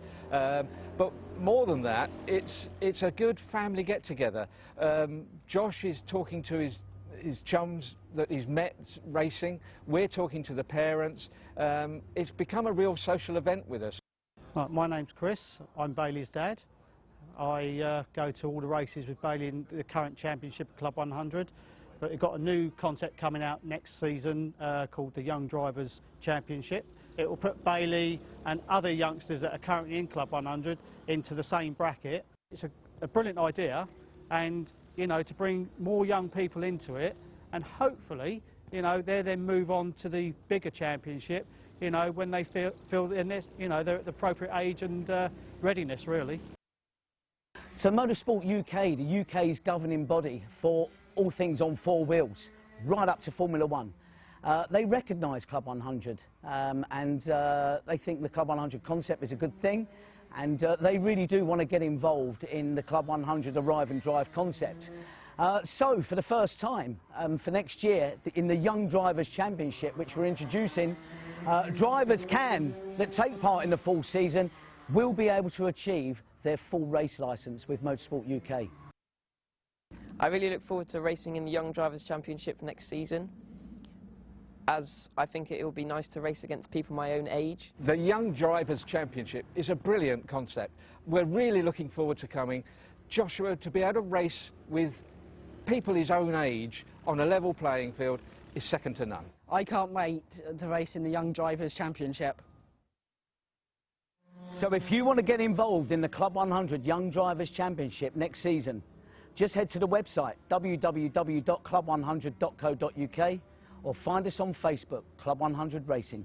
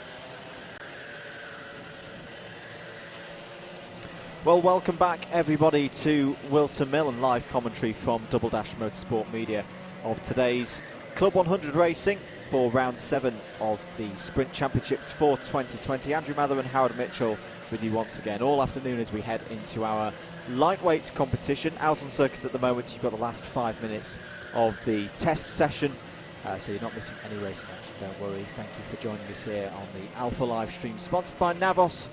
There we go. Technology solutions you can trust. Head across to navos.co.uk to check out them and what they're about. As I say, Howard Mitchell is back with me. We're somewhat refreshed after the lunch break and a really good morning of heavyweight racing. Absolutely sterling morning of heavyweight racing indeed. Yes, hello everybody. Thank you very much for joining us. The last few bits of a practice session going on, as Andrew says. And yes, my goodness, it was a really, really entertaining day's heavyweight racing. It just ramped up really nicely. We had some really good heats early on. And then in the final cycle of heats, it got a bit more crazy. And then by the B final, I think that B final is the craziest race I've seen of the year. I mean, it's one of, yeah, it's pretty mad goings on in the B final. And then, to be honest, the A final was highly entertaining, but I think we were just all shocked by the way that after how competitive it had been, just Joe Holmes was able to just streak away at the front. Yeah. Underlining just why he is such a champion of this format of racing, and it really is looking tasty in that championship going forward to the remaining 3 rounds of that. And if you didn't watch the heavyweight coverage earlier today, and I implore you, go back and watch it. Highly entertaining racing. Right now, though, it is the lightweights that we look ahead to here. Round 7 of 10 of the 2020 Club 100 Lightweights Sprint Championship. And we have got another few hours of really entertaining racing. We will be with you throughout. And don't forget, you can interact with us as well. We'd really like to it's gone up a bit during the lunch break. Thanks to the 4 people who have liked us, liked Alpha Live Productions over the lunch break. Got the little counter here in the box, which I really quite like. I think we need to get a Double Dash one of these, Andrew. I quite like them. But it's great to be getting that support. So hello to everyone tuning in and enjoying the action here today. Please like, share, subscribe, whatever is the appropriate action to show your support on the platform in question. We are going out live on YouTube and Facebook. Get in touch with us by the comments on the YouTube stream or using the hashtag Club100 Live on Twitter, or you can just direct your messages to @DoubleDashMM, @DoubleDashMM. That's myself and Andrew, and we will see those and we will answer any questions, comment on any points of view, opinions, support for a particular driver. Let us know who you're supporting, and we will love to have all of the interaction with yourselves. If you do have to miss any of the action, don't forget that you can watch it all on demand on the Alpha Live YouTube channel. Don't forget to give that a subscribe and click the notification bell. And whilst you're over there, just to get the full range of stuff done on the plugging of the social media streams. Whilst you're on YouTube, why not head over to our humble little channel at Double Dash Motorsport Media. Give us a subscribe. We do have the Legends of Club 100 and the UKC Championship for you on our YouTube channel this year. The iRacing Sim Racing Championship that has been set up amongst Club 100 and the UKC drivers. Started as a bit of a thing to keep people racing during the lockdown, but I think it's possibly here to stay because it's been a highly entertaining championship that we really loved doing. We had an offline rallycross attempt a couple of weeks ago as well, which was entertaining. That explains some of the moves we saw in heavyweights this morning. How many people were in it? We had about 20 drivers in it. Okay. Unfortunately, one of them was myself, so that's where a lot of the chaos came from. Just to note from practice, as I say, these are just free practice times. They don't have any bearing on the competition that we'll see this afternoon. Dan Cohen's just under 53. I was going to say, one more. they Now probably don't have any lead. Yes, that's a very good point. That there will probably be drivers running around without lead on that one. But yeah, it should. Track conditions definitely a lot better than they were this morning. In fact, the test session has just finished. As I say, keep comments coming in. Hello to Racing Rogerio saying lightweight's time. Let's get ready to rumble. Richard Mills says is Super GT up next. Yes, Super GT watch. Steve Alvarez Brown was in good form last night. We had a nice. I had my first meal out anywhere since February. It was me and him, Super GT, Steve Hicks, Dave Longman, and Mike Hart, and another Club 100 and BUKC racer from time to time. And we should mention you did something yesterday, Mr. Mitchell, didn't you? To Super GT.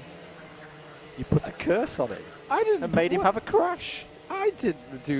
Well, no, not. How dare you suggest such a thing? What I think you mean is I brilliantly managed to keep my kart on the road. Steve, by his own admission, you might have seen it on his Twitter where he, with the 360, overtakes the man to my right, just going into turn 1, and the front tyres give a big nope as to turning into, and it was very, very slippery down. I nearly did exactly the same thing. Yeah, there were many. In overtaking me, he may have actually been part of the reason I stayed on, because I was then out to the outside where it was more abrasive and slightly more grip. Yes. So I got turning, and he very much didn't get turning, but still managed to avoid everybody who had already spun out on the grass. So it was very impressive. He manages to demonstrate superb skill and fortune, even when technically mucking something up. So impressive stuff there from Steve, and that he's now he's exercised all of the gremlins now. So now it will just be plain sailing today.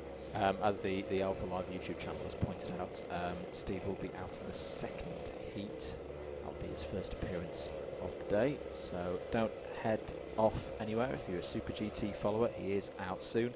Drivers coming then in from the practice session. There'll be a bit of a briefing, a shorter briefing than normal, as kind of triggered by the pandemic, but also being able to move forward in terms of technology. Online briefings have been used for the first time this weekend. We had to do it for yesterday, and all the drivers have had to do it for today. But what it does mean that the on-the-day briefing from John Viger, Managing Director for Club 100 Racing, means we can have it shorter, quicker, get the day moving, and also mean that even though drivers are all helmeted up and face masked and all the rest of it, that's another area of the day where people are as a group socially distanced, that we can reduce the amount of time that they are in that situation. Couple of questions about British Indoor Karting Championship and whether it's going to be broadcast. As Alpha Live have put it, this discussion's going on. We should mention that Club 100 and Team Sport Karting, who are running the BIKC, there is a relationship there now, where Club 100 are sponsoring the BIKC. There's some track time as one of the prizes. I forget which one it is now, which John will not like me for. But yeah, it's an interesting championship that's going on there, and really has been a key part of the karting pathway as it is from Motorsport UK. We do got to give our thanks to Motorsport UK and all the support that they've given as a governing body to not just Club 100 but kart series around the country to get us back up and running whilst the COVID-19 pandemic changes from day to day. What was your question about? What the prize is for the BIKC for Club 100 test time?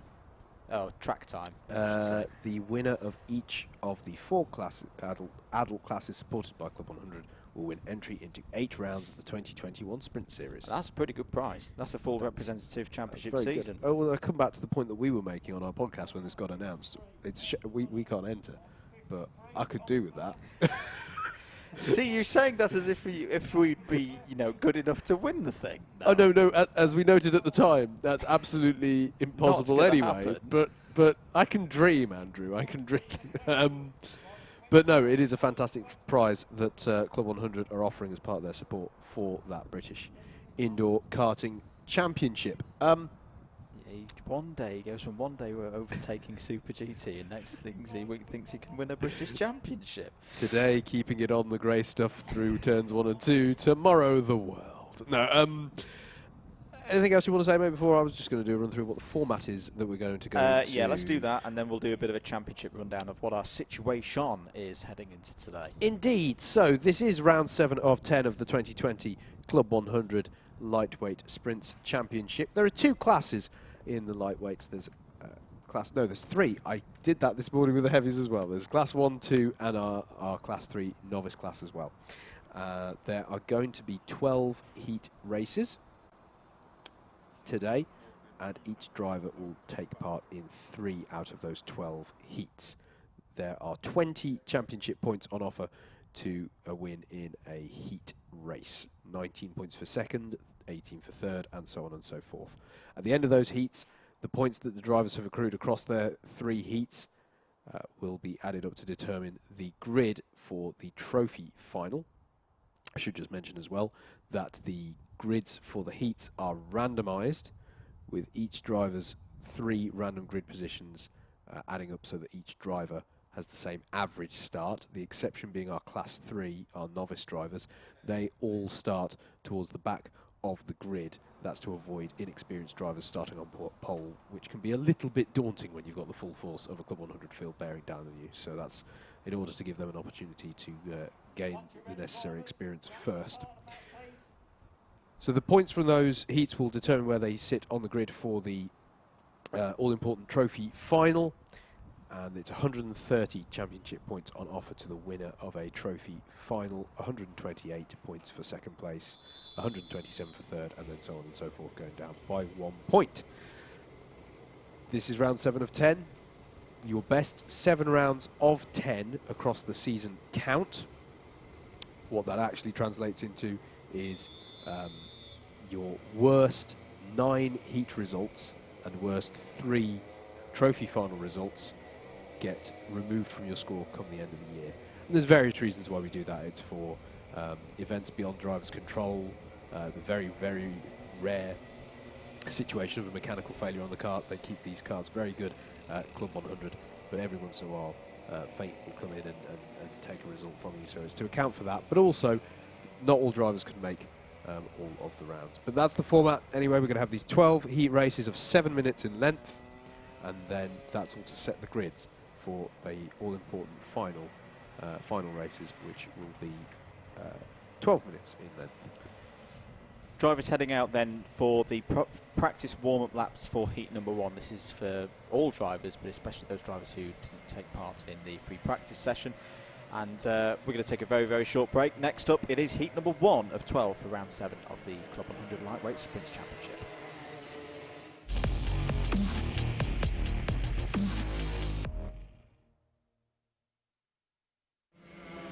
Lightweights heat number 1 then here at Whilton Mill. Let's have a look at the grid for this first race of the afternoon session.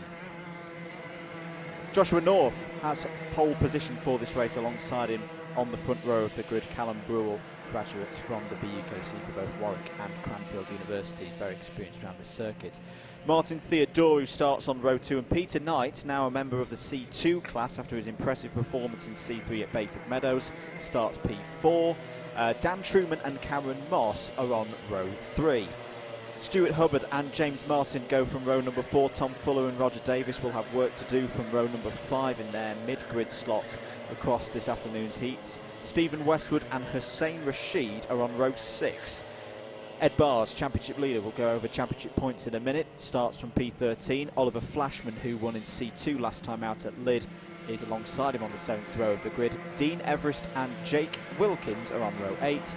Abu Sahel and Andrew Rabbage are on row 9. Running into the lower part of the grid then, in fact that is it, 18 karts on the grid. Let's run through your championship scores then, let's get that done. So this is after 6 rounds of the 10-round season. Drop scores not coming into play yet, but we're getting very close to that stage of the season, and we've got a similar situation as we had this morning. Some of our front runners haven't attended every single round this year. That won't be a problem once drop scores come into play. For now at least though, Ed Barrs is your championship leader, 1,108 points for him, and he has a lead of some 26 points over Dan Healy in second place on 108.2. Mike Coppin is third, looking to kind of rekindle the form from earlier in the season when he led the championship after round 2. He's a little bit further back on 106.1. Fourth is Chris Alcock on 105.4. And then last year's runner-up in this championship, Daz Teal, is fifth on 102.6. Others to look out for: Rihanna Percox, very strong historically round here at Whilton Mill, starts the day sixth in points on 102.4. Christopher Powell, the regular Christopher Powell, is in eighth place on 962. But we should also welcome back three-time Premier Sprint champion Chris Powell to his annual Whilton Mill appearance. Great to have him here today. Look out for him with his golf-style helmet. Don't get him confused with Christopher Powell. Also to look out for C2 runners. Fraser Brunton doesn't race this weekend as he is in the middle of exams. Best of luck with those, Fraser. So this is a good opportunity for the likes of Bailey Morgan, Ashley White, Hussein Rashid and Tom Fuller all to gain good points on Fraser today, so we'll keep an eye on that C2 battle. As I say, there's some drivers who haven't attended all rounds so far this season, but when they have been here have been very, very strong. In particular, Pietro Pagano, he's had a good record round here in the past and has had heat wins so far this season. And Steve Brown, aka Super GT, both present today. Both have missed 2 rounds so far this season. Look out for them today to start moving themselves up the championship order. We should talk C3 as well. Current championship leader in C3 is Ramanas Sakauskas on 699 points, 30th overall. Good battle in store between him and Greg Smith out there on circuit today, who's currently 32nd in points and on 692. And I think that is all of your major stories across the lightweight championship covered, and we are ready for heat number 1. Grid formed up as they come through the boot. Thumbs up from Pace Kart driver number 156 of Joshua North on the right of your screen. Callum Brewell in the yellow helmets, number 21, alongside him on the front row of the grid. We saw a lot of starts this morning where pole side of the grid got the whole shot. Can Brewell hold on there on the anti-pole side of the grid? The answer is no as we go away here at Whilton Mill. Great start for Martin Theodoru up into second place early on. I think Dan Truman's trying to fight his way through from P5 on the grid as well, but it is going to be North into Christmas Corner first, followed by Theodoru, Truman, Brewell, Peter Knight in there as well, Tom Fuller trying to make a move up the inside for, I think, about 8th position. Oliver Flashman's had a good start as well. But same as heavyweights this morning, Howard, a pretty clean start there from the first group of our lightweights. Yeah, not a bad start, absolutely, Andrew. They managed to navigate that one pretty well. One last thing that I should mention before the action ramps up too much. I almost said that too late, to be honest, didn't I? Red number plates, Class 1 runners, black number plates, Class 2 runners. We should say that one right from the off. That'll help you keep track of the individual classes. Class 3 runners are running black number plates, but on timing are shown with blue number plates, just to help you identify those. Don't forget you can go to live.alphatiming.co.uk and click on Club100 and follow all the live timings there if you have a screen free alongside your screen. End of lap 1 then. Joshua North leads by 0.6 of a second ahead of Martin Theodoru. There's the number 176 of Oliver Flashman going round. Oh, and big hit there with Tom Fuller and Stephen Westwood getting into that as well. I think Roger Davis was a casualty in all of that, and well, I think it was 3 wide at a moment into Christmas, and that tends to not work. So that's not a good piece of news for our winner in C2 last time out at Planet Lid. I'm not sure there was much that Tom Fuller and Stephen Westwood could do, really, Andrew, when the kart just stops like on a dime like that on the apex. You know, they will have committed to apexing in something around that region when they started braking where they did, and it would have been very difficult to react in time to avoid contact in that situation. Takeout penalties handed out already after 2 laps. Hussein Rashid, the number 11, is one of them, and Roger Davis, the number 43. Yellow flags out at the top of Christmas. Has somebody come to a stop through Christmas and Boxing Day? Can't quite see. There's a dead Colin. That's why the yellow flag is out. There is Tom Fuller. Now, of course, we saw him going into the spinning Oliver Flashman, and clearly there's damage to that kart, which means he's had to retire. Not a good start to the day for Fuller. Not sure if we know what's happened to Andrew Rabbage either, who hasn't been shown as starting this one. Yep, could be a transponder timing issue. We'll try and spot him as as he goes round, or not go round, the number 74. But look at number 10 here, Dan Truman, trying to find a way past Martin Theodorou. And we spoke about this in the morning and early afternoon session, didn't we, Howard, about how this circuit, Whilton Mill, it's a regular circuit on the Club 100 calendar. A lot of drivers feel more confident round here compared to other circuits, and I think we're starting to see that already. As down the inside, Truman goes on Theodore. Oh, that's a brilliant move by Peter Knight. Picks his way through. The driver from the Young Drivers' Championship, who's been having a stellar season in the YDC and really showed his talents at Bayford Meadows the last time we had a streamed round, has just overtaken two very experienced drivers, two evenly matched drivers there in Dan Truman and Martin Theodorou. Yeah, that was brilliantly read there by Peter Knight. Has immediately got himself up into second place courtesy of that. And yeah, just saw the opportunity there. Truman had to commit. There was the gap for him on the inside, but it just ended up with both of them drifting wide and allowed him through. And now it's Peter Knight who finds himself in a position to chase Joshua North up the hill for the lead. And he's not got too bad a run either. North feeling the need to go defensive here. Yeah, Joshua North got a little bit crossed up as they came through the crook there. It's especially when we get later into the year.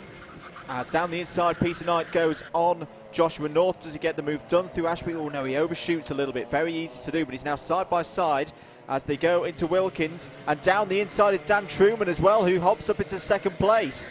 Martin Theodorou's now having a go at Joshua North, and this is classic sprint racing. You lose one position, you get forced offline, and every man and his dog comes flying through. And look out for who this battle is allowing to come into this. Ed Bars is on the scene. You'll see him just at the back of this pack. There he's in the number one. He's not at the back of the pack. He's now picked off Callum Brewell, so he's up into fifth place for our championship leader in the form of Ed Bars. I just want everyone to bear in mind, if he were to work his way up through the field to put himself into the first place spot, he does have a cone penalty against him, so he cannot win this race. Absolutely. Oh, it's round! Oh, no, just saved it. Got a bit encouraged into the save, but what happened there for Martin Theodorou? Did he lose that on his own? Or did he get tipped round slightly? I don't know if we can get a replay of that, but that was a very, very strange spin into through Christmas Corner. Often if you have an incident on your own in Christmas Corner, it's a lock up on the brakes before you turn in, not mid-corner.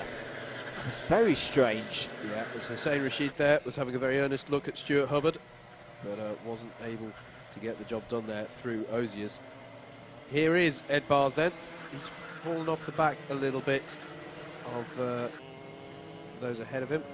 Peter Knight it is. Excuse me, he's up to third place. What am I on about? Peter Knight leads then.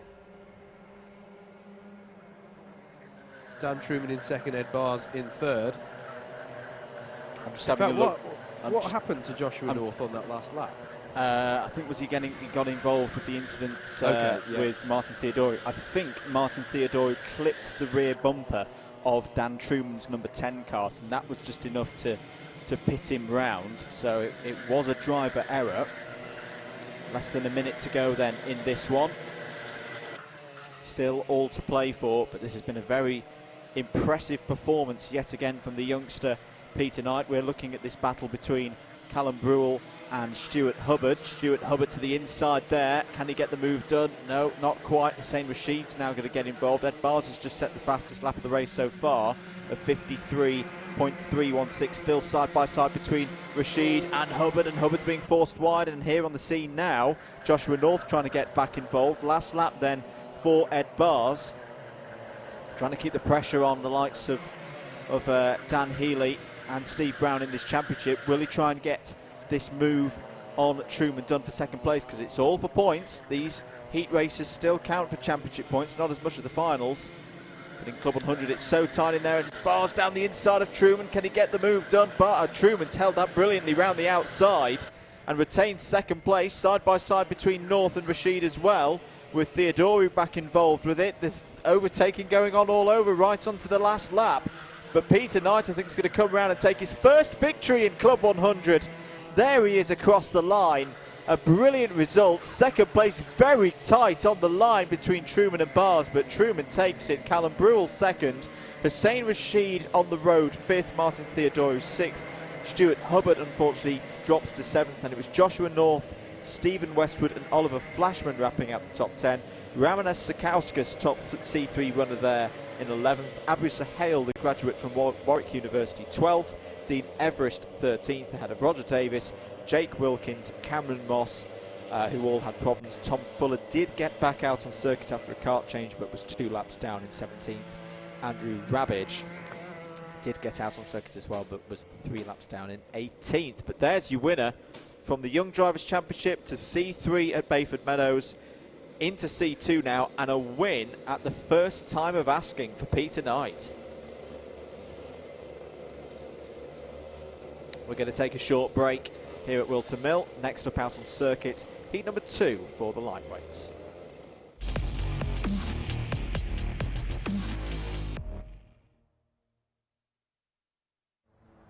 More lightweights action here at Whilton Mill for your Alpha Live stream, sponsored by Navos Technology Solutions you can trust. Howard. Absolutely. I was going to offer to take us through the grid for this second heat. We have, of course, got some practice laps for the drivers, but let's talk you through how they'll line up once they do get into grid formation. Joel Davis will start this from pole with Toby Case alongside Andrew Ward, and Ashley White make up row number 2. Steve Hicks and Matt Collier are row 3. Chris Alcock and Eamon Salih are row number 4. Row 5 is Alistair Irvin, and Christopher Powell, who we know as Standard Powell, which is no harshness. He's trying to get rid of the standard. He is trying to get rid of the standard. Well. I don't know how do we just give them relative octane numbers after this and stop branding them? Anyway, one of the 2 Chris Powells who's here today starts from 10th. Steve Brown, Super GT fans rejoice, starts from 11th with Reese Pope alongside on row number 6. Row 7 is Jacopo Fioravanti and Dan Seeger. And then it's Ben Simpson and Russell Cooper on row 8, with row 9 being made up of Luke Dunnett and Greg Smith. That's how they line up then for heat number 2 of 12 for round 7 of the Club 100 Sprints Championship. Keep your comments coming in on the YouTube stream. We can see them coming in, and if you're on Twitter at Double Dash MM, use the hashtag Club100 Live. Let us know who you're supporting. Of the racing so far today. I do need to mention though, I mean, we know this area of the world fairly well. I can't help but notice there's some dark clouds forming. Just to the right of your shot, as you're looking at it, ladies and gentlemen, that is generally where the weather comes from in this part of the world. We did get a little bit of sprinkling of rain towards the back end of the E60 race yesterday, which was not quite enough to make track conditions treacherous, but we have said it before, we've said it with BUKC in the past, that this circuit, I mean, as I say, it says there, there's a less than 10% chance of rain, which is good. I hope it remains like that, but we know what this area of the world's like. Doesn't take much water on this circuit, Howard, to make it quite tricky for the drivers. No, absolutely. And brief shout out to JMW Forecast for the graphic that we get. We always like being able to show you that. Yes, the conditions here can get greasy very, very quickly, particularly offline, particularly at the bottom of the hill. That's what I'm talking about. Very ominous dark cloud looming over the circuit here at Whilton Mill, just outside of Daventry in Northamptonshire, England. And yes, as you tell from that location reference, it can rain here quite a bit. It's the same as Silverstone in my mind. Yes. You know, it does have its little own microclimate. Yeah, not quite a clay pigeon microclimate, but no, a microclimate. I mean, there's probably some viewers thinking, Andrew, what's you on about? Of course, the circuit gets slippery when water starts being dumped on it. There's something about it that it can take a relatively small amount. If I say compare this to, say, Rye House or the clay pigeon example that you've cited there, you know, you can get away with, say, an off-circuit line or off normal racing line means of getting around the circuit to keep your speed up, whereas, you know, particularly down at the bottom of the circuit, turns 1 and turn 2, but also the approach to the boot as well. We've had many races in the past where just a light sprinkling can make it like an ice rink with the tarmac that we have here. Yeah, and I think it is the tarmac. I've often wondered about it, but it is definitely a circuit that greases up very quickly. Yeah. It is also how you lean on the grip in the corners. I think it's the nature. I mean, turns 1 and 2 here are often. A lot more straighter braking areas. Yes. Say. Yes. So you notice that quickly, and also turns 1 and 2 are very fast-paced here. You really lean on the car, and what we often can't quite get across to you here with the cameras here at Whilton is that this circuit is on the side of a slope. Yeah. So when we talk about going through the top of the circuit at Christmas, it is literally the top. It is the highest point on the circuit, and turn 2 is right at the bottom of the hill, the lowest point, also the fastest corner on the track. And so, that's a pretty good shot of it there. Yeah, okay, there's a hill. Good job, Chris. That does demonstrate a hill, and that is the hill on which we are set up on the side of. And it's David up on that. Oh, is it David on that one? Sorry, have they swapped round? That was Chris this morning, wasn't it? Was it not? No. Oh, I'm sorry. I'm terribly sorry. Sorry, David. You're doing a cracking job. As is Chris. Yeah, so with the news that I need to get my eyesight tested, we are on the side of the hill. Turn 2 is the first bit to get wet. If we get to the point where there's standing water, that's where it ultimately collects at the bottom of the circuit. So, yeah, turns 1 and 2 are often a challenge. Thankfully, though, we have not got the condition. I mean, this morning it was so, and yesterday indeed, when you and I, Andrew, were out for the E60 round, it was so cold that it was effectively like being in wet conditions for the first few laps, because there were new tyres in cold conditions. So that was definitely a challenge there. We're good for a start then here for heat number 2 out of 12. First appearance of these drivers in a racing capacity today. First of 3 heats. Look out, there he is. Number 5, Steve Hicks. Another very experienced driver around this circuit. Starting their P5 for number 5. We are good to go then. Joel Davis takes us from pole position. Toby Case alongside him on the front row with Andrew Ward, Ashley White, Steve Hicks and Matt Collier all looking for good starts as well. Away we go then. Quick sweep across there for Steve Brown in the middle of the pack, but it's a clean start at the front of the field as they head up to Christmas Corner for the first time. Andrew Ward going for it. The local driver only lives about 5 to 10 minutes away from this circuit. He leads as they come off of Christmas Corner for the first time. Steve Hicks has had a good start as well. He's already up to P3. Someone's going very, very wide. In fact, is it Super GT? It is Super GT. Yep. And he's managed to get back on circuit. He's alongside Alistair Irvin there in the pink helmet, who's been having a stellar season in C2 so far. Into Osiers then for the first time. Contact warning for Ben Simpson. There's a lot of Warwick people around today. There are. And he is one of them.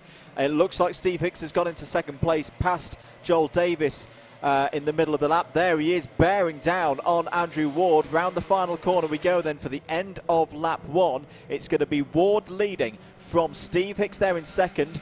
Chris Alcock's had a great start as well. He's up to third from 6th on the grid. Then Davis, Case, White, Irvin, Brown, Fioravanti and Collier, and now Steve Hicks goes to the lead. And you know what? I think Andrew Ward even gestured to Hicks to let him by here. Ward is keen to maximise the points that he can from this, so he does not want to get held up in a battle with Steve Hicks. So he almost sort of just said, you know what, you go by. I'm focusing on getting some good points here on the board, because he's not had the rub of the green for much of this season, has Andrew Ward. So he'll be looking to, you know, he wants to get good points, but he doesn't want to waste time battling with everybody. There's an incident. It's Greg Smith. Greg Smith, off the competitor in the C3 Championship, has not had a good first heat. There is Alistair Irvin up against Steve Alvarez Brown. These two raced against each other in the BUKC Graduates Championship at Clay Pigeon a couple of weekends ago. Drivers acknowledging the yellow flag for Greg Smith being stranded there on the side of the circuit. That's not good news for him at all.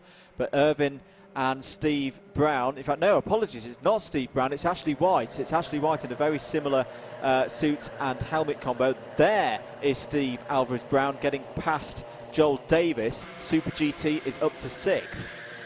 Yes, it's almost like we are over the border between Northamptonshire and Warwickshire today, with a number of Warwick University alumni and students who are here today.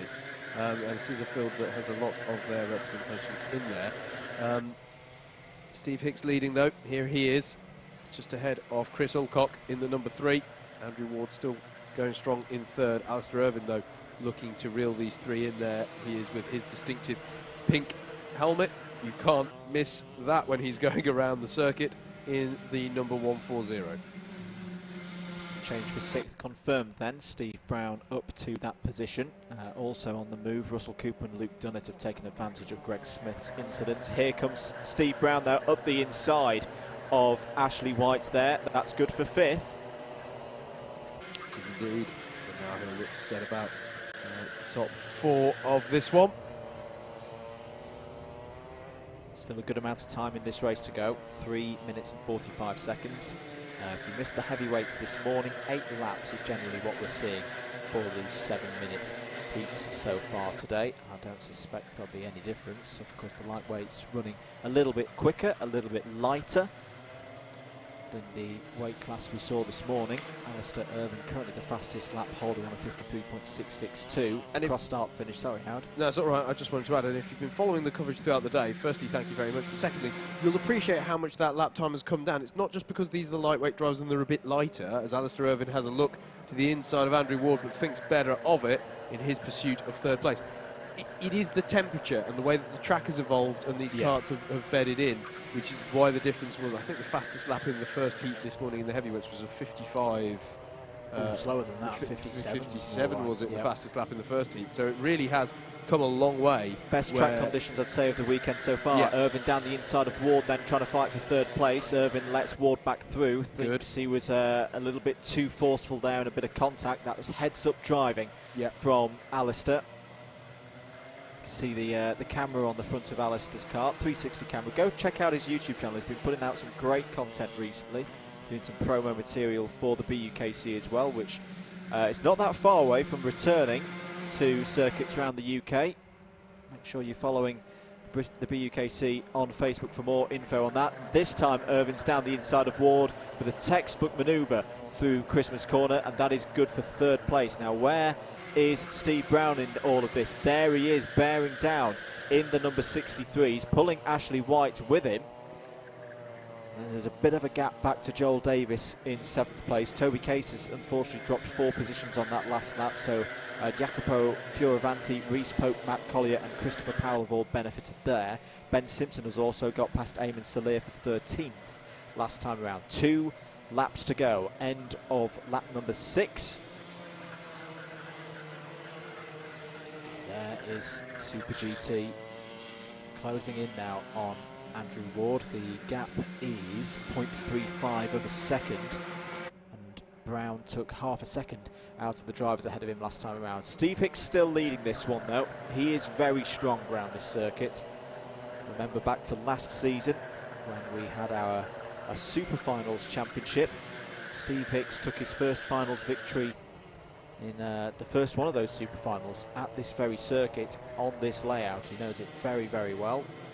Raced yesterday in the E60 alongside Steve Brown, where they took the victory for the very appropriately named Super Goat team.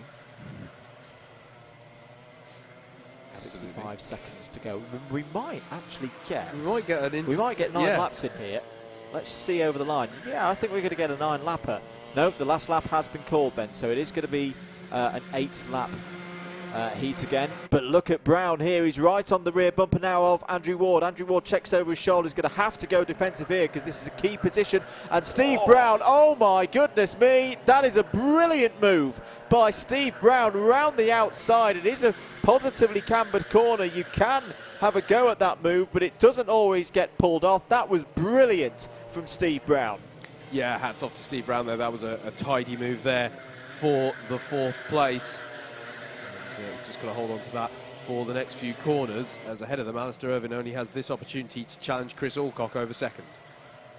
Still very close, but Steve Hicks is going to come round the boot, round the final corner to take his first victory of the day, his 2nd victory of the weekend. Steve Hicks takes heat 2, 2nd for Chris Alcock, 3rd and highest C2 runner for Alistair Irvine, 4th for Steve Brown.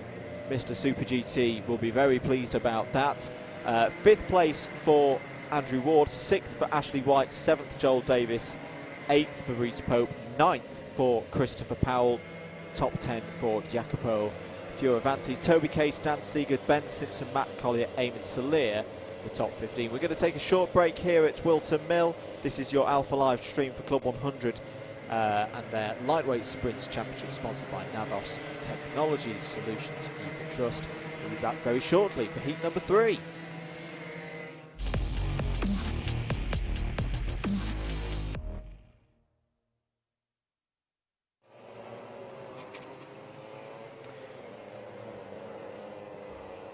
We are getting ready then for another heat here, heat number 3 of round 7 of the lightweights here at Whilton Mill. They will again have some practice laps ahead of this one. The very experienced Keith Segal will be taking this one from pole with Dan Cohen alongside. James Wattis and Peter Hargreaves are on row number 2. Bailey Morgan and Pietro Pagano are on row 3. Row 4 will be Oscar Lancaster and Eric Mignon. It'll be Rihanna Percox and Adrian Mertens on row number 5. Row 6 is going to be Chris Powell, the former champion Chris Powell in the 171, to distinguish him from the other Chris Powell, and Mikey Nichols. Then moving on to row 7 is going to be Dan Healy and Jason Bradbury. James Browning and Tommy Walsh make up row 8. Row 9 is Jagjit Singh and Niall Tui. That's how they line up then for this 18 kart grid for heat 3 of round 7 of the Lightweights Championship. They will have a few practice laps as the sun beams down on Whilton Mill. You really wouldn't have thought we were here yesterday morning freezing cold, but we were. And I was sporting a rather delightful Club 100 beanie hat, I have to say. Someone's just done the Mather Bandit move to those tyres in the centre of your screen. I don't know who that was. Just read some of your comments. Lots of excitement over Steve Brown Super GT's performance in that last race. Koshiro says go Super GT. He explained that manoeuvre in one of his videos. In fact, yeah, it was very similar, that move on Andrew Ward, to the one that we were talking about earlier in the context of Craig Brown. Yeah.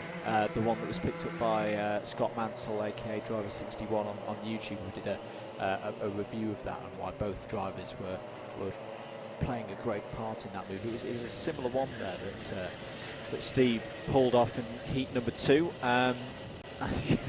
Robert Good says 6th is sick. Of course, if you're a regular viewer of Steve's videos, he's quite a regular of finishing in 6th. Tends to do a little bit better in this series, and a 4th there. Although that was very... I know Albon's got his first podium now, but that was... You know, if that was a few months ago, that would have been the classic Albon finish in 4th place. It would. He did go around the outside. In fact, yeah, that was very, very Alex Albon. I only overtake round the outside. But yeah, keep your comments coming in, everybody, on the YouTube comments. And you remember you can tweet us as well, at Double Dash MM. Give us a follow for all of that good stuff. That felt like a very quick number of practice laps. Or was that just me? But I took my time doing the grid, I suppose. I don't know. But yes, so... Keith Segal. One of the elder statesmen of the club. Definitely elder statesman of the lightweights, has pole position. I still don't like those clouds behind us. Whoa, look at that. That's a new suit. No, I think he had that at Bayford. It's not the Firestone suit. It's not. I'm not sure how I feel. It's a kart fight one as well. I'm pretty sure he had that suit at Bayford. I'm not sure how I feel about new for 2020 on Keith Segal there. Yeah, and there is Chris Powell in the 171. Look out for Dan Cohen in this race. He was very, very quick in the practice session whilst we were on lunch break. We are ready to go then for heat number 3. 7 minutes on the clock.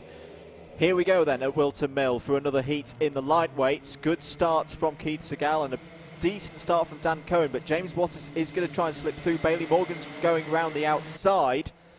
A lot of big names in this one. Pietro Pagano as well, trying to fight his way through. Dan Healy in the number 4, second in the championship. Pagano go down the inside, being followed by Chris Powell. Rihanna Percox is on the grass. That's a tricky situation. And that's connection. Well, has kept it in a straight line, which is better than what some drivers have done over that piece of grass so far this weekend. There's more contact down through Ashby Corner. I think someone has gone round.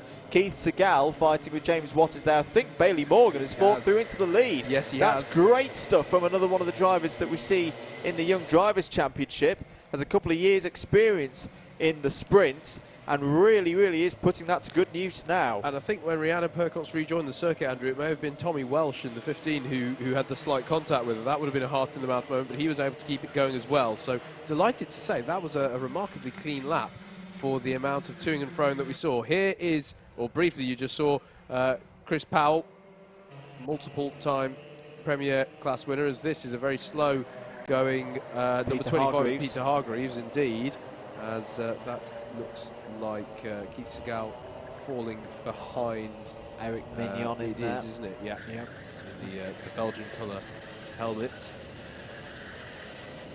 Jason Bradbury looking down the inside. He's had some good races recently. Won the C2, won the B final at Lid, if I'm not mistaken. 5.5 minutes of this one to go. Bailey Morgan, after that great first lap, still leading. There's Pietro Pagano.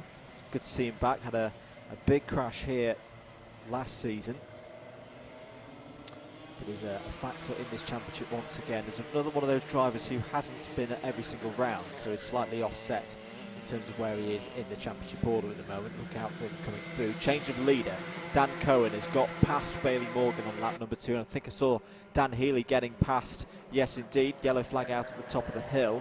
But Dan Healy has got past James Wattis there for 4th place. And that is why I think is that Jagjit Singh. I think it is, because he hasn't completed lap number 2. So Singh in the 182 is unfortunately out of this race. James Wattis to the inside of Bailey Morgan. That's I think that is for 4th place now. So Pagano and Healy have got through, and here comes Chris Powell, the 3-time Premier champion. Great to have him back here in Club 100. Always a pleasure to see him race. He's still got it, hasn't he? He's not lost any of that This speed. is the thing, he just comes back. I feel a bit race rusty if I haven't done it for a month or so, and he just comes in and goes, yeah, I've got the idea, and then immediately sets about having extremely impressive runs. Also having an impressive run here, though, was Dan Healy, although there's a yellow out at the top of the track. That would be for Singh, who is at the side of the road, but still definitely the case that Dan Healy was in the wheel tracks of Pietro Pagano there. I wonder, has Singh lost a chance? Colin the my Cone goodness. has his biggest jump of the weekend there. That was impressive. That was Jack Fisher, Three Sisters like. Who did that? Someone's getting a cone penalty. Here is the battle. Drop-kicked. The battle over 2nd place. Pietro Pagano defending against Dan Healy, or are they defending, or are they going to work together here to get onto the back of Dan Cohen? It stands to reason that they should work together. There is enough time for them to reel him in this one, as there's a little bit of water kicked up from the cattle grid curve on the exit of Paddock Corner. This is Chris Powell chasing James Wattis in the number 171 and the 12 respectively. James Wattis in 4th place does give the signal to say, should we work together to get onto the back? It depends how Chris Powell views his pace relative to that of Mr. Wattis. I think he's a 3-time Premier champion. He'll do what he wants when it comes to working with other drivers. Yeah, he isn't in this championship. He has nothing to lose, as there's yellows out here as well into Wilkins. I'm very worried about Colin. That's not okay. This is yellows going down various parts of the circuit as they recover Jagjit Singh's kart. As the battle for 2nd fires through the boot, but it's not really the battle for 2nd. They're working together to try and turn it into the battle for 1st, because they are now closing the gap on Dan Cohen. What is it this time around? They bring the gap down by a further ½ a second. So it is now just 0.3 of a second, and now it is a 3-way fight for the lead of this one. And now Dan Healy maybe starts to have a think about, Pietro Pagano, what a move! I did not see that one coming whatsoever. Pietro Pagano just fired it down the inside of Christmas Corner. That was beautiful stuff there from Pagano. Another driver where Whilton is a strong one for him, and he showed it there. That was a great lunge and perfectly judged as well. You okay over there? Fine. Dan Healy now chasing Dan Cohen into the boot. They've all got big white stripes on their helmets. I need them to be more distinct. Chris Powell's got the commentator's favourite helmet, because it can spot it a mile off. Anyway, the lead battle comes through, now headed by Pietro Pagano. Healy's got a run here on Aston's Dan Cohen. Can he get up the inside? Yes, he can. He's going to do a simple block pass there and take 2nd place. Jagjit Singh has got a curb warning, which I feel is harsh, being as his car is being towed back to the pits. But I'm gonna that might be a timing glitch. 65 seconds of this one to go. Tommy Welsh, just to let you know, is leading in C3 at the moment. He's gained 2 positions on that last lap, past Niall Tui and Keith Segal. We're looking at the battle over... Hang on a minute. Something's changed here. Rihanna Percox gained a number of positions on this lap. She's ahead of Bailey Morgan, and I'm not quite sure about Mikey Nichols.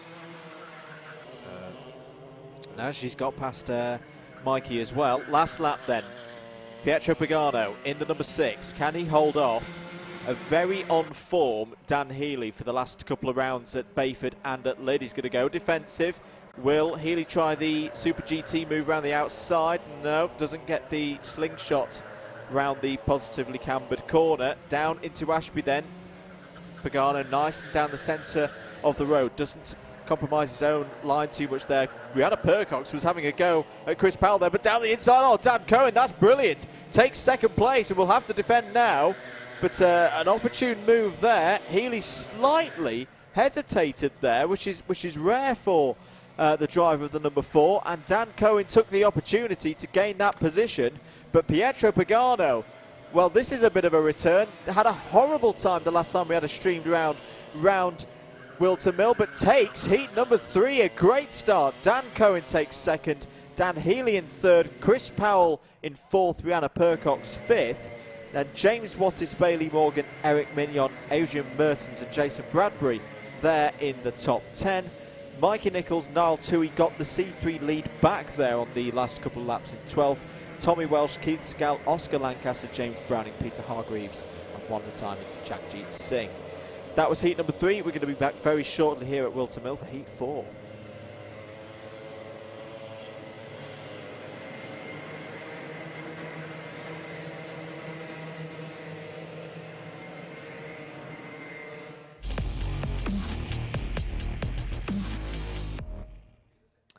Okay.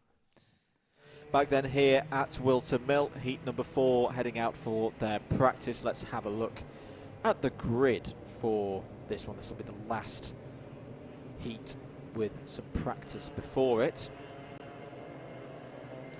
Bringing that graphic in a moment. Keep the comments coming in on the YouTube stream. Let us know how you're doing. Ben Daly has pole position in this one alongside Chris Roger. Daz Teal and Jack Cameron Drayton start on row 2. Steph Theodore and Mike Coppin are on row 3. Moving into the middle of the pack then, on row 4, we will find Rogerio Mendez and James Corp. Thanasi Barnacote and Andrea Fioravanti are on row 5. Josh Allen and Rob Dowsett go from row number 6. Those starting towards the back of the field, including our C3 drivers. Ned Douglas and Jed Toole start on row 7. Sam Morris and Gareth Pritchard are on row 8. And Pete Crompton is on his own on row number 9. Hello to Kim Ely. Come on, Rihanna Percox, do it for the girls at Motorsport Woman. Great race from Rihanna. As we say, this is probably her strongest circuit. She's won full rounds here before of the sprint series. Yeah, she took her first ever wins in Club 100 machinery here as well, yep. Both in, unless I'm going to be correct, the lightweights and then subsequently the clubman class when she went into that used to exist as an invitational class within Club 100 sprint racing. And obviously raced well for many a year for Birmingham University in the BUKC here at Whilton Mill and other circuits, of course, but this one in particular for Rihanna is a very, very good place in her racing history. As we say, we're into heat 4 now, or will be in a few moments once these practice laps are completed. It's been frenetic, hasn't it, so far from our lightweights, but I don't think we would have expected anything less from them. No, absolutely. Very much in line with what we had from our heavyweights this morning. It's it has. I am going to bring up the one of the forecasts that we have here in the box, because the clouds just start looking more and more ominous every time I look at them. But yeah, it's been a frenetic so far for our lightweights, and there is absolutely no suggestion that should change. as we go into the last of these this cycle. What do we mean by that? We just mean that at the end of this one, all of the drivers will have taken part in at least one heat. We'll stop having these practices, which means we need to be quicker at taking you through the grids, bluntly, is what it means. And yeah, so after this, all drivers will have got themselves up to speed in their first race of the day. Just before we do go into the frantic part of the day, I just do want to give a thanks to some of our supporters of Club 100. Big thank to Kelgate Performance for providing the brake systems on these karts. CZ Chains as well, his logo you've seen on the stream. Bridgestone for supply of the tyres, and Alpha Timing as well for all the things that they do, and we definitely would have a much more difficult time with our jobs without Alpha Timing. Absolutely. Here we are then. We are good for the off here in heat number 4. Ben Daly there in your 135 car on pole. Chris Woodger alongside with his distinctive blue radiated fan look. I really shouldn't describe helmet livery, should I? Here we go then for heat number 4. Away we go. You can see the intent on Chris Woodger as he looks across, but he has been taken there by Darren Teal as they come through the crook for the first time. Is it all clean as they head up the hill? Yes, it is.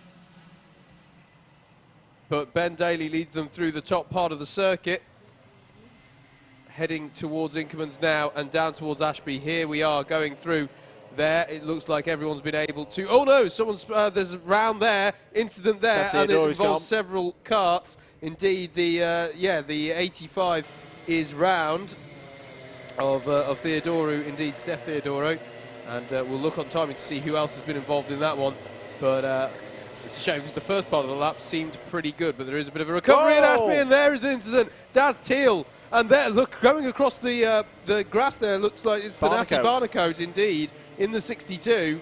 So that was a big moment for him there, and what started as such a clean lap actually ended up being fairly clumsy, but it's Mike Coppin who has come to the fore in amongst all that chaos. Coppin's gone. He's got a 2.6 second lead. Surely he should win this race now, but what's going to happen behind him? James Corp has come up to second place. There's a battle going on there between the number 20 of Josh Adams and Thanasi Barnacote. And Chris Woodger has been one of the drivers who's fallen afoul of that first lap shenanigans. He's down to 16th place. Jack Cameron Drayton has had an incident, and Rob Dowsett hasn't even crossed the timing line, Andrew, so some big issues on that first lap. Yeah, he's stuck on the exit of Ashby Corner. Take-out penalties plus 6 positions handed out already to Ned Douglas and Daz Teal.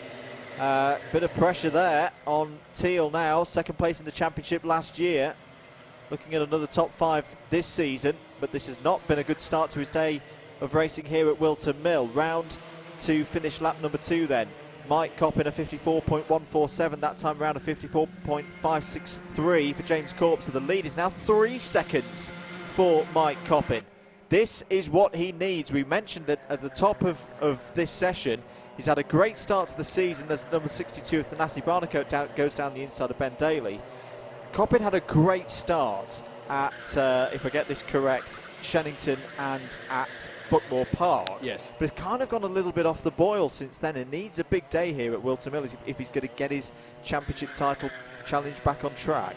Yeah, absolutely. We're looking here at James Corp defending against Ned Douglas in third. Thanasi Barnacote, as we mentioned near at the start of the lap now, up into 4th place and chasing these two as they come through the boot. Overtake under yellow penalty has been handed out to Andrea Fioravanti in the 178. That's a basic one, unfortunately. Although, maybe benefit of the doubt, the yellow flags were coming out quite frantically there. There is a penalty confirmed on your screens, the bottom right for Andrea. And now it is a 3-way battle over second place. Ned Douglas goes to the inside, but thinks better of it. Behind them is another pack of 3, that of Ben Daly, Daz Teal, and Josh Adams. Josh Adams, one of another driver from Young Drivers Championship as well. Pod to pod, side by side between Barnacote and Douglas. Douglas trying to hold himself in there, went a little bit across the grass, but is now going to be switched back by Barnacote. Great stuff, really good stuff from Thanasi Barnacote there, and that'll be 3rd place. Yeah, fair play to Douglas for trying to keep his foot in there, but it all got a bit bumpy across as there's a penalty for Ned Douglas for track limits, which is unsurprising maybe, being as he went across the grass. It is quite clear in the briefing notes that went out with the new format of briefing that was used for this round, do not use the grass beyond the runoff.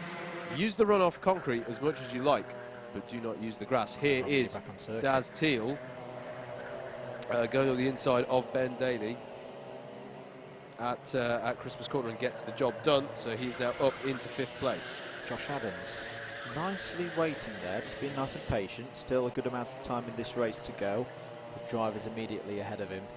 Doesn't want to throw away, and also drivers that have got penalties, in fact. So if you consider, if you get past Daly, he effectively gains another 2 positions immediately, because we know that Teal and Douglas have big position penalties on their scorecards at this stage of proceedings. 2.5 minutes to go. Mike Coppin's still comfortable at the moment. Tanasi Barnacote starting to go quickly though. That's a new fastest lap from Barnacote of a 53.496 in this heat. Steph Theodoru on a bit of a recovery drive after the incident at Ashby in the first lap. He's working his way up the order, just got past Sam Morris and Jed Toole on the last, well, it was 2 laps ago now actually, but he is working his way up through the order. Racing Rogerio Mendes has just gained a position. He's now 12th. He's gone through with Jack Cameron Drayton past Pete Crompton. Here is Barnacote then on the tail of James Corp. Battle over 2nd place. And there's no point in them working together, just to be clear here, because they just haven't got time. I thought it would be 2 minutes to catch onto the back of Mike Coppin, who was the main beneficiary of what was a fairly mad start to this one. With 90 seconds left on the clock, it is now an out-and-out fight, one would have thought, for 2nd place between these two. The red number plates denoting they are both members of the Class 1 class within this, and this is Thanasi having a look down the inside. Nice and tidy move there, and I think James Corp reminds me actually of Steve Hicks going by Andrew Ward a couple of races ago, mate. I think he knew the situation. He doesn't want to waste time and lose valuable points having a battle over what is essentially 1 championship point. On a day, well, not just a championship point, but also as a driver who's not taking part in every round this season, he'll want to get in the A final. True. And getting in an A final today is going to be especially tough. There is Mike Coppin, about to finish lap number 7 and go on to his final lap of this heat. There it is. Just looks comfortable here.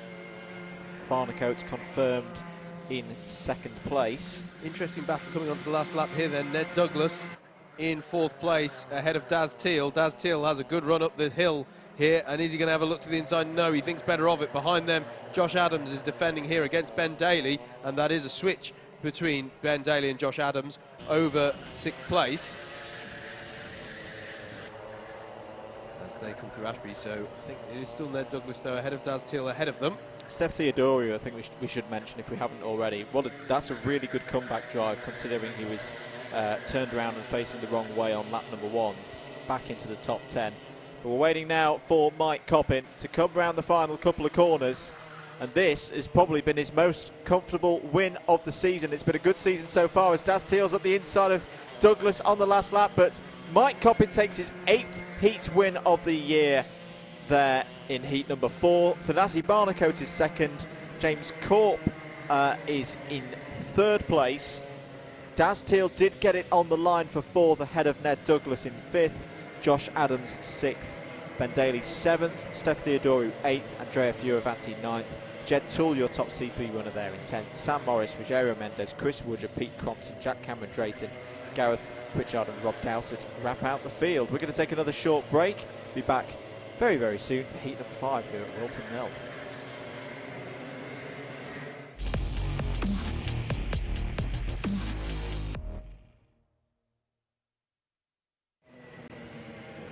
Heat number 5 here on your Alpha Live stream for round 7 of the 2020 Club 100 Lightweight Sprints Championship, stream supported by Navos Technology Solutions you can trust. Here is your grid then for heat number 5. We're going to have to go through it fairly quickly. Apologies if I get ahead of any graphics. Jason Bradbury on pole, Reese Pope alongside, Christopher Powell and Ed Bars on row 2, Ashley White and Joshua North on row 3. Row 4 is Karen Brule and Dan Cohen. Then it's Andrew Ward and Tom Fuller on row 5. Row 6 is Eric Mignon and Cameron Moss. Stuart Hubbard and Greg Smith are on row 7. Row 8, running out the 16-car grid, is Jake Wilkins and Abu Suhail. Here we are. We did get it in before they started. I was wrong to doubt us. There is the number 59 of Jason Bradbury then. He will lead them away for this one. 7 minutes on the clock. Eyes on the lights. Engine notes rise. Away we go. Look at how Reese Pope is watching like a hawk the pole side of the grid, and he's able to hold on to it, and Chris Powell is round, and it's a big hit there with Chris Powell. And I think that's Dan Cohen, and I didn't spot the other kart that was involved, but 3 karts had a very nasty hit there into turn 2. Jason Bradbury leads them up to Christmas corner. It has been called good as a start. There was no full start flag out, so the officials feeling they are okay to recover that one as it is. As majorly on the brakes there was Ashley White. I thought he was going to lose it on brakes, but he was right on the limit of adhesion there, braking into Ashby in 3rd place at the moment as they all work their way through. Wilkins and Ozies for the first time. Andrew Ward there going defensive against Eric Mignon as they come on to the back straight. This is the 42 of Reese Pope defending against Ashley White. Tom Fuller was your other driver involved. Tom's really not having a lucky day in terms of being clear of incidents. That was not his fault. I think it all started from about P4. 3 karts went into one space of track on a area of the circuit where really at best you can go 2 wide. Yeah. But yeah, Cohen and Powell there getting caught out down the inside, the number 64 and the 42. This is Ashley White and Reese Pope. That's going to get a little bit interesting. Ed Bars is going to go around the outside of all 3 of them. Yep. That is brilliant from the reigning champion and championship leader. Yeah, that is absolutely perfectly demonstrating why Ed Bars currently leads this championship. That was a beautiful sequence of corners. Just read the chaos in front of him brilliantly and just went, okay, I'll go around the outside then. And even to the point, Andrew, of using that outside curb on Inkermans brilliantly to just keep himself inside. That was inch perfect on that. I would even say millimetrically perfect on that. That was brilliant stuff, and nailed the braking into Ashby as well, just for good measure. And look at the gap that he's been able to pull out already. Ed Bars up into 2nd place, now chasing Jason Bradbury at the head of the field. Oh, and set the fastest lap of the race just to boot. So yeah, just to explain, I think why that one wasn't called a false start. If I'm right in saying 3 karts being off is kind of like the cut-off point. And Greg Smith down the inside of Eric Mignon. Great move there from Smith. Another driver very experienced around this Whilton Mill circuit. We saw him race along in the Northampton Karting League back in the very early days of Alpha Live and Double Dash Motorsport Media. That was a textbook manoeuvre on Eric Mignon for 7th place. Yeah, absolutely. Callum Brule here having a look at Reese Pope over 4th place. Now, just to finish the point about the start, 3 karts being off is normally the trigger for a false start flag, so unlucky for those 2 karts who were off. And side by side now, Bars nearly got a run into the final corner there on Bradbury. We'll maybe try and set one up for a go into Christmas corner. And now you just got to stay patient as you go through this sweeping couple of corners, and now get the shot. And he's alongside on the way up through Fine Lady, and that's easily done for Ed Bars into the lead of this race. Yeah, beautifully done from Ed Bars. There was a sense not to take anything away from Jason and his driving, but there was a sense of inevitability about that one. Ed Bars is looking really racy in this one here. He's looking to set a fantastic run of a fantastic scoreline basically for today, as he has been doing all season long. And Jason will now look to keep himself in the wheel tracks of Ed, but he is getting some attention from Ashley White behind in the 64 there. So he's now got that difficult job of, I say he's got that difficult job of attacking and defending. Ed Bars is pulling away. He really is going like the clappers at the moment. It is Ed Bars in the lead. Jason Bradbury in 2nd, Ashley White 3rd, Reese Pope in 4th. Then it's Callum Brule, Andrew Ward, Greg Smith, as Andrew mentioned, running really well as one of our Class 3 novice drivers here. As is this a look from Ashley White on Jason Bradbury? Yes, it is. It's a textbook move again into Christmas corner. Bradbury will get the switch back though through the next few corners. Will he have any response into Ashby? No, it doesn't look like it at the moment. It's quite a bold move on the brakes into Ashby, even though it may look fairly standard. A move on the brakes into a hairpin. Ashby has got to be one of the hardest to do it for downhill braking. And it hasn't got anything like the camber that you have on Christmas corner to help you around. Look out for Reese Pope. He's had a really, really strong 2nd lap and 3rd lap. Greg Smith looking for a move on Andrew Ward there. He has just got a contact warning as Pope, but he's got some very, very nice pace underneath him and time to play with to try and pull himself up past Bradbury, maybe even White. Let's keep an eye on them.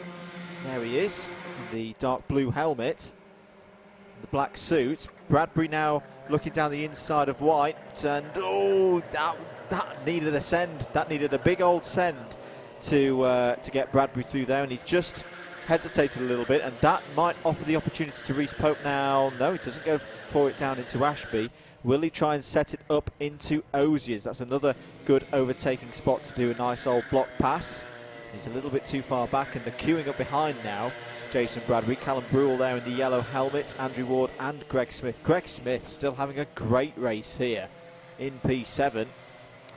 Should mention of the karts who we saw involved in incidents, the only one who hasn't been able to continue is Dan Cohen. Yeah. Everybody else is still circulating, but for Christopher Powell, for example, he is some 44 seconds off the back of the pack, so it is just about running around, getting some more practice laps in, and accruing at least some points towards that all-important grid position in the trophy final. As here, Reece Pope really does look like he's looking for a way past Bradbury here. He didn't choose to go to the inside for Christmas corner. He's got to go for it. He's got to send it down into Ashby. No, he's not quite confident on the brakes to try and roll it in there. Curb warning for Jason Bradbury. Ed Bars, by the way, is gone. He's got this race won 2.5 seconds up the road from the number 64 of Ashley White.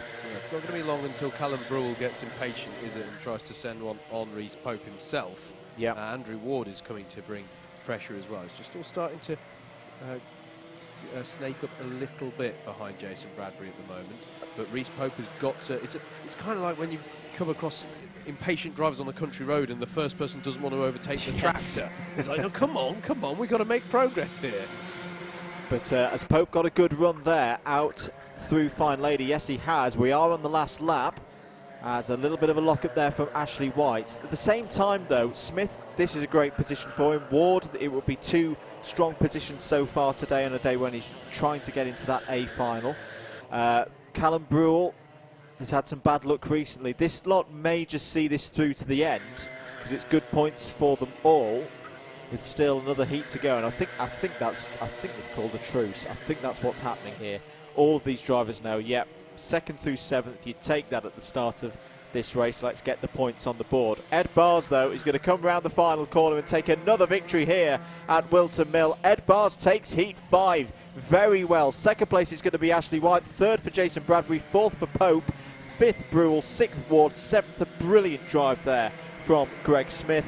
8th for Eric Mignon, 9th for Abu Hale, 2nd for the C3s, Stuart Hubbard in 10th, and Tom Fuller, Cameron Moss, Josh North, Jake Wilkins, and eventually Christopher Powell will come round, having been taken out on turn 1. Dan Cohen was a retirement. That was heat number 5 of the Lightweight Sprint Championship, round number 7 on your Alpha live stream, sponsored by Navos Technology Solutions you can trust. Next up here at Whilton Mill is going to be heat 6 for the Lightweights.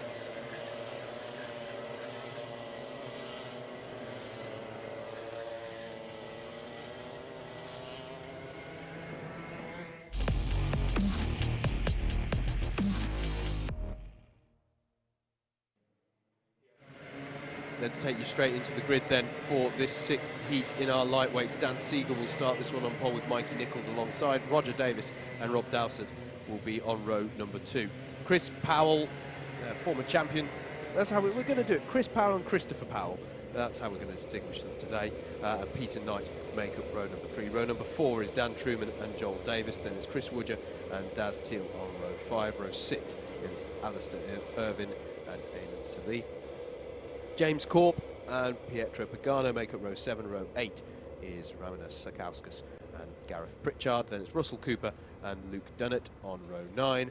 And rounding out the 19-car field, and hopefully going to have a slightly better run of it than the previous heat where he sadly had to retire, Jagjit Singh rounds out the 19-car grid. As I think we might be good. All ready for a start this time around. Dan Seeger is in position there with the 95. They're just trying to get some heat into the engines. That's what they're doing there. They're not just having a very leisurely lean on their karting equipment there. Well, they might be. There might be, but it's having the side effect, if they are, of heating up the engines. As I think we are good to go. 7 minutes on the clock. Eyes on the lights. Engine notes rise, and Dan Seeger leads them away. Mikey Nichols looking to make a good start, but it looks to me like Roger Davis has got the better of him. No, he does hang on does Mikey Nichols there, but they're both going to run each other wide, and that's going to allow the likes of Peter Knight and Rob Dowsett to get alongside and pass them as they run up the hill. And what that's allowed is Dan Seeger to get a really nice gap in the early phases. They all work their way 3 wide, 4 wide through the top part of the circuit, and somehow none of them have had to take to the grass. But it is a dream start for Dan Seeger there. Yeah, robust start that one, but everyone's still in the race. A little bit of squirreling there for Dan Truman as they came off of Ashby Corner. We're all filing through. You see the 181 there of Gareth Pritchard, one of our 5 C3 runners in this one, who start from the back of the field as rookies and novices. There's Daz Teal in the number 2 up the inside of Chris Powell, side by side. Ooh, they're not going to keep within track limits there. Over start finish, and Truman's now on the scene up the inside of the 3-time champion. Well, I felt Daz did have that run on him. Yeah. That was a legitimate attempt there for me. But yeah, that was, as Chris Powell very hard on the brakes there in his defence over this one. And that pushes Dan Truman out wide there at Christmas Corner, and Truman's lost a few positions as a result of that attempt. We cut back to the battle over 4th there briefly. That is Mikey Nichols with the red stripes on his white helmet. There is Truman, who's now got Pietro Pagano in front of him because of Truman getting held up during that attempt at Christmas Corner. This is Daz Teal right on the tail now of Mikey Nichols, and Alistair Irvine has Chris Powell for attention. There's your leader, Dan Seeger, Rob Dowsett, Peter Knight. 3, indeed 4 Class 2 runners at the head of this field, which does contain 6 Class 1 runners. So one would imagine, on balance, one would expect a few things to change, and there's something changing. That was Daz Teal down the inside of Mikey Nichols and through at Christmas Corner up into 4th place. Pagano and Powell going side by side through Christmas Corner as well. Look out for Chris Woodger. He needs a good result in this one, the driver of the number 36. Didn't have a good result in his first heat. He's a C1 driver, does not want to be in one of those lower finals and have the hard work of making his way through. This is the lead battle though, Rob Dowsett. Now this would be big for Rob Dowsett. Of course, he retired from his first heat, and here he is fighting for the lead in this one. But whilst they squabble first, second, third, they are going to encourage Daz Teal to close in on them. There he is in the number 2. What is the gap? Well, it's just closed by about half a second between 3rd and 4th place. And there's the finger from Dan Seeger saying, come on, we've got to work together, guys. Otherwise, the number 2 there of Daz Teal is going to catch us, and Alistair Irvine, and Pietro Pagano is still on the move as well. In fact, no, he's dropped a couple of positions, so that's him fighting back past. Dowsett down the inside, goes for the lead. Did Rob Dowsett get that done? No, it's still side by side with Dan Seeger as they go into Wilkins. Rob Dowsett does take the lead, and Peter Knight's now at the inside of Dan Seeger. Oh, he's got on the inside of Dowsett as well. Brilliant for Peter Knight. What a driver this young man is. He really is taking to Club 100 very, very well, and he's going to lead Howard at the end of lap 4. Yeah, that was beautifully read by Peter Knight there, and he puts himself in the pound seats to become our first double winner of the lightweights today. In fact, I think I might mean the first double. Did we have a double winner in heavyweights this morning? I'd have to think about that. But yeah, he's driving beautifully here, just reading the situation so well, Andrew, and driving calmly for a driver of his age. He really does drive with a sense of maturity that I'm very impressed by, as Daz Teal has now got onto the back of the top 3 here and is challenging Seeger, and Seeger goes down the inside of Dowsett. And that's side-by-side still, but he has got the job done, and that's going to allow Daz Teal to come round the outside. Wow. Whoa, my goodness me. Round the outside of Dowsett and down the inside of Dan Seeger. That was an extremely impressive series of corners for Daz Teal, and in all of that as well, it's allowed Dan Seeger to be taken by Dowsett again. So Dowsett's now ahead of Seeger, and Seeger has now got Chris Powell all over the back of him because this battling, in fact, Chris Powell is through. Chris Powell's through, and now Alistair Irvine is going through on Dan Seeger. The dam has broken, unfortunately, for Dan Seeger there, and he really needs to try and refine some momentum. It's so hard to do when it just feels like everybody's lining up to overtake you, and here it is. And Dan Seeger's on the grass. Dan Seeger's on the grass, whilst the number 6 of Pietro Pagano is in the wheel tracks of Dan Truman, but doesn't quite manage to put the move on into Christmas Corner. Chris Woodger following behind. That double move by Teal, that was many, many years of Club 100 experience being put to perfect use, and he's now closing in on Peter Knight. 2 minutes to go. Plenty of time for Teal to try and set a move up here. But this young driver in Peter Knight, this has been quite astonishing. I can't remember a young driver of his age driving like this in a long, long time. Contact warning for Pietro Pagano, the number 6.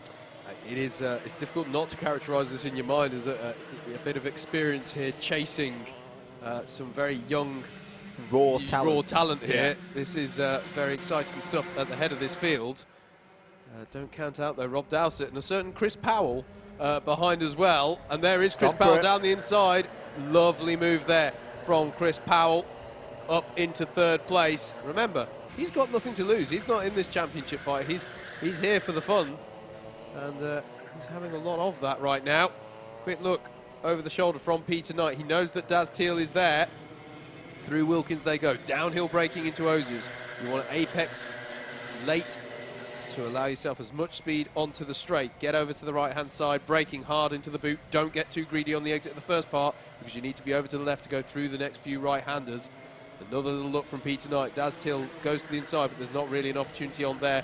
Through paddock corner and onto a new lap. Last lap it is indeed. I didn't know if that was going to get called, but it has been called as the last lap. Here we go then. I'd say it's a 3-way fight for this one. Peter Knight leads 2 very experienced, very proficient karters up the hill. He goes defensive. Daz Teal is going to try and get the switch back. He's got to be so careful. If he sends it, he has to make it work, because Chris Powell will not need a second time of asking. Peter Knight goes defensive into Ashby, and Chris Powell down the inside. That was really bold from Chris Powell. I thought he was going into a spin almost. He was so harsh on those brakes, and it's put him out wide, and it's allowed Dowsett back through. Dowsett now in an opportunity behind them. Look at this, Truman versus Irvin. Round Oziers as well. Truman is through. Peter Knight here has got all sorts of pressure, but I think he's going to be good. He just has to guide it around the last few parts of the circuit, through the boot and through paddock. He's going to do it. Peter Knight takes his 2nd heat win of the day, and oh my goodness, what a talent we are seeing from this young man.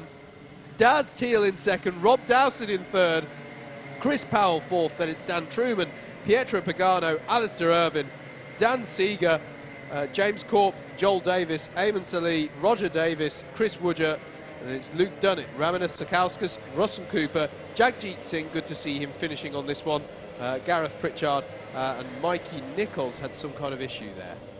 We're going to be back very shortly after another quick break. Next up, heat number 7.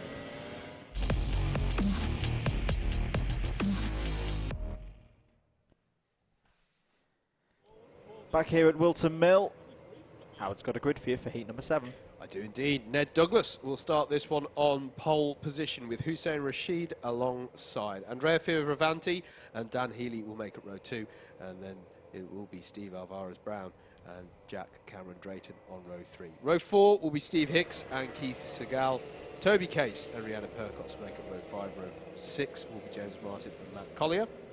Then it'll be Oscar Lancaster, Rogero Mendez, Pete Crompton, Dean Everest on row 8, and row 9, rounding out the 18-car grid, will be Jed Toole and Tommy Welsh. Thank you very much. Keep your comments coming in on the YouTube stream. Make sure you subscribe to the Alpha Live YouTube channel, and thank you very much to those who have, because we've passed 12,000 subscribers today, as Steve Hicks is going in for a kart change, and that will trigger some more warm-up laps. Yeah. So Hicksy has found something's not quite right. Yeah, it's about as late as you can make that call as well. Because pretty sure they would have started that one otherwise. Yep, he is within his rights. Oh to, yeah, on that one single formation lap, if you can feel that something might be handling.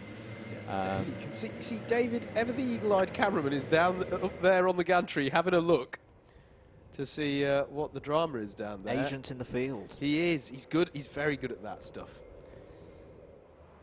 Very good. There is Steve Hicks. A running Hicks. And he's waving to the fans. It's very, a little bit Sparman. Oh, what year was it at Monaco where the drivers ran back? 2000. Nice. Because it was when Jenson Button was in his first year for Williams. He had wasn't Pedro Diniz and Ricardo Zonta running past the boats. That's good. Showing my age now, aren't I? So Hicksy will get a new kart sorted. This is a time when all the other drivers... Oh, who's that also having a kart change? Or is that someone getting ready for the next? That's That's getting ready for the next race. Hello to Bacon. Hi. Bacon on YouTube, who says, come on, Dean, which I'm assuming is Dean Everest, who's one of our C3 drivers. All of our C3 drivers as novices start from the back of the field, but as we've seen already, some of them are able to race their way through. And Steve Hicks has a new kart. He does, and he slots beautifully into the grid there. Yeah, Dean Everest, don't know what the situation was with lead, of course, during the test session, but was really on the pace. On the pace earlier on in the practice session. So, yeah, going to be interesting to see how he gets on. I think this time we'll be ready for a start in our 7th heat. We are just over the halfway mark of these heats.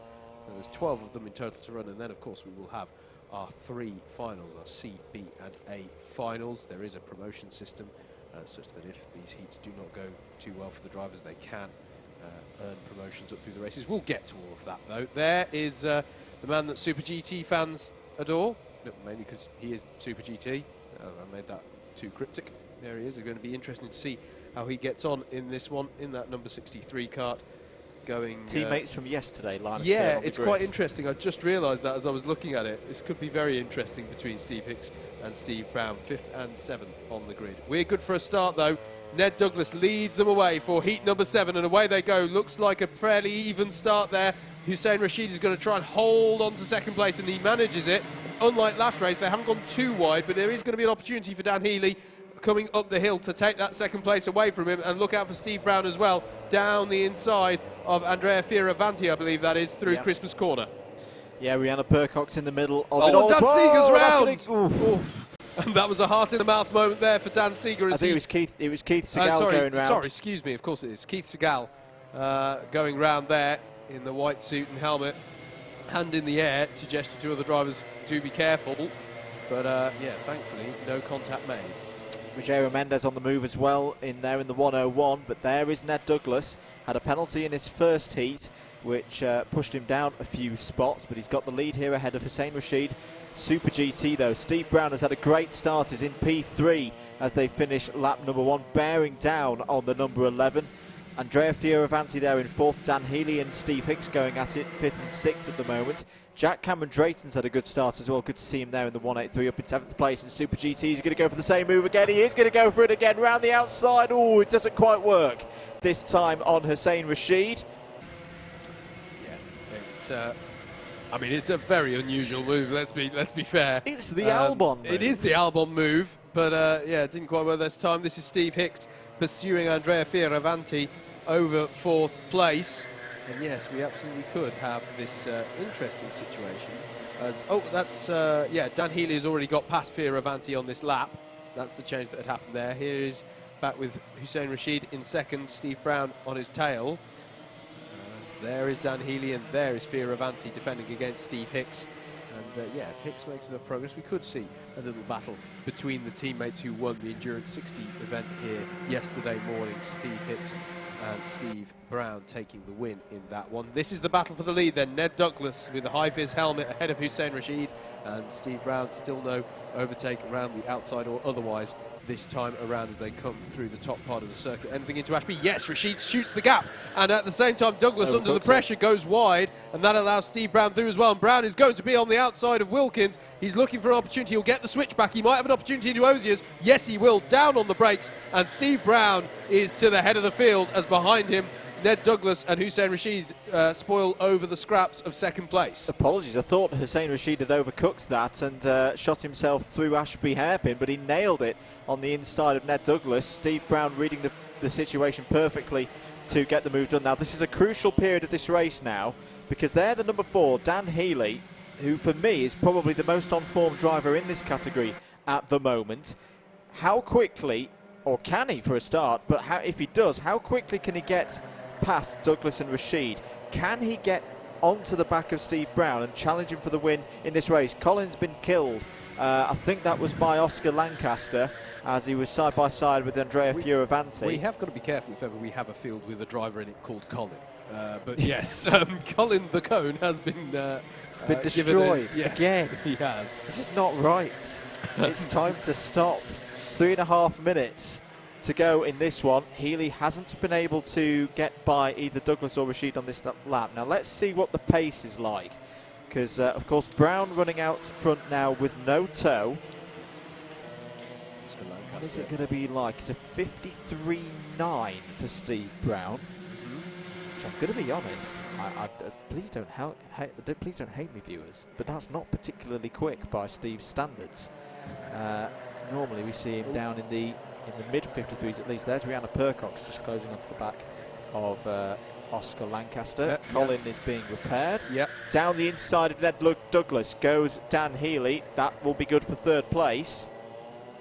Yeah, that's important. It is if he wants to win this this heat, he's got to get onto the back of Rashid. Got to say, Hussein Rashid driving so well to keep up to the pace at the front of this field. He's impressing me so much over the course of this season. As Hussein Rashid, he's driving really well, and yeah, at the moment there's a bit of a gap now pulled out over the course of this lap, but you know, this is. I always try and avoid using the phrase "for a Class 2 driver." Because the whole point is that, you know, we're fairly far on into the season. These Class 2 drivers are really coming on as they drive. But again, it's still the basic principle that on paper, if a Class 2 driver is up there with the Class 1s, it is a good thing and should be praised. And you've got to remember, a lot of the C2 drivers, the experience level that they're at, they've maybe been doing this for 4 or 5 years. For the likes of Steve, and I'm thinking Daz with this as well, you know, especially drivers who went through the BUKC as well. We're talking 10+ years of experience. Yeah. Such is the level that some of these drivers are at, that they've refined their craft over the best part of a decade, if not more, whereas a lot of these C2 drivers, they're not quite there yet, but that's not to say that they won't be one day. Yeah, absolutely. See the progression throughout the field here in Club 100. We've spoken about many of our Class 3 drivers. We've spoken about many of our young drivers. Hicksy flying 53.227. He is onto the back of Ned Douglas now. And will be keen to maybe set something up for a top 3 towards the last lap, which isn't that far away, of course. This will be the penultimate lap of this race. Still Steve Brown leading the race from Hussein Rashid, Dan Healy in third, fourth for Ned Douglas, fifth Steve Hicks. Rashid seems quite happy at the moment to just stick behind Steve Brown and not go for a rash move, because that's always the risk, of course. You get the move wrong, you could in the end have a net loss, especially with the likes of Dan Healy just behind as well. We'll go on to the last lap then. Can Super GT close out this victory? Over start finish, he's managed the pace well. That's a 53.7 last time around. But Steve Hicks is really closing in now. Sure, he's going to have a go at Ned Douglas as they go up the hill, and a move for P4. Hussein Rashid's going to go defensive now and half look up the inside, but Brown has held the lead through one of the big overtaking opportunities around this circuit. Is Hicks going to sling it down the inside into Ashby for P4? No, he's not. He's going to hold there, but Healy's gone down the inside for P2 to try and get that past Hussein Rashid, who's been forced out wide. That might be it. That might have handed the win to Steve Brown, because he's got a gap, but there's a back marker. It's Keith Segal who may come into this. Side by side go Douglas and Hicks coming onto the back straight. He's gestured them through, Andrew. Keith Segal, his experience showing, is wise to it. He knows that he is traffic, but it's difficult for him to avoid being so through the boot there. But they are going to all get through, but it is going to be Super GT. Steve Alvarez-Brown takes the win ahead of Dan Healy. Hussein Rashid in third, Ned Douglas in fourth, Steve Hicks in fifth, Rihanna Percox, another strong finish, in sixth. And it's Andrea Fioravanti, Oscar Lancaster, Rogerio Mendez, Matt Collier to round out the top 10. Then it is Jack Cameron Drayton, Tommy Welsh, highest placed of the Class 3 runners, Toby Case, Jed Toole, Dean Everest, Pete Crompton, and Keith Segal. Drama early on down at 7th place. That was a textbook or an example in the textbook of race management. Not the quickest race that Steve Brown has had, but he kept his eyes forward and got the win there. Really good stuff. We're going to take another short break. Next up out on circuit will be Heat 8, the last heat of rotation number 2.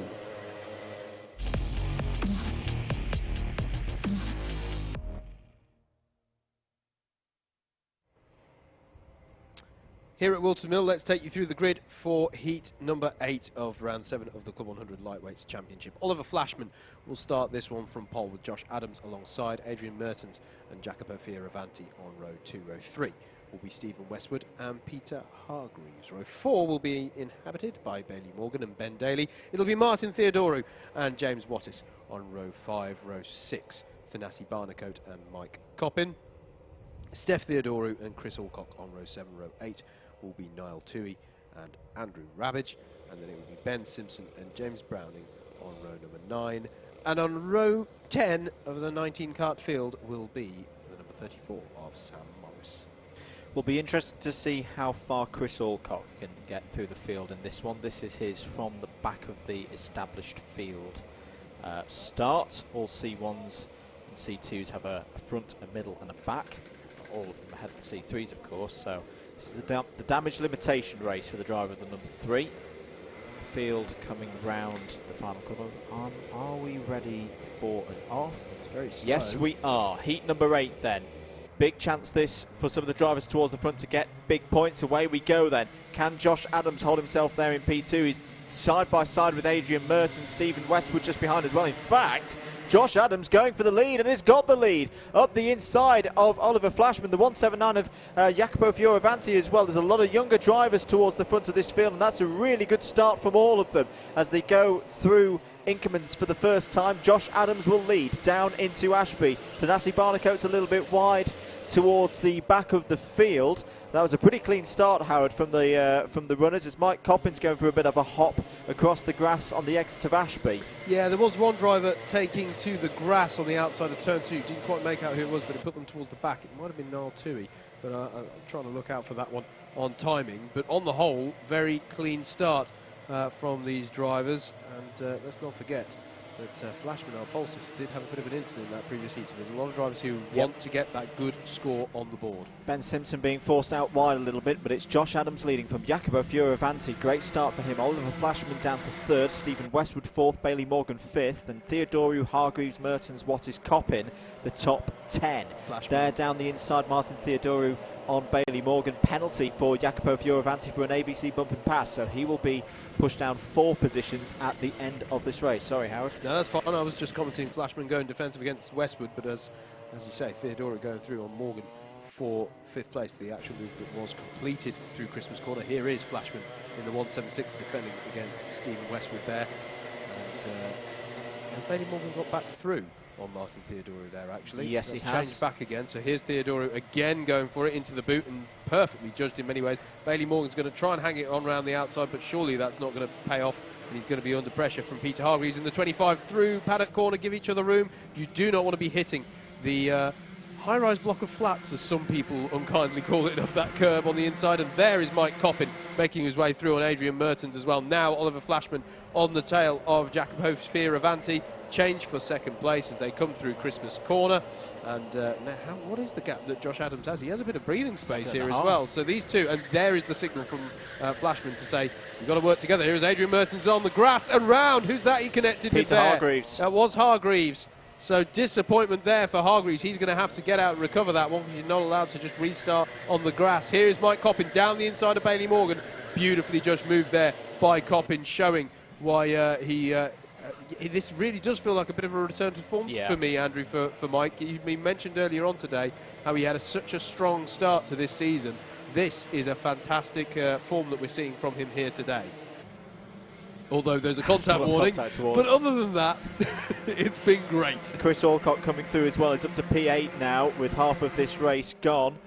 Curb warning for Ben Simpson. Stephen Westwood looking for a switchback move on Jacopo Fioravanti. That's very nice. Very nice indeed from Stephen Westwood in the number 29.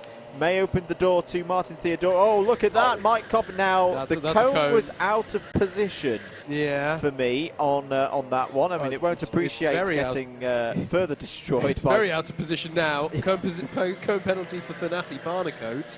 Not sure which cone that would be related to. He's running in 9th place at the moment is Thanasi. He hasn't quite come into play in this race in the way that he did in his first heat, but then again, it's a lower grid penalty, and the cone penalty has gone the way of Bailey Morgan there. For that one, as Mike Coppin alongside Jacopo, but can't get the job done. Oh, yes, he can, but Jacopo's going to go out very wide as a result. I had a flashback there.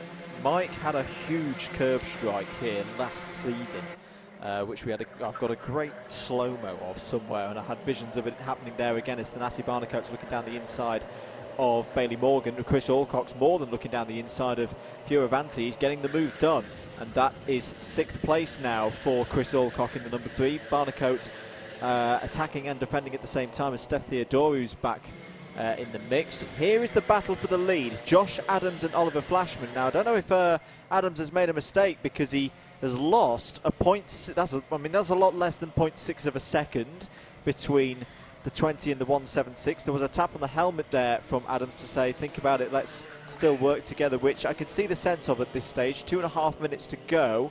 Let's have a look at what the gap is between second and third. It's just over 2 seconds. I think the thing is that if Flashman really feels he is half a second, 0.6 of a second faster per lap, he's probably not going to want to work together. No.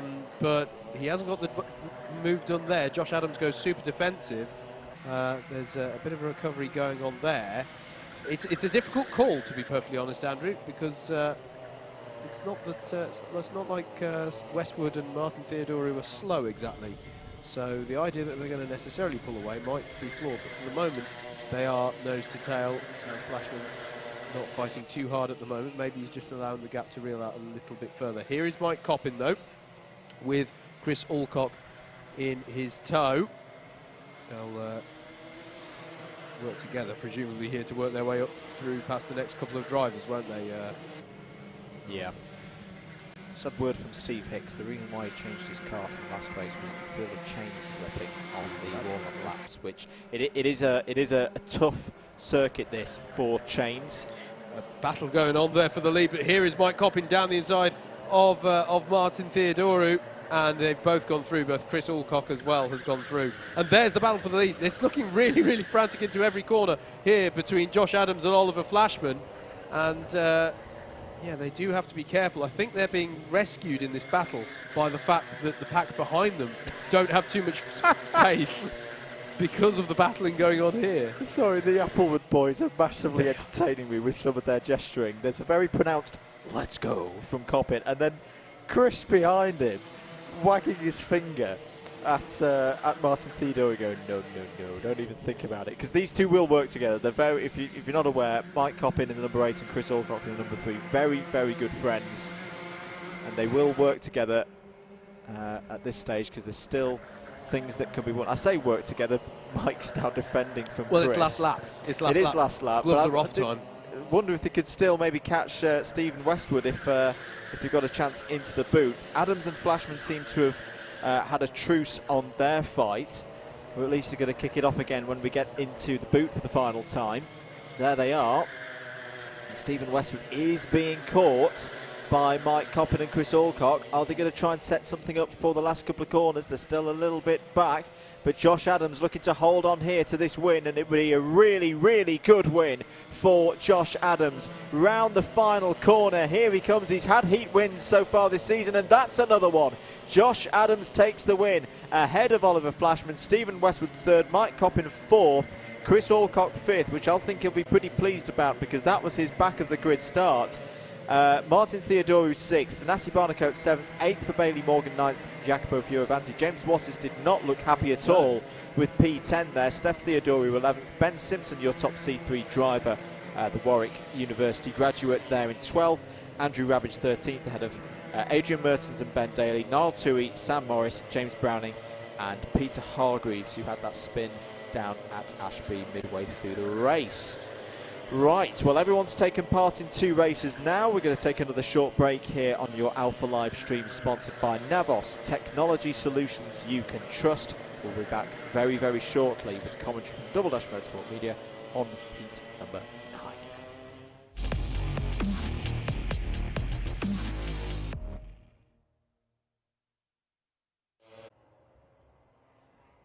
Let's take you through the grid then for this 9th heat in our lightweight sprints championship. Oscar Lancaster will start this one on pole. Eric Mignon alongside. Tom Fuller and Cameron Moss make up row 2. Rob Dowsett and Ned Douglas row 3.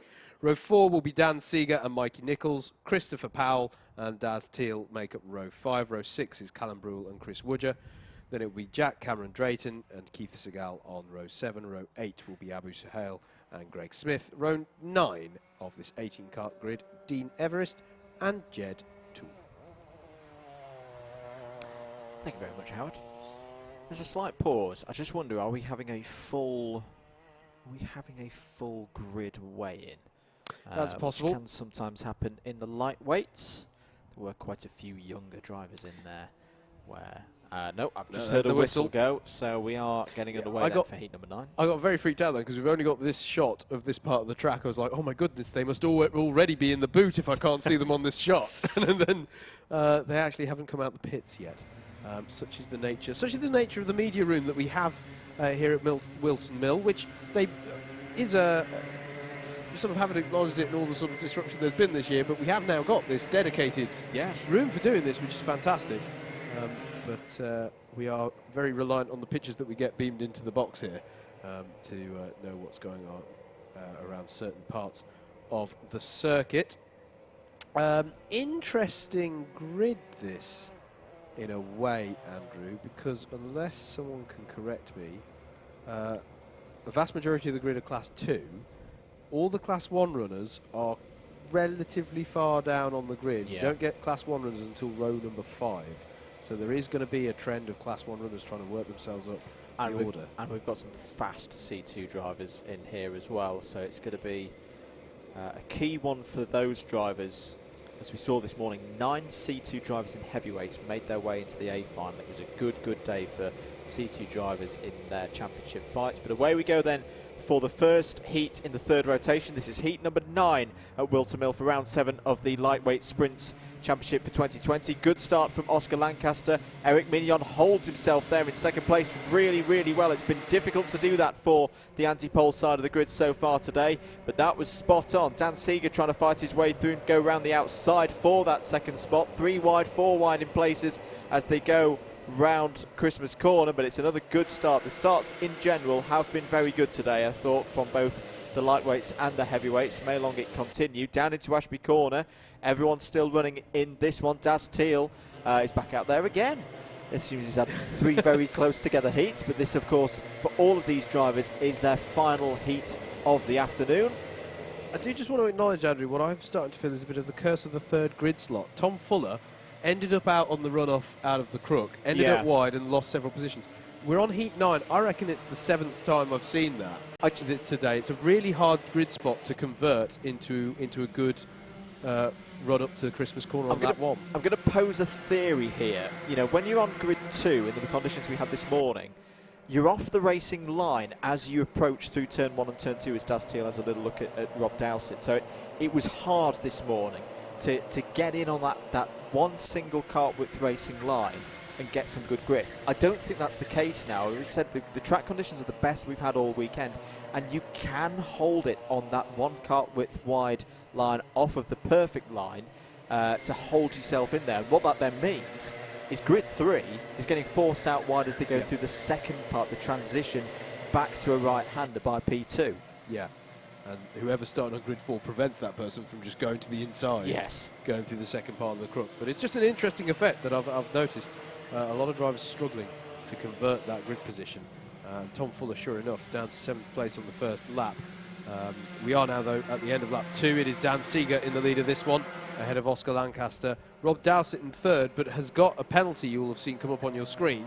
This is the 53 of Tom Fuller, indeed, defending against Greg Smith, and Greg Smith is going to go down the inside of Tom Fuller there and nab 6th spot off of him. Greg Smith is absolutely on it today. This is the second time that we've seen him up in the mid part of the top 10 as a C3 driver. It's down the inside there. Oscar Lancaster on Rob Dowsett. Daz Teal trying to find his way through. No, you're not going to do that, surely, Daz. Yes, he is. Oh, yes, that was brilliant. That was brilliant from Daz Teal to take second place away from, well, both Oscar Lancaster and Rob Dowsett. They both held it at the point. There's an incident down at Osies. Abu Suhail is involved there. I can't tell which other driver it is, but they have got going again. Chris Woodger is not having a good season. He's off the back of the field in 18th place as Dan Seeger now has a 2.6 second lead over Daz Teal. Rob Dowsett third, fourth, Oscar Lancaster. Here goes Greg Smith again on the inside. It takes fifth place. Christopher Powell, is on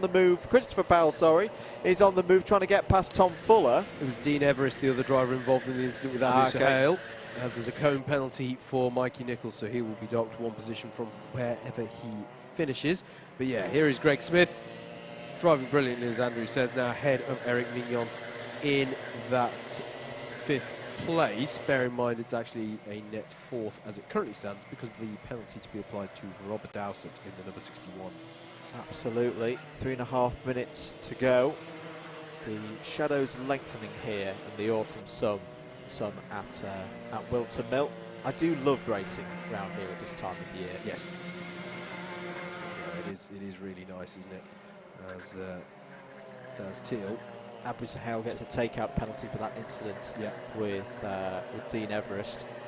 To be honest, though, it won't have much effect because he is at the bottom of the order at the moment anyway. Let's give some credit to Dan Seeger here, which I'm not sure we've done so far. 2.8 seconds to the good at this stage in the race. Make no mistake about it, Daz Teal will be trying his hardest to close that down, and I think Rob Dowsett is committed to working with him. As Christopher Powell down the inside of Eric Mignon. Beautiful move there by Powell, but Mignon's going to come back at him, and Tom Fuller is looking to make up some positions as well, side by side down the back straight. There's your race leader, Dan Seeger. There's Daz Teal and Rob Dowsett with the penalty hanging over him. Oscar Lancaster and Greg Smith are next there. And who is in? It is Christopher Powell now who's come to the fore in that battle over sixth place ahead of Eric Mignon and Tom Fuller. Mikey Nichols, Callum Brewell just past Cameron Moss as well, so Brewell there in the yellow helmet. And here is Greg Smith down the inside of Oscar Lancaster, and another beautiful move from Greg Smith. Can Lancaster come back at him at all? I'm not sure. He's got the momentum. He might have something into Ashby. No, he's going to tuck back in. So another lovely, beautifully judged move, I should say, from Greg Smith there to take himself up into fourth place.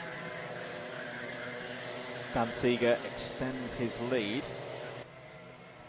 Christopher Powell, by the way, has got past Eric Mignon, if we've not mentioned that already. Callum Brewell on the recovery drive has got past Cameron Moss, and there's a cone penalty there for Michael Nichols. So another spot for Callum Brewell.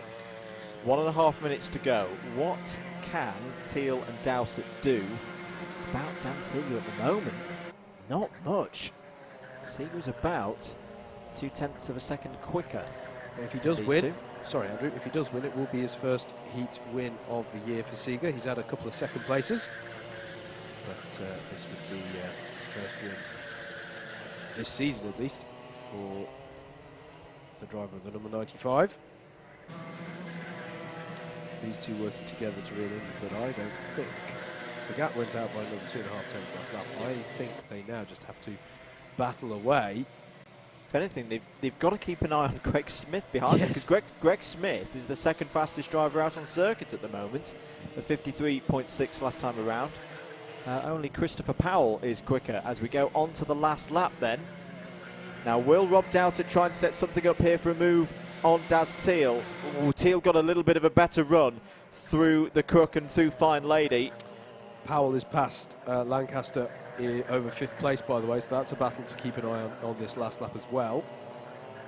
Dan Seeger has this race under control. There he is, 3.4 seconds ahead of Daz Teal. Rob Dowsett right on his rear bumper, and there, Greg Smith. I mean, this, even as a fourth, would be a remarkable result for the C3 driver. Can he make it even better? Can he get in the top three here at Whilton Mill, a circuit he knows very, very well? But Dan Seeger is going to come round the boots for the final time in this one. There is a yellow flag out on the last corner, which may nullify this race for second, third and fourth. Yes, it will do. But Dan Seeger takes his first victory of the season in the heats. He takes heat number 9, and Daz Teal holds on for second place, virtue of that yellow flag. Rob Dowsett third, but Greg Smith, for me, driver of the race, takes P4 ahead of Christopher Powell, Oscar Lancaster, Eric Mignon, Tom Fuller, Mikey Nichols and Callum Brewell. That is a fine list of drivers to be ahead of. Have you noted his fastest lap of the race as well? 53.357 for Greg Smith. Blimey, someone's, I was about to say had their porridge for breakfast, but we've had lunch. Maybe he had porridge for lunch as well. Maybe. That might be our first Class 3 driver with the fastest lap. might well be. We're going to take another short break here, is because Heat 10 and its drivers are heading out on the circuit now.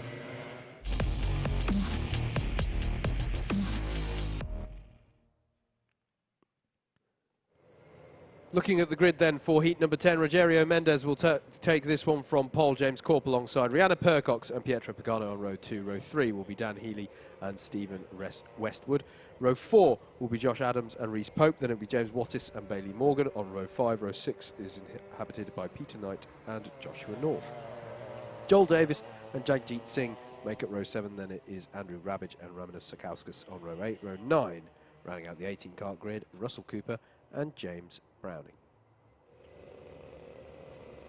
Big race this for C3 now, with that performance from Greg Smith, and I hear reports of rain. Yeah, it does look so dark in the clouds at the moment, doesn't it? I think I just heard a very faint voice of David Whitehouse in my ear, who's on this camera that we're looking at now, mentioning the R word. Let's have a look at times then when they come round, but this could get a little bit exciting. Well, even more exciting than it's been so far today. It's going to be a lot of bit exciting. Heat 10 then, 7 minutes. Weather potentially closing in. That was a beautiful spin by Muttley, and away we go then for this heat. Are they all going to career off into turn 1? No, they're just about holding it in there, but Rihanna Percox has had a great start there. Yep. Is that from the second row of the grid? She's going for the lead. It was from third on the grid, Andrew. Clearly she was listening to our advice and has gone straight to the lead of the race. Does she? Yes, she is going to get past Mendez. So Rihanna Percox up into the lead as Reese Pope goes a bit rallycross there, but manages to recover it back onto the track. Well, it looks dry at the moment. No one's slipping and sliding as of yet, but it definitely is closing in. It's gone very, very dark here all of a sudden as James Corp looking up the inside there of number 101, Pietro Pagano. Sorry, not Pietro Pagano coming through there. No, it was Pietro Pagano coming through. The number Apologies. 6. I got my 5s and my 6s mixed up for a moment in my head there. James Wattis, whoa, is having a moment. Is that wetness into the boots? That might be it. That was a telltale sign of a little bit of water in the boot when everybody starts getting a bit crossed up. We're going to find out now, Andrew, into 1 and 2. If it's wet, then if of anywhere on the circuit, we're going to find out here. That looks fairly standard to me from Percox and Healy, who are trying to streak away at the front here. It did do this a lot in the E60 yesterday, that there were just these little spits of rain which didn't affect the grip too much, but just gave that doubt in the drivers' minds of, is something stronger coming here? Do we just need to start braking earlier, taking different lines? At the moment, though, Percox and Healy looking very, very strong out there. This is Pagano and Corp in 3rd and 4th. They don't want to allow Percox and Healy get too far up the road if they can at all help it. Still very compressed field in the mid-pack, though, as our race leaders come through the boot. Healy looking down the inside of Percox, but Percox is going to get the drive around the final corner. Right, let's have a look at the lap times. What are they doing? No, they're okay. 54.712 for Rihanna last time around. But, Andrew, a way off with the pace for my money. I know they're only just getting themselves into this race, but a 54.7 from Percox, dramatically slower than the 53s that we were seeing in the previous race. I know we have still got a few minutes left to go on this one, and the drivers do tend to take some time to get up to speed. But yeah, I just feel like something has changed out there condition-wise for the drivers that are out there. As the top two working together well here to ensure that they are battling over first, and only battling over first, as opposed to allowing anyone else to join in the party.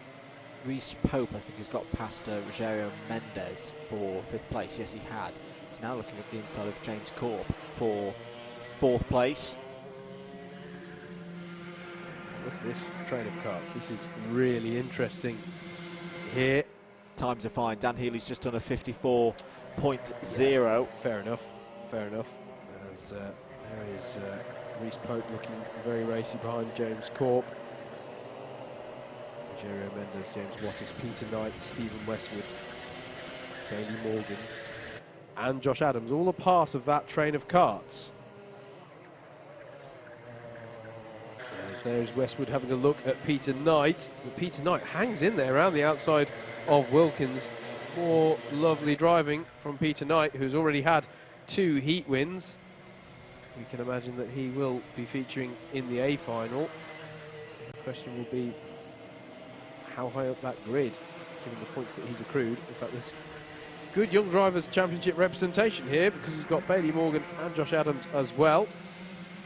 There is James Corp with Reece Pope on his tail. They're both trying to keep in touch with the number 6 of Pietro Pagano, but right now Corp has to worry more about Pope in the 42. Keep going to the inside to have a look, as Wattis feels the need to go to the inside, half in attack, half in defence, in 7th place. Peter Knight there feeling the need to go a little bit defensive against Stephen Westwood as well. As there is the move from Pope down the inside of James Corp. And that is Pope up into 4th place, as Peter Knight and James Wattis are still battling away, but Wattis manages to hang on to that 7th place. Here is Reece Pope now challenging Pietro Pagano. Really nice racing style here from Reece Pope so far, apart from perhaps the excursion to the grass on that one, but he managed to hang that one together really well. The top 2 have worked together so well here, Andrew. They've checked out by 6 seconds ahead of this battle that we're looking at now.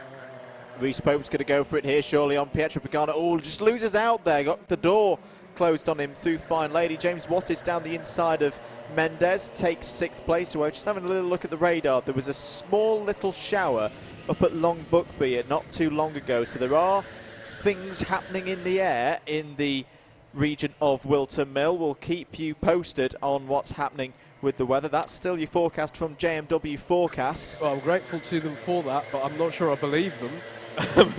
Because it's Whilton Mill. Less than 10% chance of rain. James Wattis is very still emphatically. It's still a chance, yes. James Wattis, as Peter Knight battles away with Stephen Westwood here, and that's going to allow Josh Adams to get involved, and Bailey Morgan as well, and the 139 of Joel Davis, and I think Andrew Rabbage is part of this as well. A Class 3 driver there, so this is all kicking off here.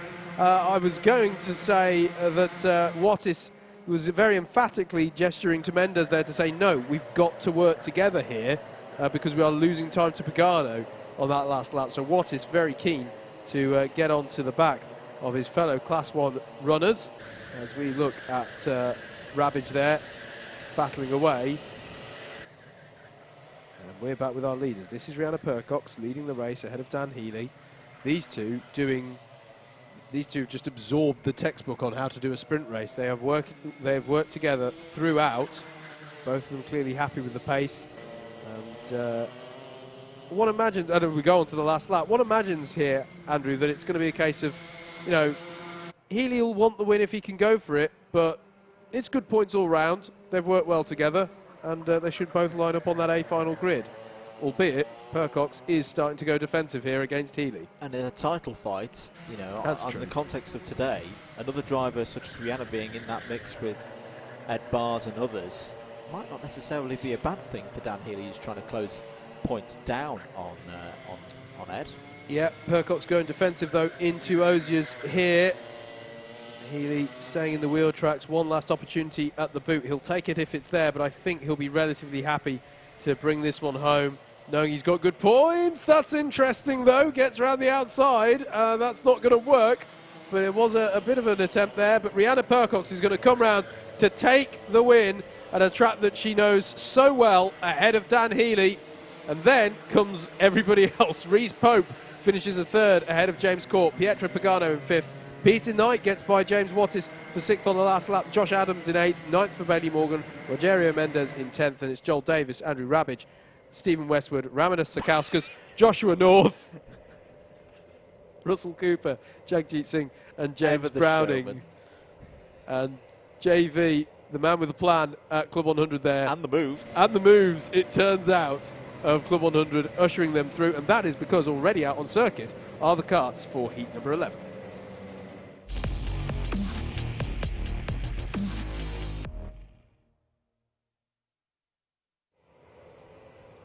Anyone a dab hand with video editing? Stuart Hubbard starts this one from pole. We definitely need some dance moves cut in. Someone find a good music track. Stuart Hubbard starts on pole. James Martin alongside. Alistair Irvin, and Seth Theodora make up row 2. Jakob Afir-Avanti and Chris Powell on row 3. Row 4 is Jason Bradbury and Hussein Rashid. Andrea Fioravanti and Martin Theodore on row 5. Row 6 is Steve Hicks and Tony Case. Row 7 will be Ashley White and Ben Daly, Sam Morris and Niall Toomey on row 8. Row 9 is Pete Crompton and Jake Wilkins. Under dark skies here at, or darkening with the clouds here at Whilton Mill, we are good for the go on heat number 11. Stuart Hubbard will lead them away in the 129. The 44 of James Martin is not present on that grid because Alistair Irvine is very much there in effective grid 2, so something was a bit out of order there as they go 3 wide, even 4 wide up the hill. Steve Hicks is pushing in the mid-pack there. You can see him, and there is a big moment for Jason Bradbury as he wrestles his way through Christmas Corner.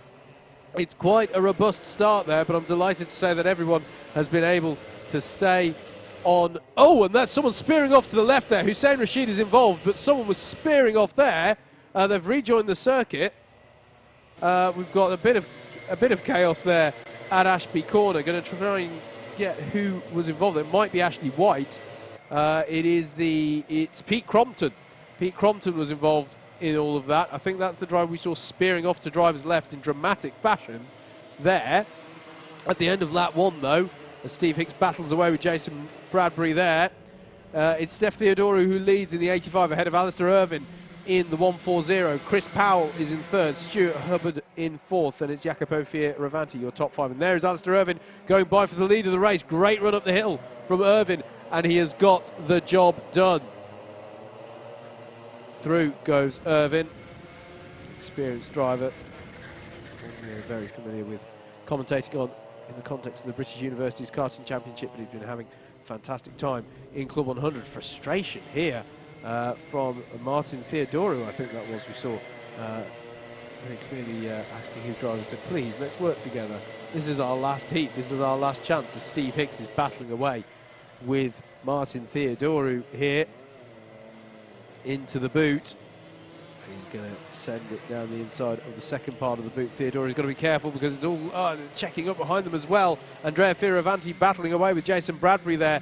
Thought for a moment we were going to get one mounting the rear of the other's cart, albeit that's a very rare sight, particularly in this modern generation of Club 100 kart. Chris Powell down the inside of Steph Theodorou over second place. Look at this, everyone's going to the inside.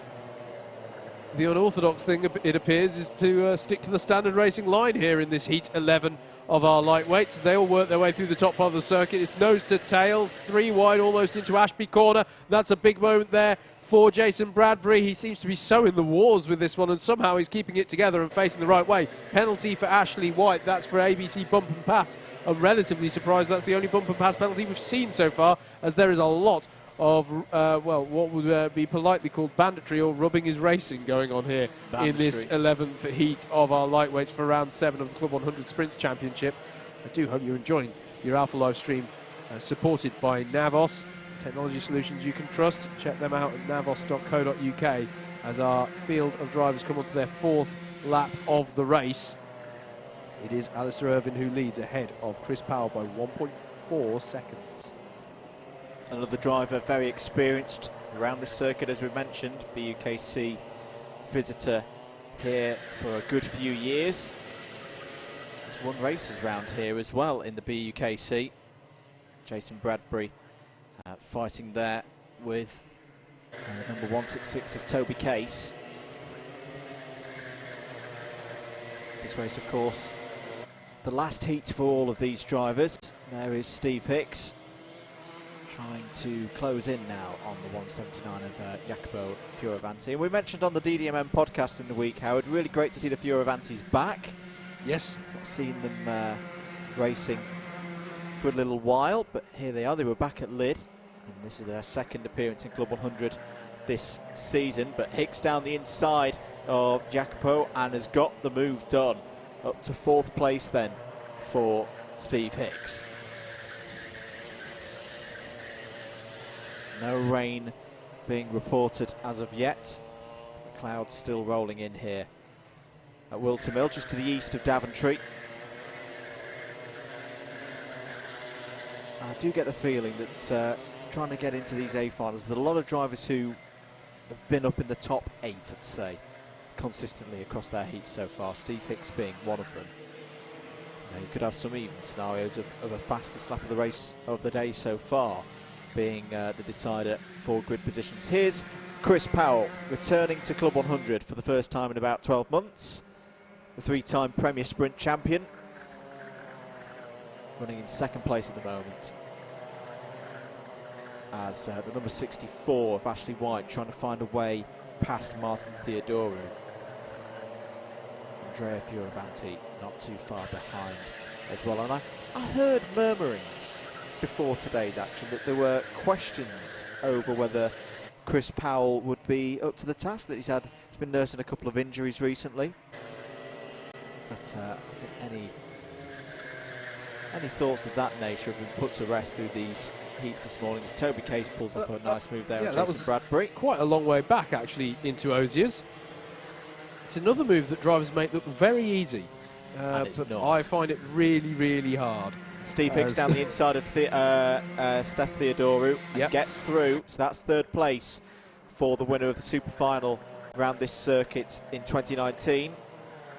What is the gap to Powell up ahead? It's going to be about 2 seconds, isn't it? Yeah, 2 seconds to the good that Powell is, and it's a further 2 seconds best part of to Alistair Irvine in the lead, so they're a bit spread out now, our top three, but going to be interesting to see if that can change at all over the course of the next, I'll say over the next minute. It will basically be the final lap whenever Irvine next crosses the line. But yeah, good points on the board for all of these drivers. Steve Hicks here driving well. He will, provided he finishes as he currently runs, he will no doubt be in that A final. And it's going to be a really interesting one for our lightweights, our C, B and A final. Coming up relatively soon. We've got this heat and one other. And here's Alistair Irvine on his final lap of the circuit. And we get to call this. I remember the last time we saw an Alistair Irvine running at the front race was in the BUKC back in 2019, and there was a penalty ahead of him, so we didn't actually get to call him over the line as the winner. Yes. Good point. That looked like a move by Andrea Fioravanti on Ashley White for 7th place and squabbling over that position. But Alistair Irvine really is having a fantastic season here in C2. Still got work to do as we travel around the country for the rest of the season.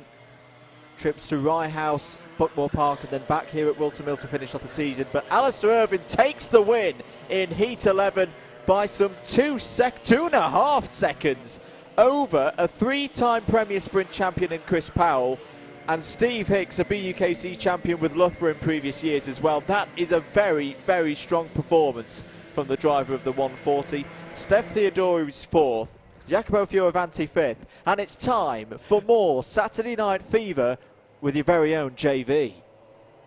Running down the rest of the order, Jacopo Fioravanti 5th, Martin Theodoru 6th, Andrea Fioravanti 7th, Ashley White 8th, Toby Case 9th, Jason Bradbury 10th, and Nard Tui, Stuart Hubbard, Sam Morris, Jake Wilkins, Ben Daly, Hussein Rashid and Peter Crompton. We're going to take another short break. The last heat is heading out on the circuit now, Heat 12.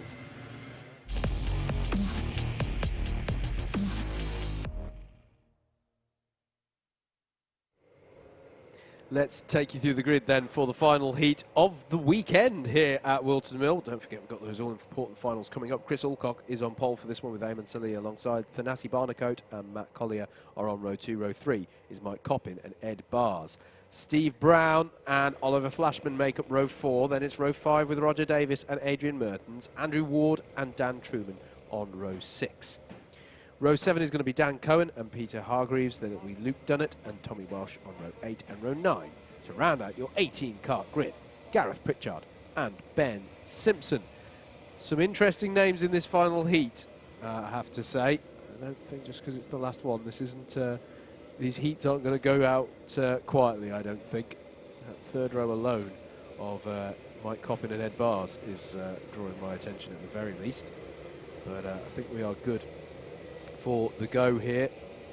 Eyes on the lights, engine notes rise, 7 minutes on the clock, and we are away for heat number 12. Chris Alcott leads the way. It's a great start though from Eamon Salih. That's one of the strongest starts from the second position on the grid. And the Applewood boys are both off briefly there. Mike Coppin and Chris Alcott having a moment there.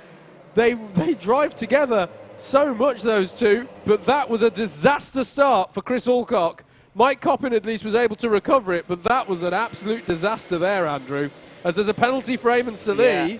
Was it for a jump start? Yeah. I thought that was too strong, a bit too good to be true there. And look who's there, looking to inherit the lead when he next gets an opportunity. Steve Brown is, and Oliver Flashman is round at the back, and Thanasi Barnicoat is round. It goes from bad to worse as well for Mike Coppin because that balks him. There's also an incident in Ashby that we haven't even caught yet at the back of the field. 2 drivers stricken by that one. It's a pretty clumsy first lap here in heat number 12 of our lightweights.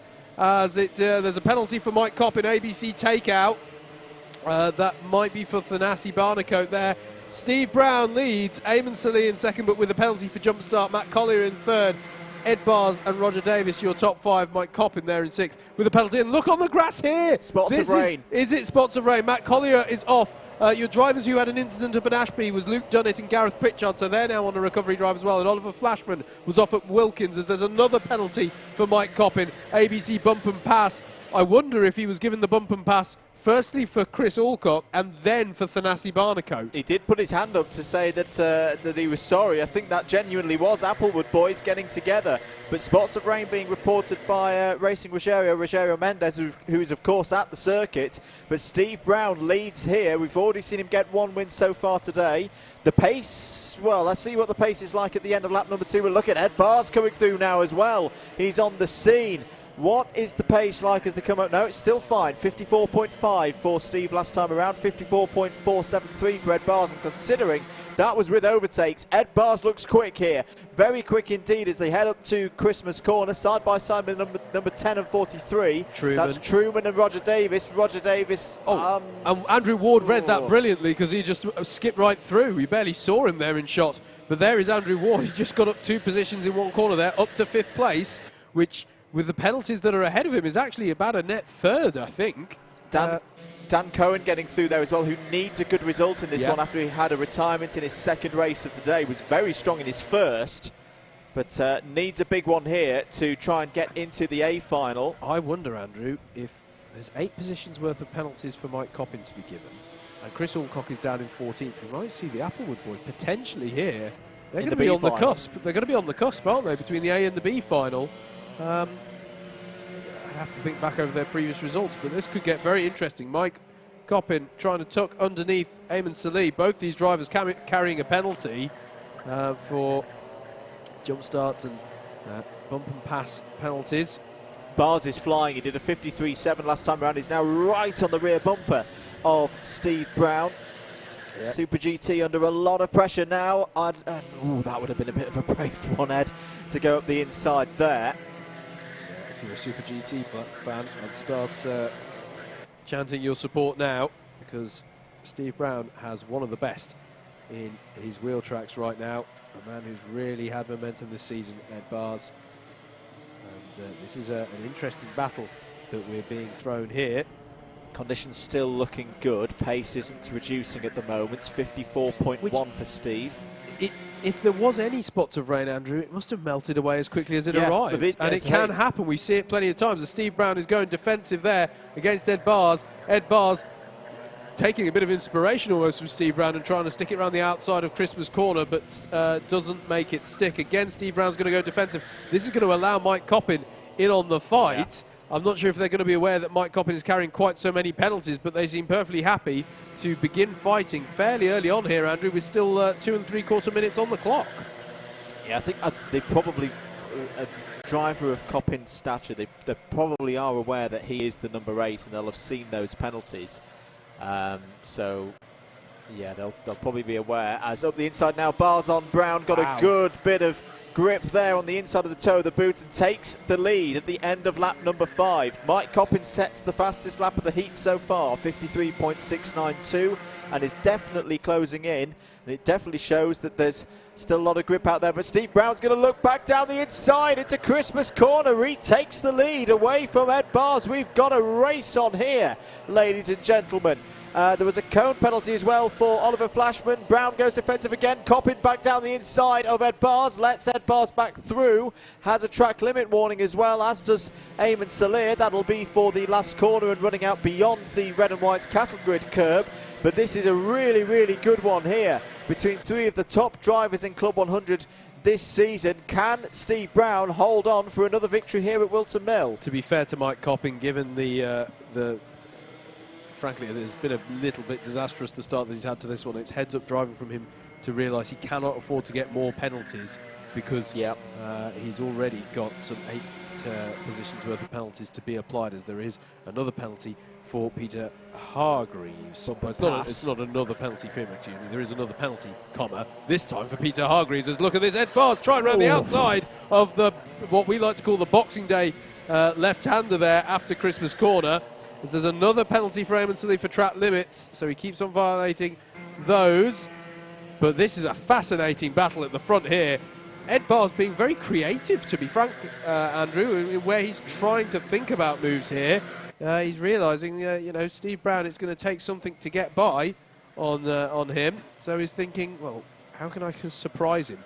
He surprised me, certainly, with the pace that he had through this part of the circuit just a few laps ago when he managed to put the pass on Steve Brown. But Brown has been able to get him back, and we're going to go on to the last lap now. Last lap of the heat races for this weekend at Whilton Mill. Chris Alcott's trying everything he can to recover this race. Has set the fastest lap of the race so far, but is down in 10th place. Steve Brown's going to have to go defensive again. Jerks to the outside, takes a half racing line back, and that was good placement once again from Super GT. Mike Copp is still involved as well. Will he look to the inside, move down the inside into Ashby? He's going for it side by side with Ed Bars, and they're going to be side by side off the corner as well. This is good for Steve Brown because it gives him a little bit of breathing space. Doesn't have to defend as they go into Osiers. Back straight now. This is really, really key. This could decide the grid for the A final because both Brown and Bars have had strong results so far today, but they haven't faced off against one another in this manner. Round the final corner though, Steve Brown's going to take another victory here at Whilton Mill.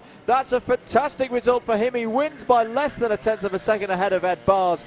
Mike Coppin is third on the road but has penalties. Dan Truman fourth. Eamon Salir 5th, but has penalties. Andrew Ward 6th, Dan Cohen 7th, Roger Davis 8th. Chris Alcock got another position on the last lap there in P9th. Thanasi Barnacote 10th.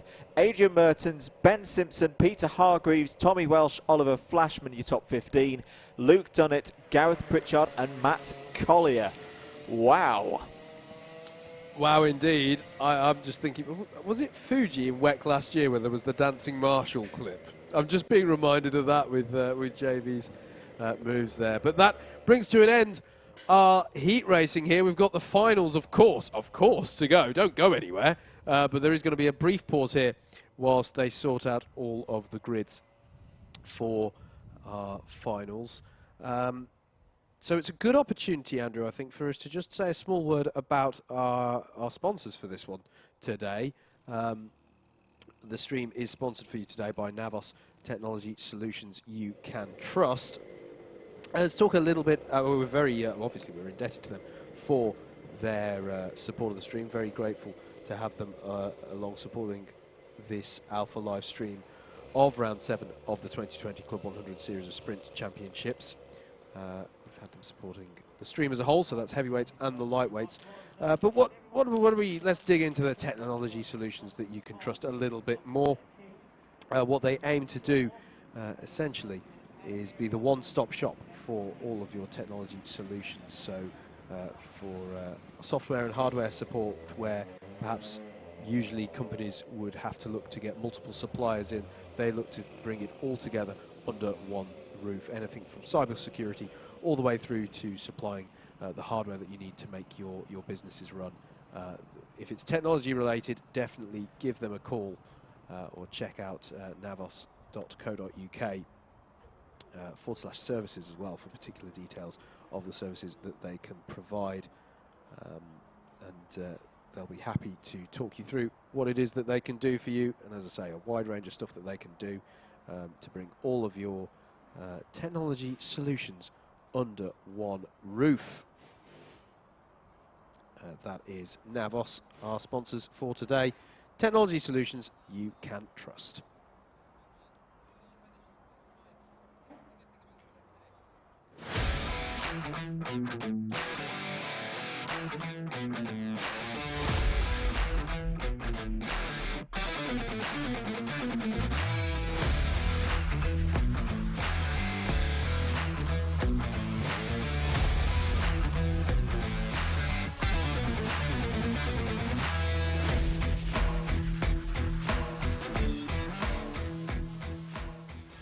So yes, Club 100, we are launching the first ever high-performance two-stroke arrive and drive series for young drivers.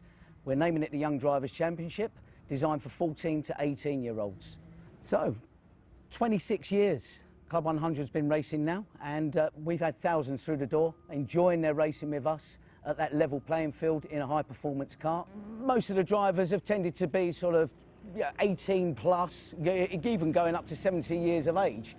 And I think the awareness has not been there for the last couple of years that we can take drivers at the age of 14, in the year of their 15th birthday, they can race.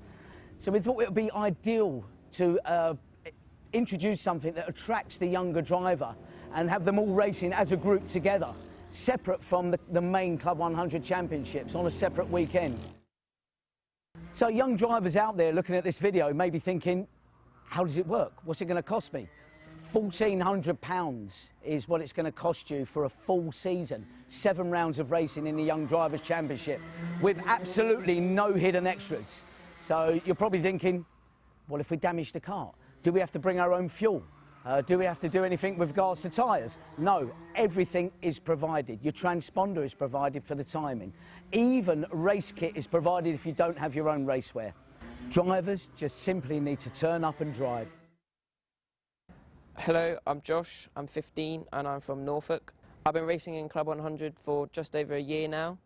I really enjoy racing with these new karts. What I really like about Club 100 is the fact that no matter what driver level you are at, you will always have someone that you can race against because there are so many people.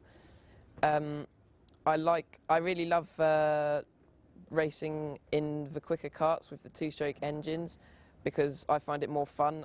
What I also enjoy is that everyone is on the same equipment and it's also pretty level, so it's all down to driver ability. I'm Bailey Morgan, I am 14 years old and I am from Hastings. I started karting when I was 5 years old and I've been in Club 100 for about a year now. What I love about Club 100 is the sheer speed of the karts and how the brakes are really good at the same time and how each and every track is different in its own way. Well, it is really good because it's more clean, more fair, and the karts are obviously more fast, so that's more enjoyable. My name's Martin, I'm Josh's dad. We got involved with Club 100 just over a year ago. We really got involved with the championship. We found it so friendly, we found it a nice level playing field for the kids and adults to race.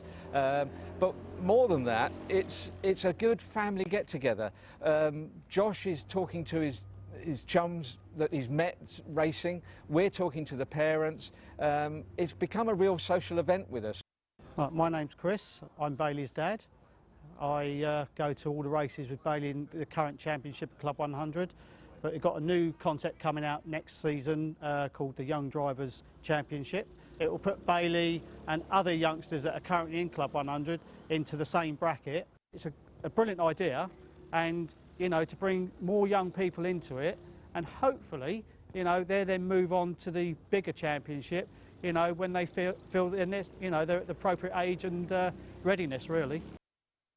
So Motorsport UK, the UK's governing body for all things on 4 wheels, right up to Formula 1, they recognise Club 100 and they think the Club 100 concept is a good thing, and they really do want to get involved in the Club 100 arrive and drive concept. So for the first time for next year in the Young Drivers Championship, which we're introducing, drivers that take part in the full season will be able to achieve their full race licence with Motorsport UK. I really look forward to racing in the Young Drivers Championship next season, as I think it will be nice to race against people my own age. The Young Drivers Championship is a brilliant concept. We're really looking forward to coming. Joshua, to be able to race with people his own age on a level playing field is second to none. I can't wait to race in the Young Drivers Championship. So if you want to get involved in the Club 100 Young Drivers Championship next season, just head to the website www.club100.co.uk or find us on Facebook, Club 100 Racing. That was a piece about the new championship for Club 100 this year. The Young Drivers' Championship, sadly, it has been reduced down to just the 3 rounds in 2020 due to all of the disruption caused by coronavirus. But those 3 rounds are still not done yet. There is the 3rd round on the 29th of November at Butmore Park. So if you are interested, if you are a young driver out there, or the parent or guardian maybe, or relative of a young driver, definitely head over to club100.co.uk for all of the information about the Young Drivers' Championship, and give the office a call to find out about how you can get involved. It really has been, I know it's been a very disrupted year, but it really has been a great addition to the Club 100 repertoire, I guess you'd say, of championships. And hopefully, as we get details of the 2021 Club 100 calendar over the next few weeks, that will include hopefully a fully fledged, full-fat version, as it were, of the Young Drivers' Championship going into 2021 up to full strength, with hopefully roughly the number of rounds that we were originally planned for the 2020 season. You're watching your Alpha live stream, sponsored by Navos, with technology solutions you can trust. So we just get ready for the C final here. If you like what you've been hearing from a commentary perspective, myself and Andrew, we are Double Dash Motorsport Media. If you like what you've been hearing, do please give us your support on Facebook. Just look at Double Dash Motorsport Media on there. Please give us a like, follow what we're up to there. On YouTube as well, subscribe to the YouTube channel, as well as on Twitter at Double Dash MM, and we're on Instagram. Are we at Double Dash MM on Instagram as well, mate? So you can check us out there. And if all of those just flash by you there, head to double-mm.com, where there's all the social media links there. And fingers crossed, there may be something quite big in the week. That's all we can say right there is now. that as well. It's a good time to follow us if you've never followed us before. We're getting ready then with C final here. The whistle has been blown, the engines are on, and that means that we are going into our C final.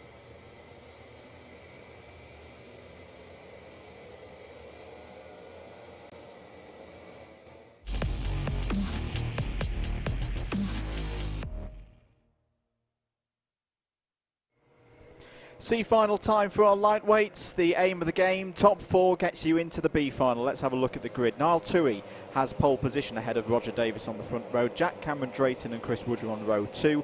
If the race was to stay as it is, those 4 would move forward into the B final. Trying to stop them, trying to get in, Adrian Mertens and Sam Morris go from row number 3. And current C3 leader Ramanas Sakauskas and Ben Simpson start on row number 4. Abu Sahel and Cameron Moss go from row 5. Tommy Welsh and Jed Toole start on row number 6. Mikey Nichols and Andrew Ravitch have work to do from row 7. Matt Collier and Jake Wilkins go from row 8. Dean Everest and Luke Dunnett are on row 9. Back of the field, long shots for that top 4, but you never know. Pete Crompton and Russell Cooper go from row 10. Keith Segal and Peter Hargreaves are on row 11. James Brown and Gareth Pritchard are on row 12. Last but not least, in a huge 26 kart field, Jagjit Singh and James Martin on the 13th row. Standout name for me in that field, Andrew, who really would hope to get through. Chris Woodger in this C final. This is a driver who's taken a heat win so far this year. There he is. He'll definitely be hoping to get up through the field with this, but we saw with the heavyweights this morning how quickly it can fall apart. If you get an ABC bump and pass penalty, that's 4 positions. You ain't qualifying. So it is critical for them to not only race quick, but do so cleanly and fairly and within the rules. 12 minutes on the clock for these trophy finals. Away we go. Niall Toohey leads them away in the number 66 into Oblivion Corner. It's a good start from Roger Davis as well from grid 2.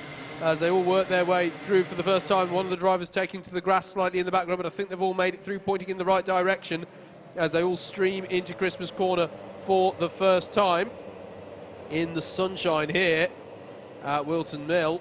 Been really, on the whole, very good condition. We had cold conditions this morning for the heavyweights, but the conditions for the lightweights have been really, really good. Niall Toohey then in the lead, Roger Davis in third. Then it is Cameron Drayton and Woodger. In fact, this is the first race of the day where by this point in lap 1, the top 4 on the grid have been in the order that they started the race. It's actually been one of the most unchanging starts at the front, at least, that we've seen today. But interestingly, here is Chris Woodger trying to tuck under Cameron Drayton. He's got Adrian Mertens for company as well. But a really good start this from Niall Toohey and Roger Davis. They've got a gap of the best part of a second over the battle over third place. Roger Davis going up the inside of Niall Toohey for the lead, wants to race this one from the front. You mentioned Chris Woodger, there's other drivers down in this C final that you perhaps wouldn't expect. Adrian Mertens there in P5, Mikey Nichols P10. You know, this is going to be a fascinating race. And just to say as well, for the C3 battle, we have a C3 driver already through to the B final and quite high up the grid of the B final in the shape of Greg Smith. So this is a key one for the likes of Toohey and Sakauskas. They have got to get some points here, otherwise Greg Smith is going to steal a march on them here from Whilton Mill. Yeah, I think there's some other drivers to watch as well coming up through this one. Peter Hargreaves, Keith Segal, both drivers who had dramas in their heats, and you would expect on average with their pace to work their way up through the field. So keep an eye on those, currently in 17th and 20th on your timing tower to the left-hand side of your screen. Don't forget, by the way, as we get into these finals, if you want to follow the timing in a bit more detail, live.alphatiming.co.uk. Click on Club 100 and you'll get all the live times there. It's really closed up here amongst the top five. I mentioned that the top two had a gap of a second over the battle over third. No longer the case. Chris Woodger there looking for any way past Jack Cameron Drayton. Ben Simpson as well is a contender for this. I mean, obviously, for viewers of just Club 100, a C3 driver because he's new to Club 100 in this format. But of course, we've seen him race for many years in the BUKC. And he definitely knows this track very, very well, as Roger Davis now goes down the inside once again of Niall Toohey to take the lead of the race. Can he hold on to it this time? But look at this, there's a top five brew now. Simpson's up the inside of Morris going for P6. Someone is going to lose out here and not be very happy about it. 9 minutes to go. And if I think, to be honest, Chris Woodger is probably the more nervous one of this quintet, at the moment, as Cameron Drayton tries to go down the inside of Toohey. Oh, and Adrian Mertens, he's got a lot to lose at this stage. He has, and Mertens having a very earnest look at him here on this lap. He was trying to position himself coming out of Christmas, I think, to optimise his run on Cameron Drayton, and that actually gave Mertens a quick look in the 55 on the 36. But they stay as they were. I'm actually amazed at how much the order has stayed as it was, but this is the 66. Would you go for it? Yeah, that's a good choice there. Cameron Drayton was compromised, but Mertens, that's brilliant. Mertens gets up the inside and takes both of them. So Mertens now up to third place. Woodger stays fourth. Cameron Drayton back down to the place nobody wants to finish in one of these C finals. That's P5. As spinning off there is the number 17. Is that? Yes, Jake Wilkins. Yeah, thank you. Jake Wilkins then to the back of the field. His day will end here in the C final. 8 minutes to go. Still a lot of running. We've not even got to the length of a normal heat yet remaining on the clock. Roger Davis continues to lead though in the number 43. He's pulled away from Niall Toohey. You can see he's not even in the shot now. There he is in the 43. Penalty for the number 118, which is Abu Hale for a takeout. I imagine that is how Jake Wilkins ended up facing in the wrong direction on the last corner. Yep, so confirmed he cannot qualify now. Yep, +6 positions for Abu. As Ben Simpson. Is that Ben Simpson going for a move on Cameron Drayton? Yes, I think it was. Yes, so Ben Simpson now up to third place. And it looks like Cameron Moss is following through and Mikey Nichols. This is all going wrong. Oh, and a penalty for Ramonas Sakauskas. That's big in the context of C3, but now down the inside of another C3 driver is Adrian Mertens. So Mertens up to second place now, past Niall Toohey. And is Chris Woodger going to try and find his way through as well? Because this is the nervy position, P4. 1 place back, you are on the edge of getting into the B final. And now this time, Woodger does go down the inside, gets P3, or does he? Yes, he does, and Simpson's now down the inside for P4. This is big in the context of C3 Championship. Yes, Ben Simpson is through. So as it stands, Roger Davis, Adrian Mertens, Chris Woodger and Ben Simpson would be your top 4 to go through, but it's still a good 6.5 minutes on the clock. Ben Simpson was having a look at Chris Woodger there, Andrew. He had a really good run through the boot. You mentioned, of course, the slightly unusual situation with Simpson being a Class 3 driver, one with BUKC experience, so experience in Club 100 machinery. But I genuinely thought he was going to have a look at Woodger into the final corner there, but it is Roger Davis. This is a really good great, C final. This is one of the best C finals I think I can remember, as drivers towards the back of the field are squabbling over the minor positions, which all count for championship points, of course. The number 25 there of Peter Hargreaves on the comeback drive. He's got a lot of work to do there in the remaining 6 minutes of this one. Yeah, so it was a difficult lap for Niall Toohey because he went from second down to fifth on that one, and that is pretty much one of the worst laps that you can have in terms of position change in a C final. That's Mikey Nichols now through as well, so Mikey Nichols up into fifth place on Niall Toohey. What's the gap between them? Okay, they're within touching distance of Ben Simpson ahead. For me, Andrew, Chris Woodger is struggling for pace relative to what I would have expected, though, if I'm honest. Yeah, he's done a 54.2 last time around, but there is a gap now. Oh, now that's a bit rude. Oh, that's as Cameron the Drayton. 183 gets forced out wide there by, was that the 66 of Niall Toohey? Yeah, I'm not quite sure back. what led to that. I wonder if maybe Cameron Drayton was trying to get a move on the outside set up, and just maybe Toohey just didn't know he was there. He's got a driver round at Christmas corner now underway again. We'll look on time for who that is. We're back with the battle over third between Woodger and Simpson. And the risk factor for me here, Andrew, is I think Ben Simpson will know the score and not want to rock the boat too much. But Woodger's in a position here where it only takes one daredevil move from Simpson, and you know he's going to allow Mikey Nichols through, and suddenly he's got problems. So it's still a little bit precarious for me for Chris Woodger, but he continues to circulate in third. Penalty for Luke Dunnett for track limits, as Niall Toohey here is battling away with Cameron Moss, and Moss is going to go down the inside at Christmas corner. They're still side by side, but he does get that job done.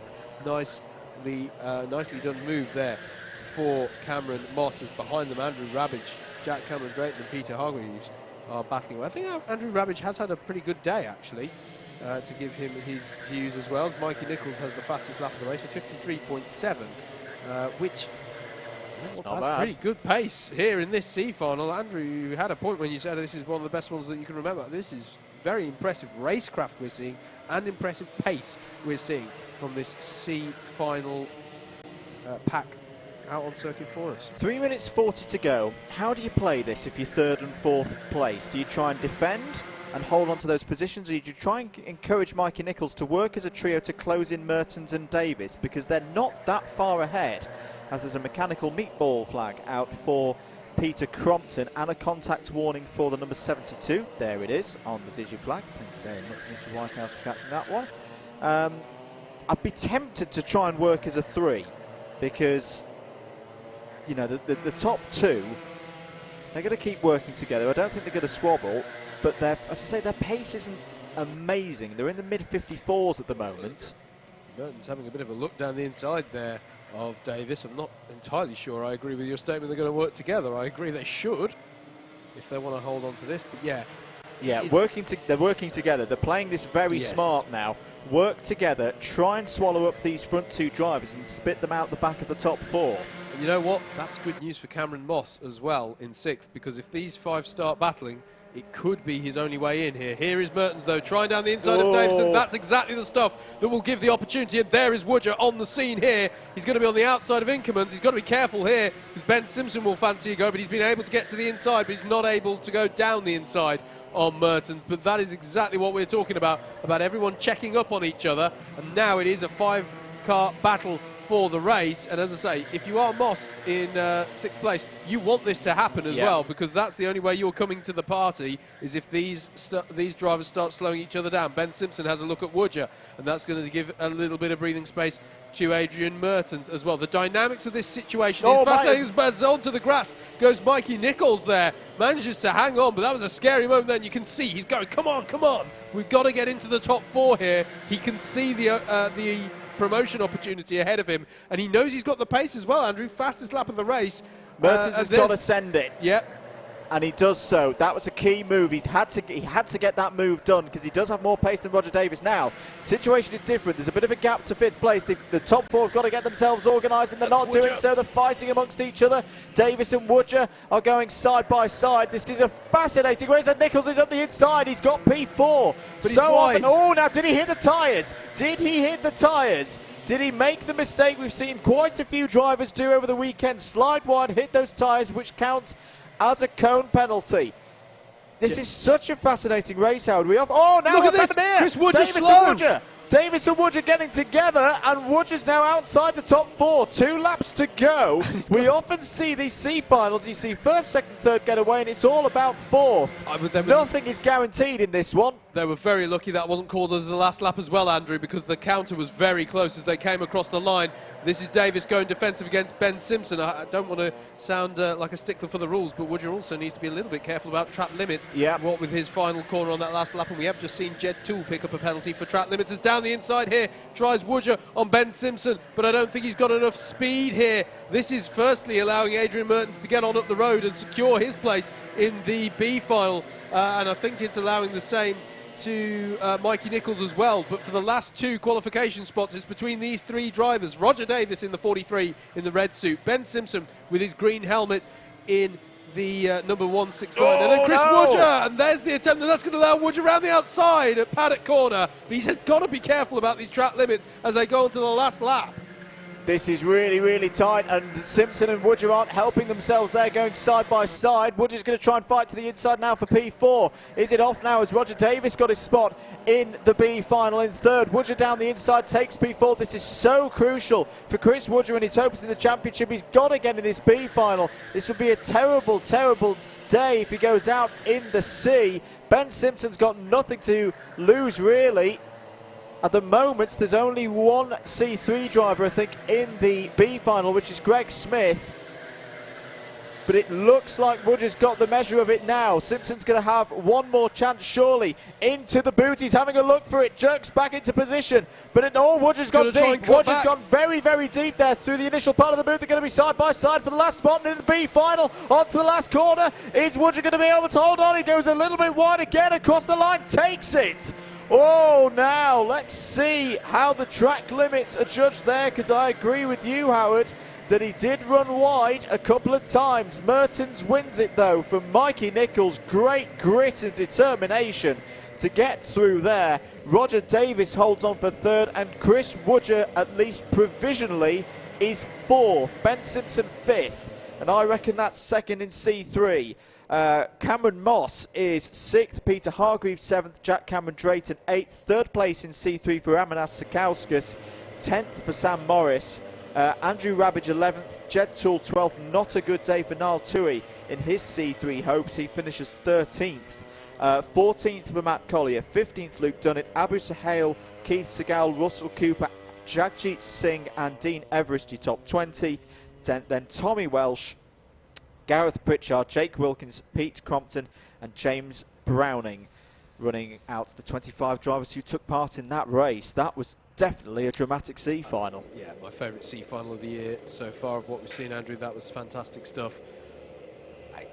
I think I don't like it when sort of little regs take away from things. Fantastic battle, but I would say that yeah, Woodger will be slightly lucky if he gets away with that one, because that was a very tight run thing. We're going to take another short break here on your Alpha live stream, sponsored by Navos Technology Solutions you can trust. We're going to have the B final up after this short interlude.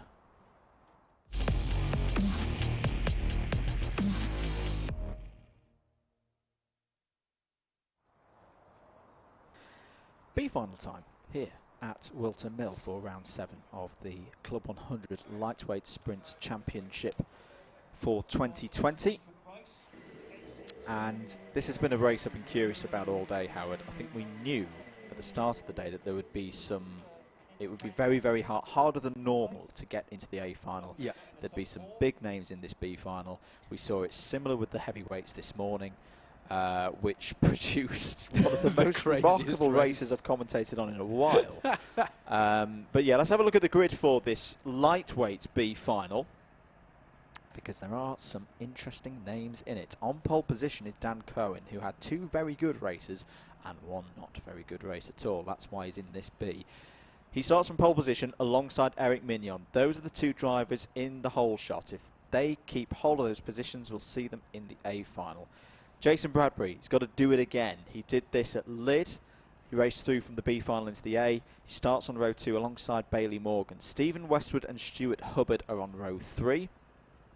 Any of those 6 could get in the top 2. Christopher Powell is on row 4 alongside Rob Dowsett. I'm a little bit surprised Rob's in this B final because he's been doing some stellar work today, but he is in that position.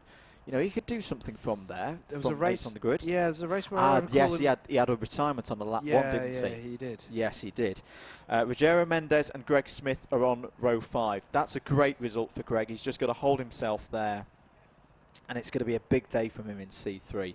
Oliver Flashman and Joel Davis are on row 6. Jacopo Fioravanti and Hussein Rashid row 7. Andrea Fioravanti and Ned Douglas on row 8. So there's drivers here who've had some really strong results at times so far today, with a lot of work to do. Toby Case and Oscar Lancaster go from row number 9. Eamon Salir, we saw him mixing it up with Mike Coppin and Chris Alcock in the very last heat earlier on. He starts on row 10 alongside Ben Daly. Tom Fuller, I feel so sorry for Tom because he's had 2 races today ruined by incidents not of his own making. He has to start from row 11 alongside Joshua North.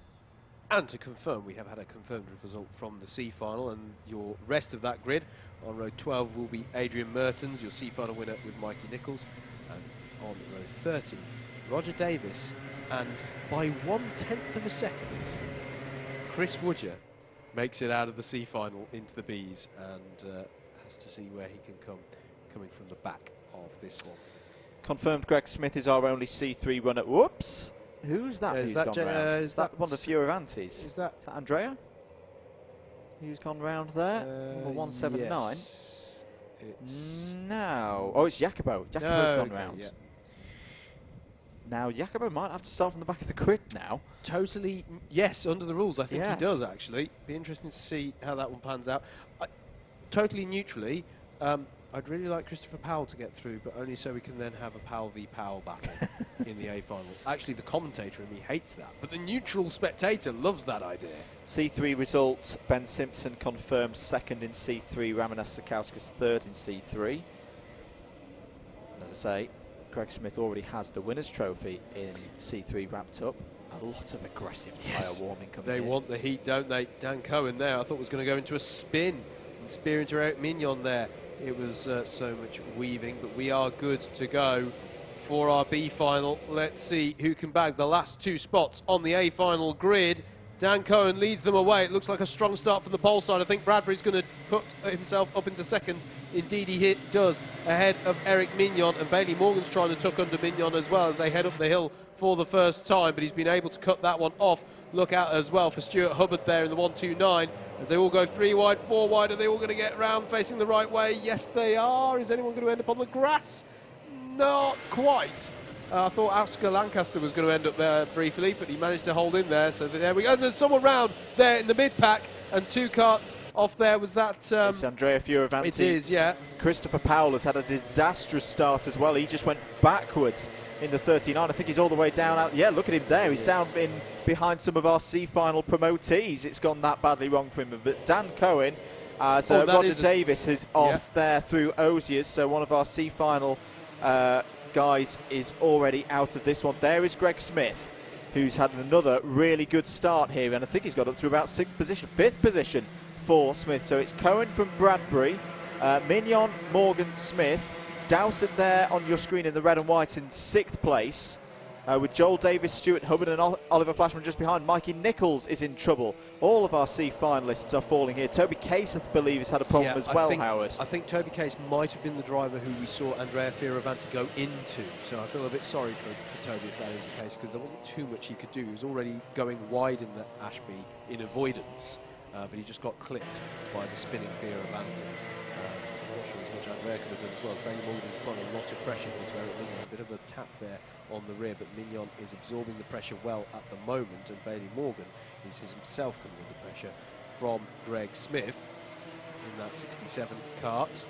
Got to take your time with this one. It's a long sprint race. 10 minutes of it to go. Dan Cohen looking comfortable at the moment. 6/10 clear of Jason Bradbury in second. There's a good gap as well to Eric Mignon. 1.5 seconds now to this trio. There's a penalty for Eamon Salir, bump and pass, the 146. So he definitely cannot qualify for the A final now, even if he was to come from 13th all the way to the lead, he would get 4 places added to his position at the end of the race. Bailey Morgan checks over the shoulder. Greg Smith's going to go for it. I'm loving this from Greg Smith.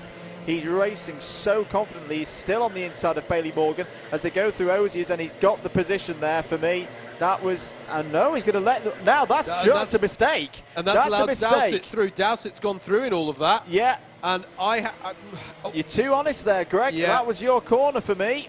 Yeah, I think Bailey Morgan raised his arm in frustration, but to be honest with you, I think he needed to yield at that point. I was going to say, though, Bailey Morgan, fair play to him for trying to hang it around the outside of Osiers. It was a good attempt to hang on there from Bailey, but I think he kept his foot in it for just a bit too long. I'm in agreement with you there, Andrew, that Greg Smith didn't have to let that one go. Flashman down the inside of the 139 of Joel Davis. Greg Smith trying to fight his way back through. He's going to go down the inside of Ashby, is he, in that? Both of them. He's certainly going to try. Oh, goodness me. Oh, code penalty for the leader. Code penalty for the leader. Daniel Cohen, what have you done? You've put yourself under a lot of pressure now. My entry for worst fun of the year has clearly gone out there as a code.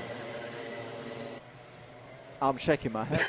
8.5 minutes of this one to go. It's all a little bit chaotic. This is all around 10th place. This is drivers who would have hoped to have been in the A final today, who at the moment aren't going to make it. Here is your battle for 3rd place on the road between Rob Dowsett and Eric Mignon. Can Rob Dowsett make a move up into Christmas Corner? Yellows. Well, not this time, because there's a yellow flag out there. Probably because one of our Colin the Cones are being replaced. May very well be what our race leader hit her to get that cone penalty. So there's track limit warning for Hussein Rashid. I'm wondering if Rashid had some penalties. I thought he had a much stronger run through the heats. Yeah, he did have some penalties across the course. There he the is. early part of the afternoon. In the number 11, currently chasing Greg Smith. So at the moment, the top 2 looking comfortable. But remember, Cohen has this cone penalty, so he kind of has to just keep himself there in the lead. As there's a penalty for Chris Woodger, a bump and pass. He's got through to the B final, but yeah, it's not ending the way he would have wanted. Mignon now trying to keep Dowsett behind. Is Dowsett going down the inside? That's a great move by Rob Dowsett. Getting cleanly through and into P3. Can he start to put Jason Bradbury, B final winner from Lyd, under pressure? And Flashman was having a look at Bailey Morgan into Ashby as well, who just caught on that shot as we cut away. So possible change for 5th place. Yes, I think I just saw Oliver Flashman ahead of Bailey Morgan there in the back of shot. There it is, confirmed, the 176 ahead of the 14.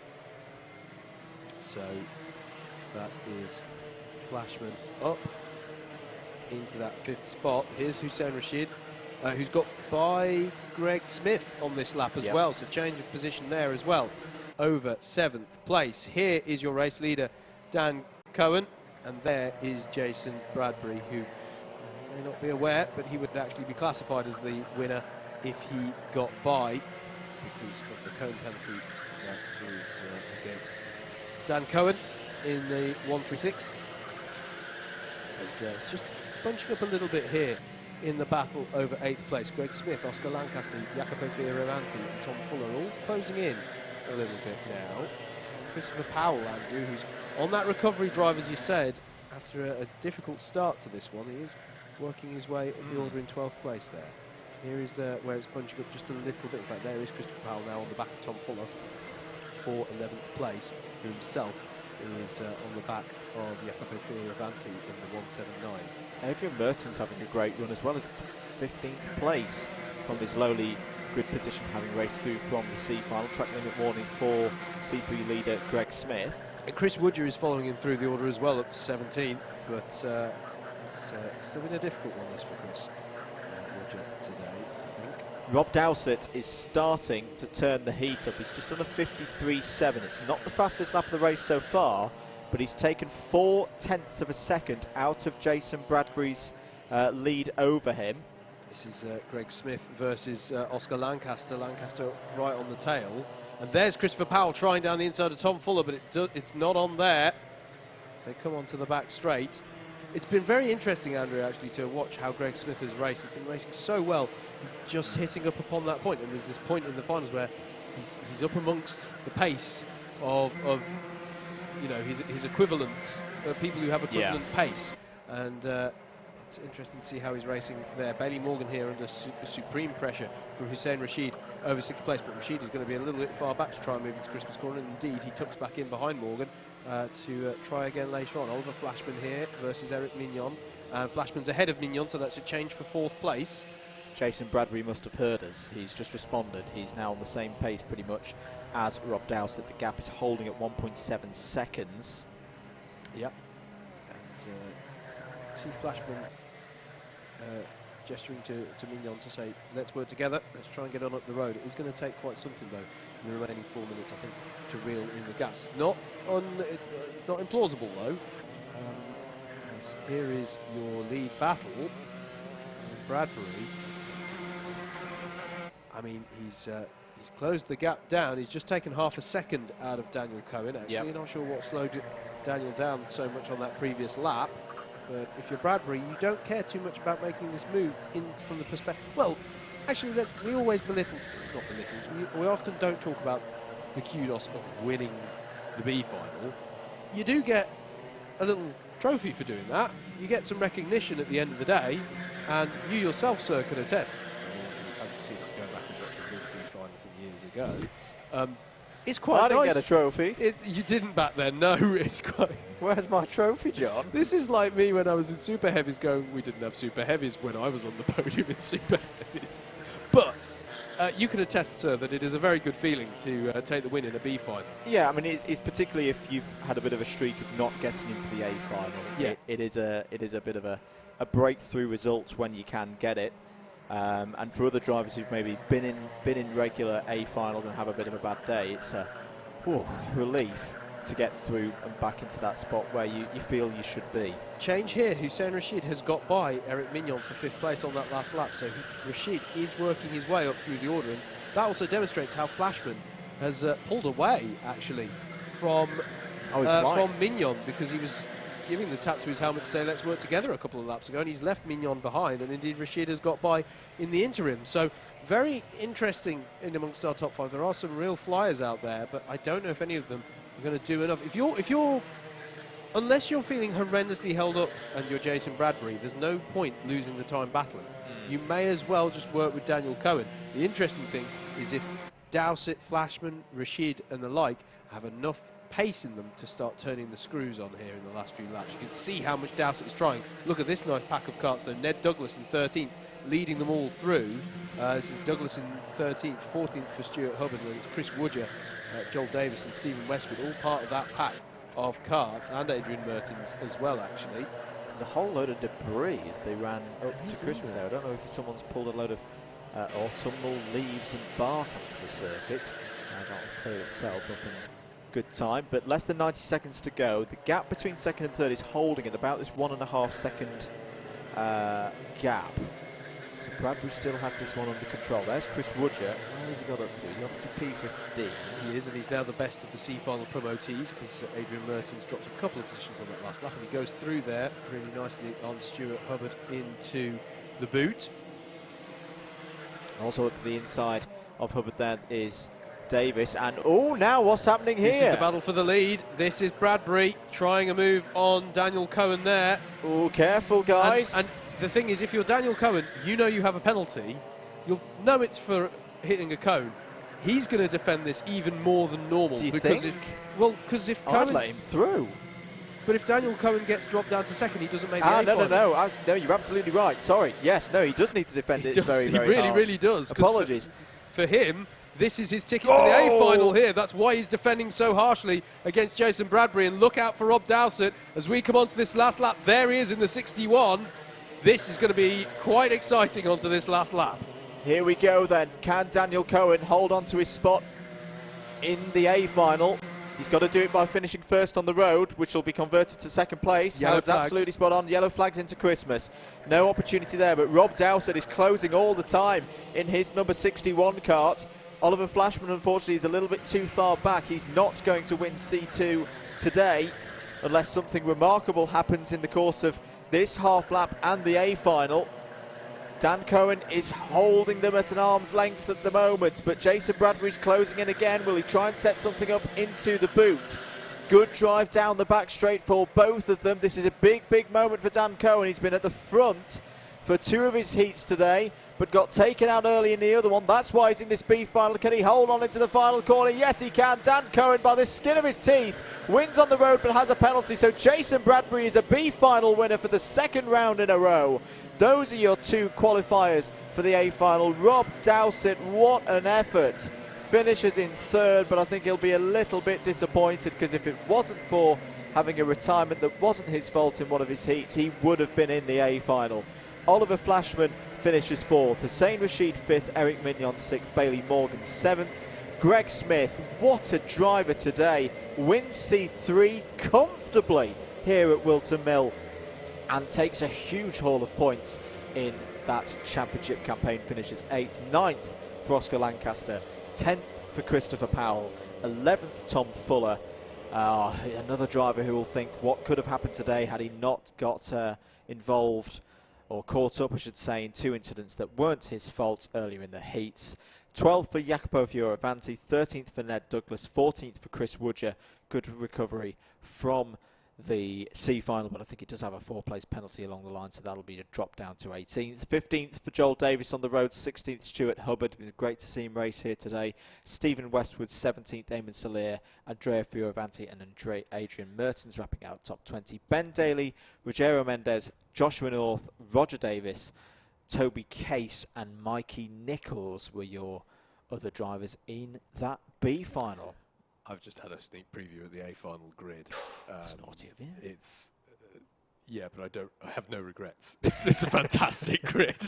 That was your B final. We've got one more race left for you here today. Do not go anywhere though. It is going to be a cracking way to finish the day.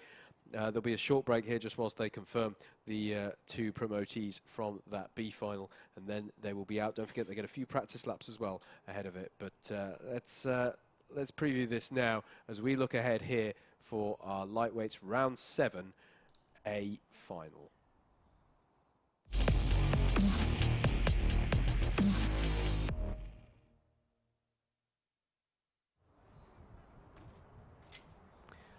Let's have a look then at the grid. Let's get the graphic up now. So Steve Brown, Super GT fans rejoice, starts this one from pole with Ed Bars alongside. Dan Healy and Steve Hicks are on row number 2. And then Peter Knight, what a day he has had, starts on row 3 with 3-time Premier champion Chris Powell alongside on row number 3. Row 4 is Dan Truman and Alistair Irvin.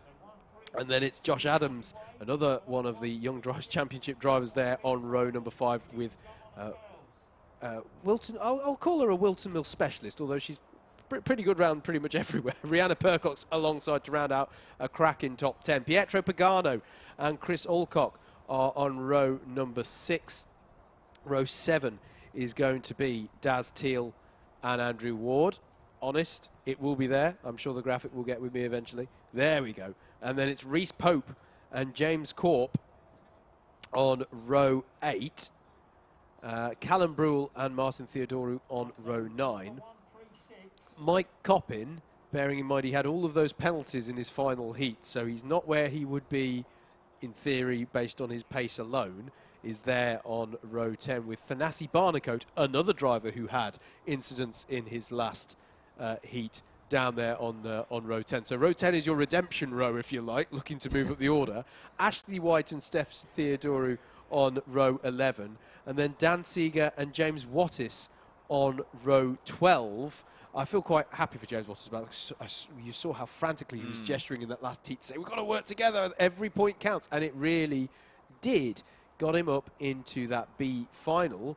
And it's now confirmed from the into the A final, sorry, and it's now confirmed from the B final that the two drivers not shown on your grid graphic here will be Jason Bradbury and Daniel Cohen, your promotees from that B final. What do you think of the grid, mate?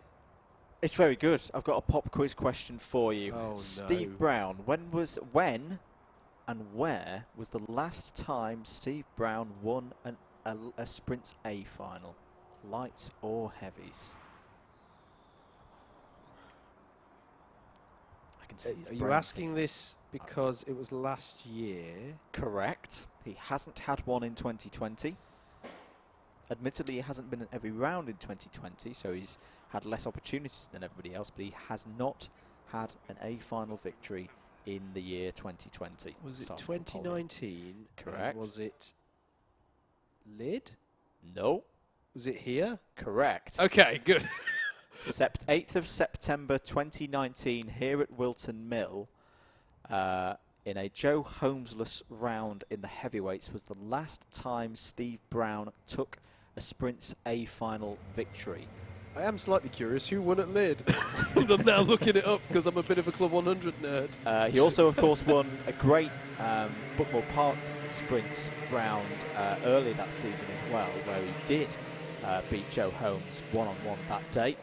But it's been a long time since Super GT took the top step in a full round. Can he do it here at Whilton Mill? Over a year since, as I say, his last victory, which was in the heavyweights last year. He has flipped back to the heavyweights, to the lightweights, sorry, for 2020. He's one of those drivers. He's quite tall. Yes. He's a bit on the cusp. Drivers heading out for practice then. This is the standard fare ahead of an A final. Most points of the day, most crucial point of proceedings. All the drivers want to make sure that they're happy with their karts before we go racing. And we did see 7 kart changes ahead We of did the this A morning. final in the heavyweights, Yep. Andrew. So do not think that this won't be without a few kart changes. Some text from Mr. David Whitehouse there. He's on his phone. You can see him right there. There he is. His shout for the win, Peter Knight. Yeah. Hello, David. Hello there. Peter Knight. Wow. I like that shout. I like that shout. He's got nothing to lose because he's not in a championship fight. He's a C2 driver now. I just realised we could have had a conversation with David Whitehouse through the means of us talking to him. He can hear us. And if you can just do semaphore to us back, if one of us can just crack out the code book. I think now, just whilst we're having this slight pause in the craziness. Can I subject, David, we haven't currently got you on shot, so if you are doing any mad gestures, we can't see them. Just want to make clear, just in case you've started. I just wanted to give my thanks to the team that have been part of putting this stream Yeah. on for you today. Morgan Jones sat behind us on the opposite side of the room, producing all of the pictures that you've been seeing and directing as well. Luke Austin at home, semi-controlling 3 streams at once. I don't know how he does it. We just call him the controller. The controller In our heads today. From grand- somewhere, the an grand- undisclosed location. in Northamptonshire. Oh, okay, yeah.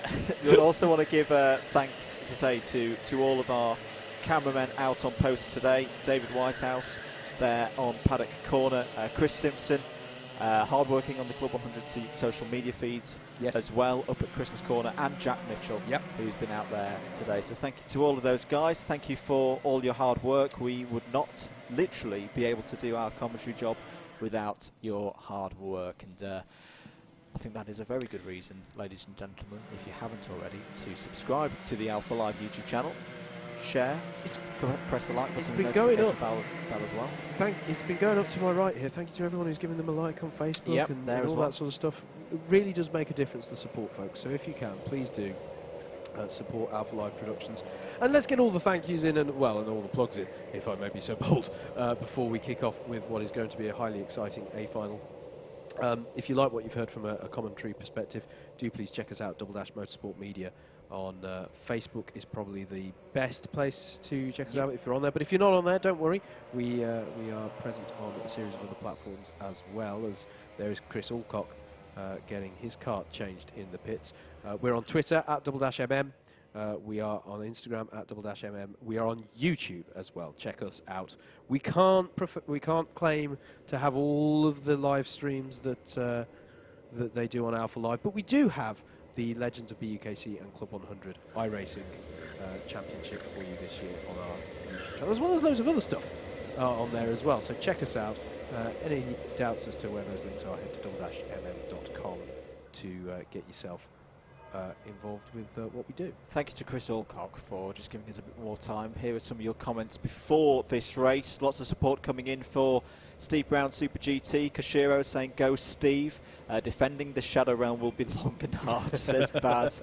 The keeper of the Shadow Realm in P1. This will be good from that guy Paricon. And yeah, I'm really excited for this final. There's a lot of drivers on form here at the front of this field. Yeah, absolutely. And are we good for a start? We are good for a start this time. A final time here in the lightweights. Round 7 of the Club 100 Lightweight Sprint Championship for 2020. The A final is go. Great start for Steve Brown. Shoots into the lead. Dan Healy has followed him through into P2 ahead of championship rival Ed Bars. Peter Knight's had a good start as well. Up to P4. Steve Hicks P5 and Chris Powell P6. Everybody else squabbling behind them. Is anybody going to go off through Christmas Corner? No, I think we're good. But Super GT leads here, Howard, as they go down into Ashby for the first time. Great start from Peter Knight. He got by on Steve Hicks at the start of the race. There's not too many who can claim that as they all stream their way through Wilkins for the first time and downhill into Osiers.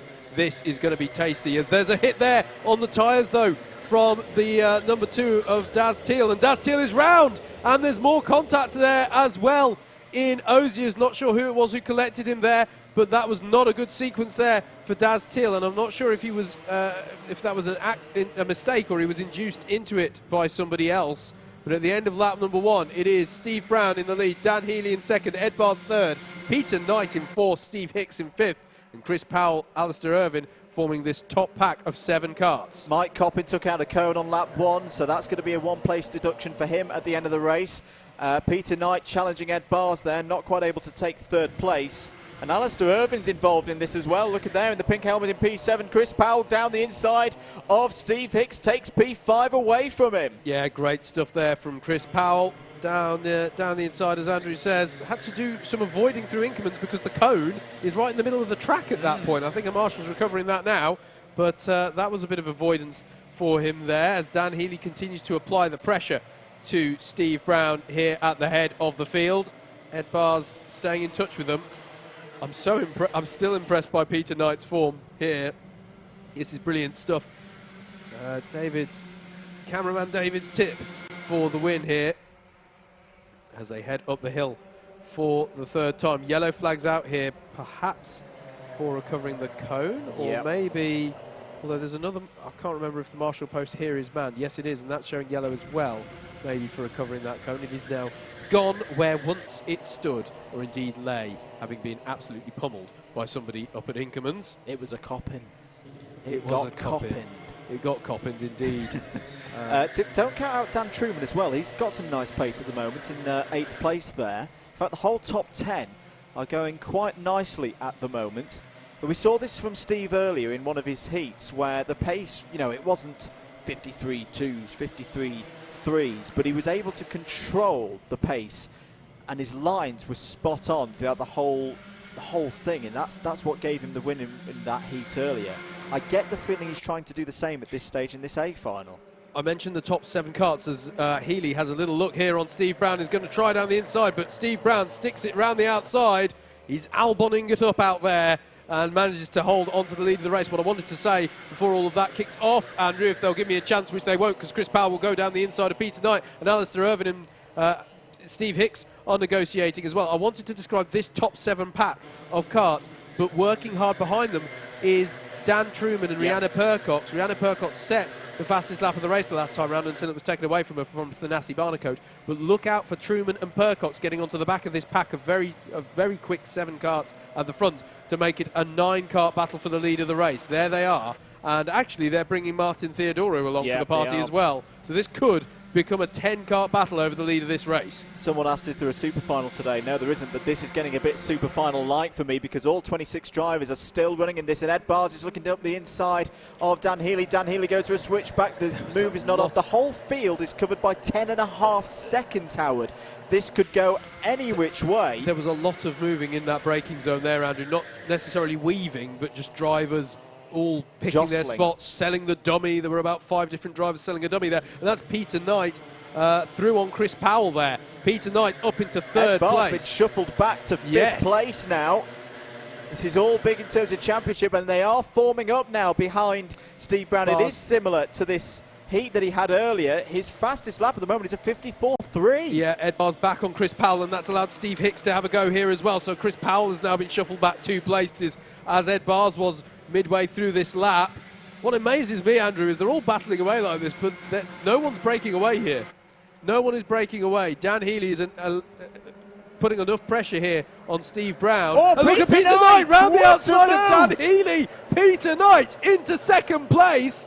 Oh my goodness me, what a move around the outside. He's going for it on Super GT, down the inside of Ashby, and Peter Knight is in the lead. Dan Healy's through as well. Dan Healy's going to be on the outside of Wilkins. Surely he can't go around the outside there. And Steve Brown is going to be down the inside of Dan Healy into second place Oziers. But what a sequence of corners from Peter Knight. This is a stunning display from the youngster who only made his debut in the Sprints Championship 2 rounds ago at Bayford Meadows. Has come through the Young Drivers Championship, now leads here at Wilton Mill, and look at all of them. Rush hour. It's like trying to get up the M6 on a Friday night out there. 6.5 minutes to go. Peter Knight from the C2 class in only his 3rd ever round. He's looking behind him in disbelief. He's got 6/10 of a second. Gap. He's got 6/10 of a second here. This is absolutely incredible. Absolutely incredible. Is this the start of a new big contender in Club 100? As now it's started to break down at the back. I think that was Reece Pope getting forced out wide. Yeah. We've not seen a driver debut in Club 100 like this in a very, very long time. Such has been the quality of this field. And Reece Pope, Mike Coppin's out. Mike Coppin is out of the race. There's cone penalties coming in for Das Teal and Reece Pope. And Mike Coppin's championship campaign starts to slip away. Is that Chris Alcock off? No, it's not. Because it's not got his name on the Steph side. Theodoru? You might be right. They were together on the road. But my goodness me, this would be quite a story if Peter Knight could take this one. Super GT is really under attack now. Steve Hicks, these two raced together yesterday in E60. Yeah. They're not racing together today. This is all every driver for themselves, and Hicks is down the inside, has got 3rd place, and it's starting to look again as if Super GT's A-final troubles are starting to strike him again. He's going to have to wait longer for that A-final victory. The drought is going to continue, unfortunately. Dan Truman's now down the inside of him. Oh, this is such a shame. He is going backwards now, and there's a lot, and this is the problem, because he had that period bottling the field up and driving in a defensive manner really, really well. There's a lot of drivers who are now there be picking him off. It's a day to forget, I think, for the Applewood boys in many respects, Andrew. Chris Alcock has just been given a bump and pass 4-position penalty. Yeah. And he's there running. He's in 21st place. For those of you wondering where he is on your left-hand side of your screen, he's not quite on this board, as Thanasi Barnacote sets a new fastest lap at 52.929 from Thanasi Barnacote in his pursuit of Reece Pope. Well, I think he's past Reece Pope now. He is doing his best to get up through the teens and get himself, because he had a lower grid position, of course, coming into this because of issues in one of his heats. So he's trying to work his way up the order as there are 4 minutes left on the clock. Still Peter Knight leads, but Dan Healy is starting to turn the screws again now and apply some more pressure. Dan Healy is getting on top of this. For me, he's been the most informed driver over the past couple of rounds. His worst results going into today from the last 2 rounds was a 5th in his 3rd heat at round 6, which was at Lyd. But just to run through his results recently: 3rd, 1st, 2nd, 5th, 2nd. Here he is in 2nd again, looking for what would be his 2nd A-final victory of the season. And that's a shame. Chris Powell is out of the race. It's been great fun having him back here in Club 100, but something's gone wrong there and he's out of this one. Dan Healy is now right on the rear bumper of the youngster Peter Clark with 3 minutes and 15 seconds of this one to go, and still Steve Hicks with all that Whilton Mill experience. Remember, he won the Super Final here last season in the Super Final Championship and went on to win that championship in the finale at Clay Pigeon about 12 months ago. And now Peter Knight, well, this is a test for the young driver.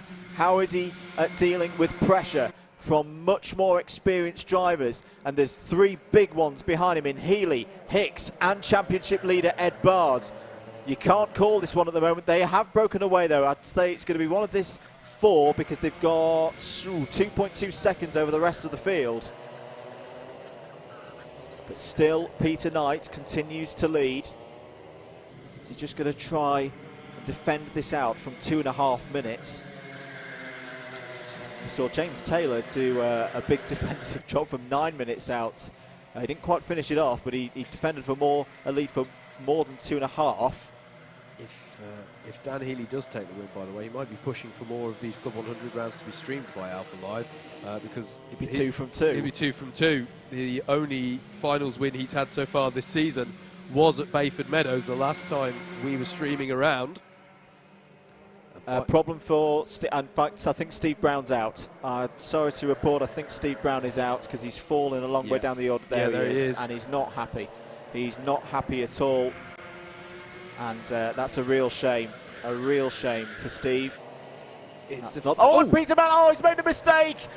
Peter Knight has gone deep into Ashby, has made the mistake, and Ed Bars is now at the inside of Steve Hicks. Hicks going for second place, but it means Dan Healy once again leads here at Whilton Mill. There we go then. There's the change, but and he's got a little bit of breathing space as well in amongst all the exchange. Now these 3 drivers behind him have to work together here over the next lap to try and reel him in and get into a position where they can challenge for the lead in the final lap here, because that's the only way that they're going to be able to deny the win for Dan Healy. Now he's got a gap of 3.5 tenths, and no, that's not a lot, but it is something when you have drivers of this caliber. And look, actually, Peter Knight had a good run up the hill though. He's closing in here. He's not going to give this one up, and he has nothing to lose, Andrew. Nope. You know, he's not in amongst the Class 1 championship fight in the way that all of these drivers are. Takeout penalty for Daz Teal. It's not. There's been a few drivers today for him in the number 2. Yeah, we're focusing on these 4 drivers, but there are a lot of big names for whom it's gone wrong. Not least, we've just seen Chris Powell and Steve Brown end their races in the pits. This really has felt like a super final because you've had a tight field, but also big names falling out of it. Can I give a shout out?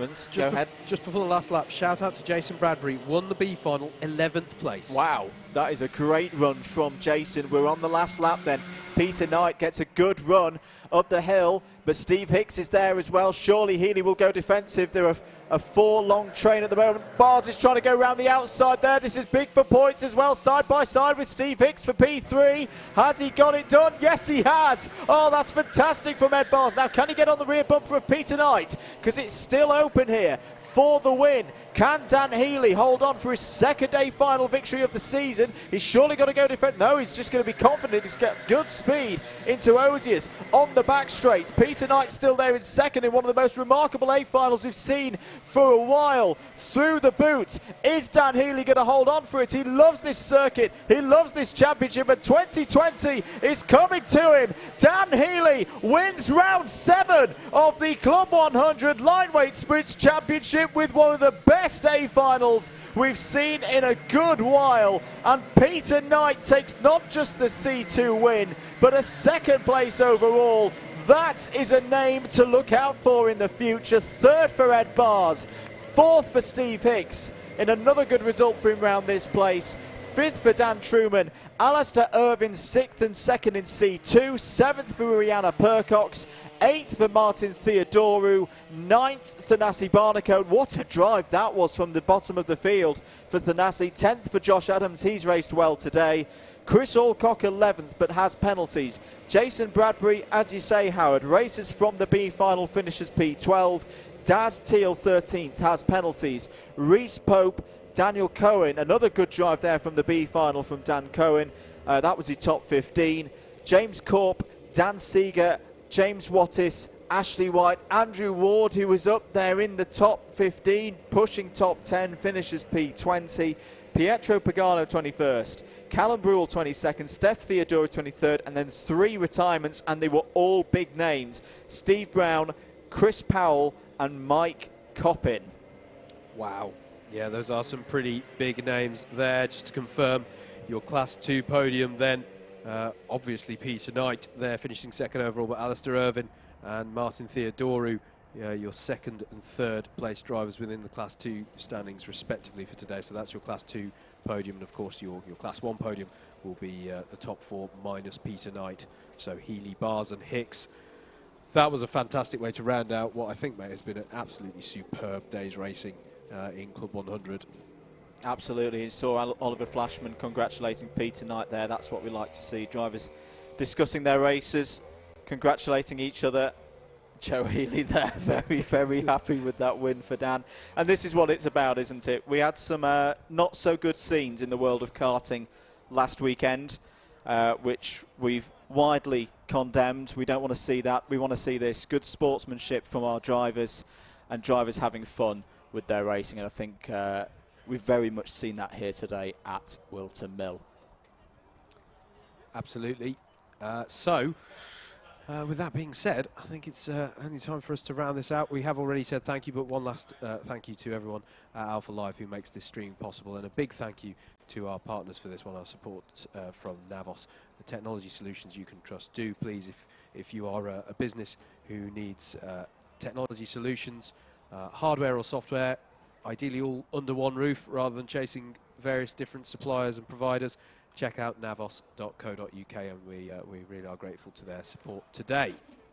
Absolutely. So we're going to wrap things up here. Thank you everybody for watching. Thank you for your continued support. Do keep sharing the stream, as there'll be those who weren't able to join us live here today, but the whole stream will be available for you on both the Facebook pages of Alpha Live, Club 100, Double Dash Motorsport Media and Karting Magazine, and Kart Pulse as well. You can watch them back in there. You can watch them, of course, back on the Alpha Live YouTube channel. Do make sure that you've subscribed. Click the notification bell for future content. We will be back for the next round of the Club 100 Sprints Championship from Rye House Kart Raceway down in Hoddesdon, down just north of London on, if I'm not mistaken, the 1st of November 2020. We very much look forward to seeing you then. My name's been Andrew Mather, he's been Howard Mitchell, we've been Double Dash Motorsport Media, your Club 100 commentary team. Thank you very much for supporting us here at Whilton Mill. As ever, stay safe, take care of each other. We'll see you very, very soon for more Club 100 action here on the Alpha Live network of social media channels.